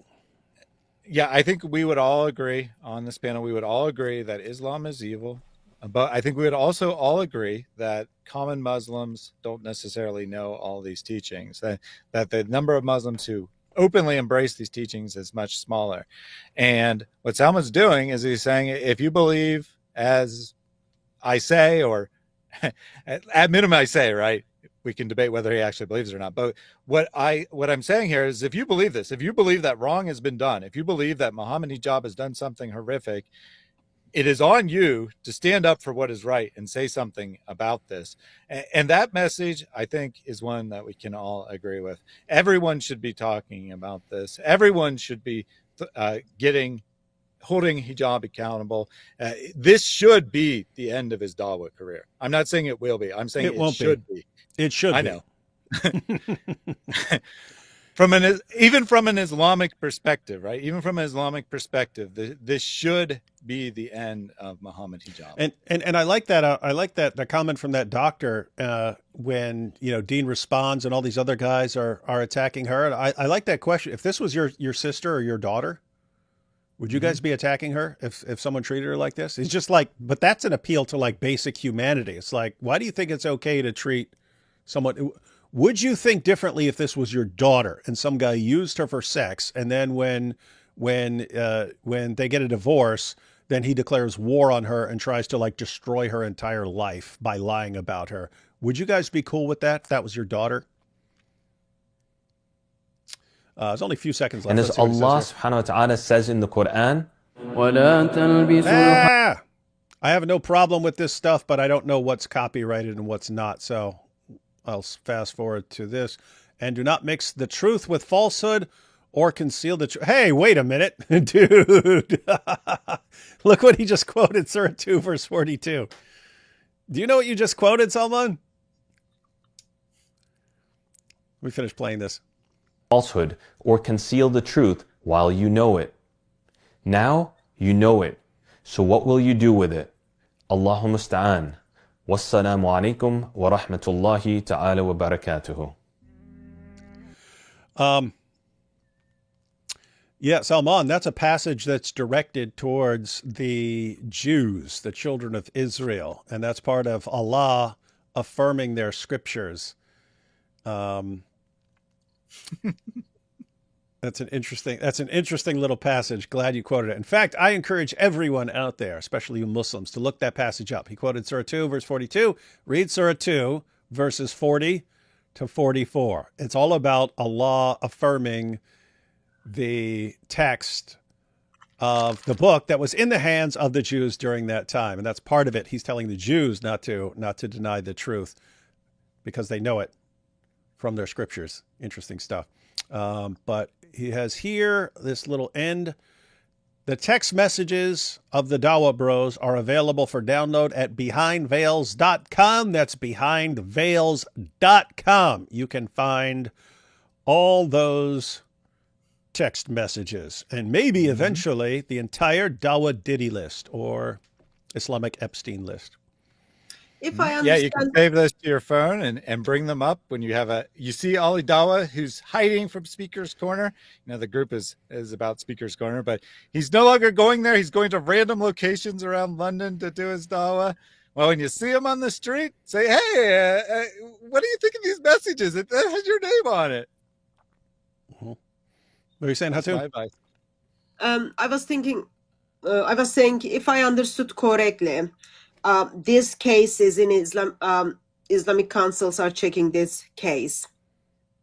And if I understand correctly, they've got no problem with the whole this process. Only problem is with the divorce situation, right? So councils... That's what I've heard. Islamic experts are kind of...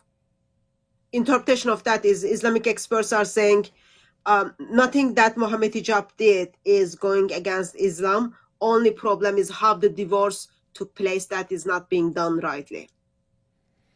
That's what I've heard. So what Hatun is mentioning there is Aisha wanted to get, basically an Islamic court to rule on this and ruled that Mohammed Hijab is wrong. And after looking at the case, the only thing they're willing to look into is whether the divorce was handled correctly or something like that. Which we're looking at this going, that's what you're interested in? That's that?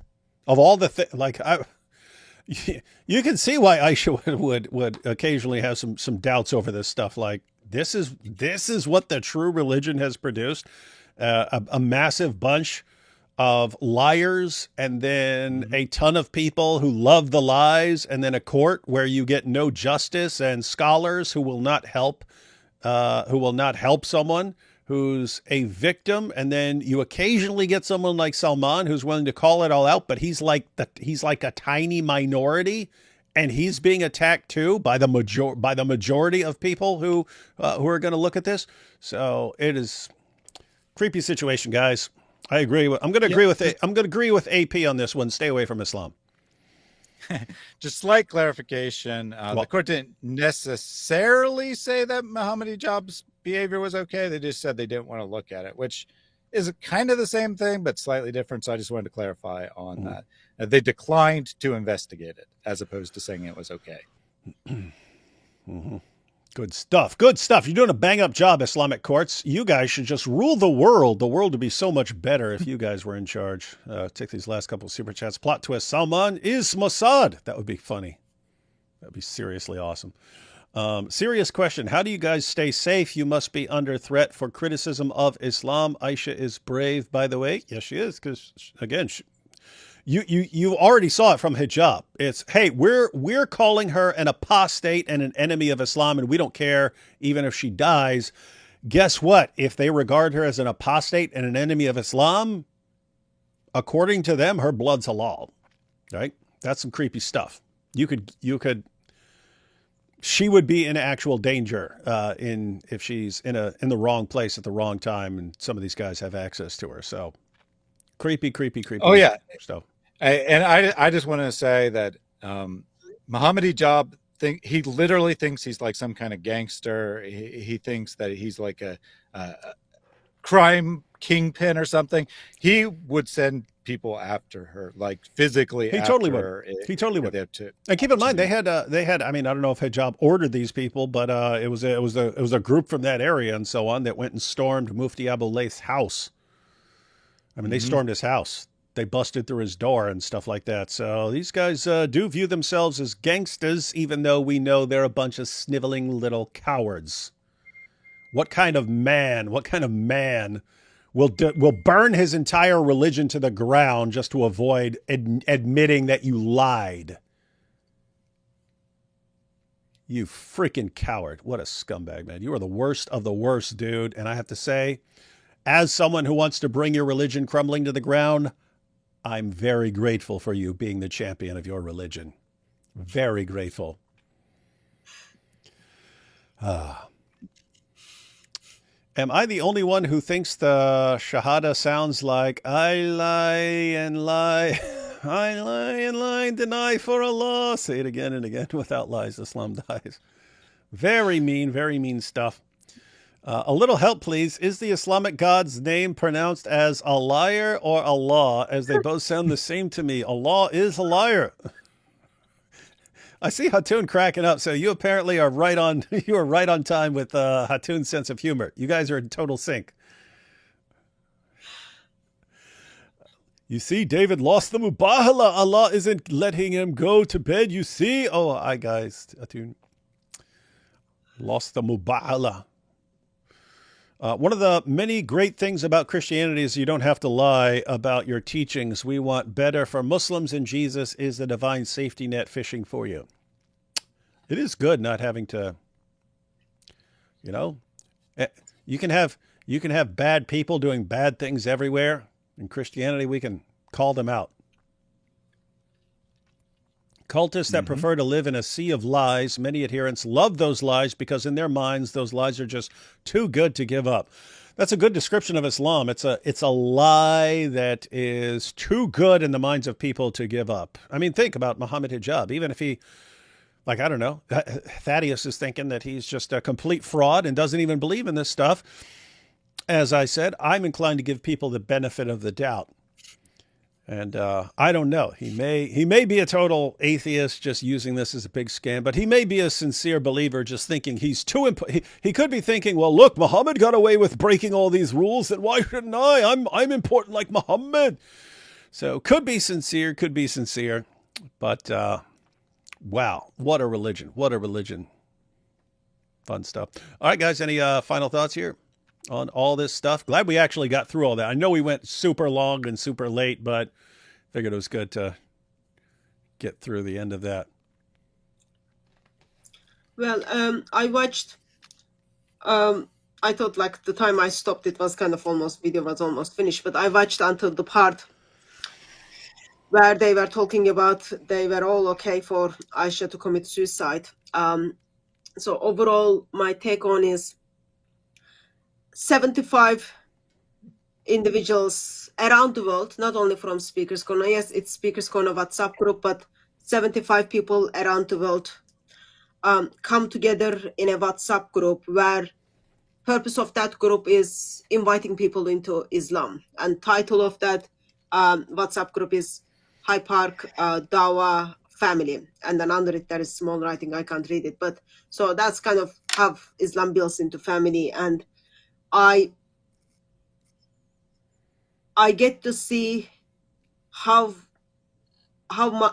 desperately Muslims, especially Muslim women, need to find ways to get out of Islam.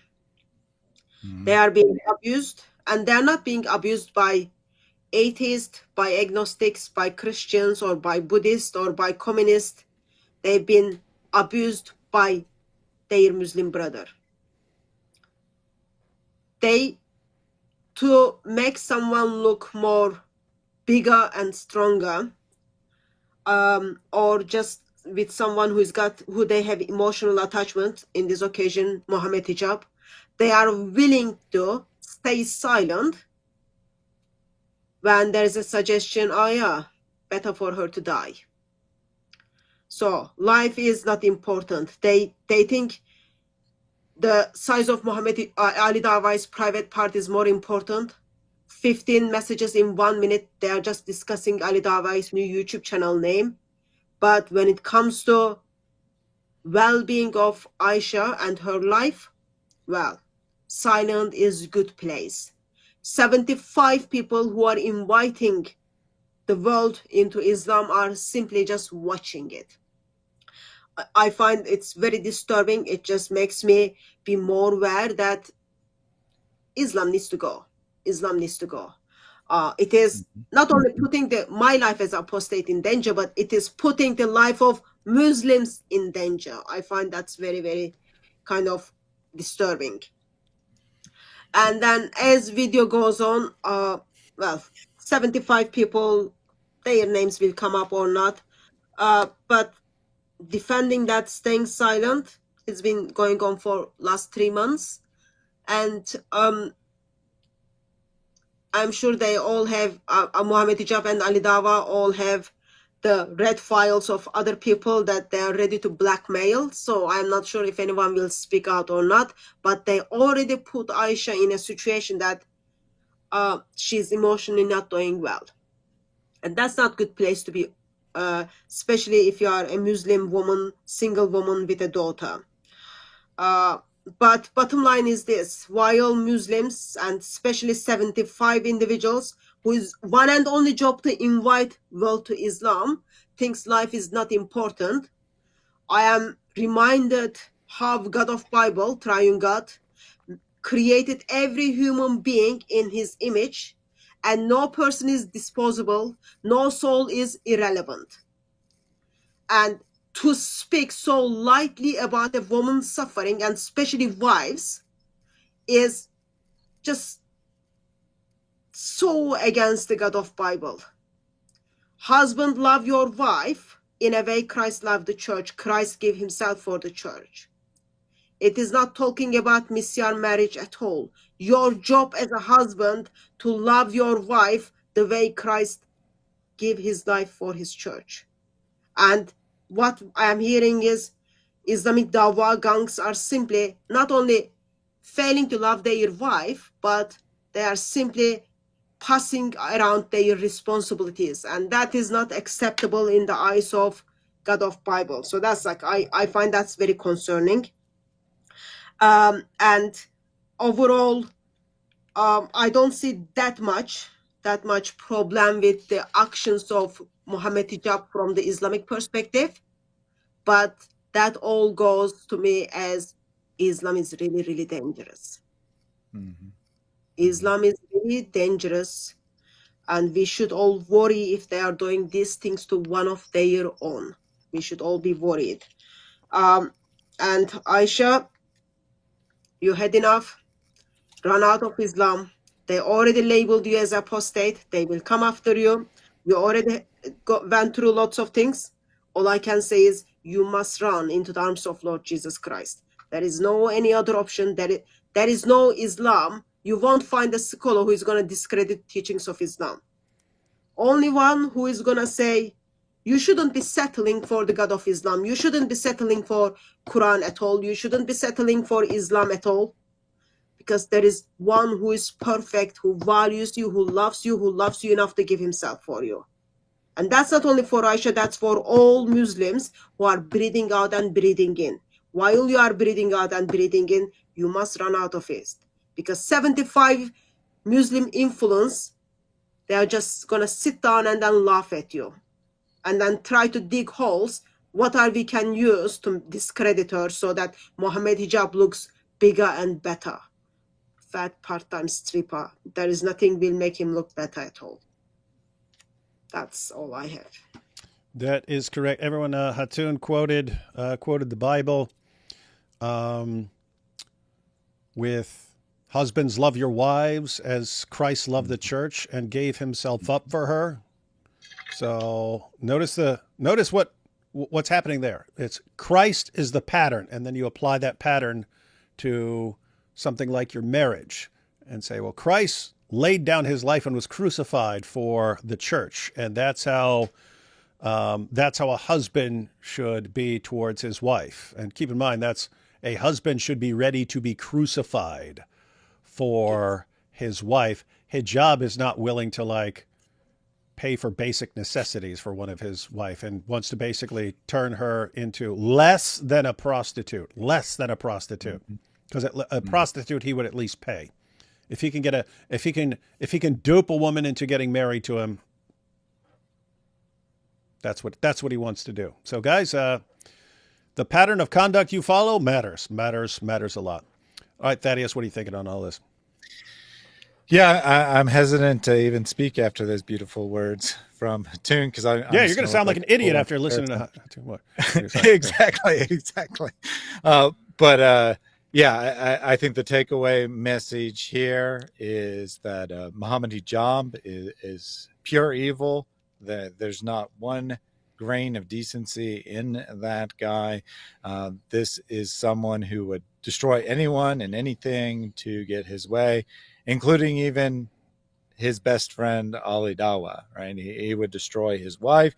He would destroy other women who are also called wives in a very not actual way, just sexual partners in reality. He would destroy them. He would destroy any of the Dawa guys. He'd destroy his own teacher, Sheikh Tarani. He'd destroy absolutely anyone to protect himself. He would throw Allah under the bus. He'd throw the Prophet Muhammad under the bus. Doesn't matter. Whatever he needs to do to get his way. And this is regardless of anything else, this is not a person that should be tolerated in any scene whatsoever. And unfortunately, in the current Dawa scene, this is just acceptable. This is just okay. People are all right with that, and that needs to change. If you're a Muslim, it needs to change for the sake of Islam. If you're not a Muslim, it needs to change for the sake of basic human decency, for humanity, for what's good and right. And anyone can agree with that. And as a Christian, I 100% affirm what Hatun said. The only real solution, the only solution that takes care of all the problems is to embrace the love of God as exemplified in the completed work of Jesus on the cross. So that would be my thoughts on that. More coming up on this. By no means done. gonna look at the Dean Responds video tomorrow on my channel and go through that and see what he has to say. But we're going to continue to hit this.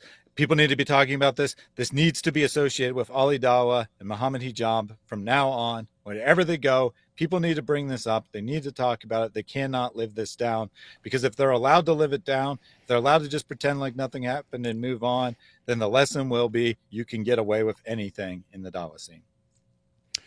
And just notice that, because the basically what Hatun was saying, and then what Thaddeus was pointing out. But I mean, think about like Mohammed Hijab and the contrast with Jesus, where in Christianity the emphasis is on seeking the good of others to the point where you would even lay down your own life for others.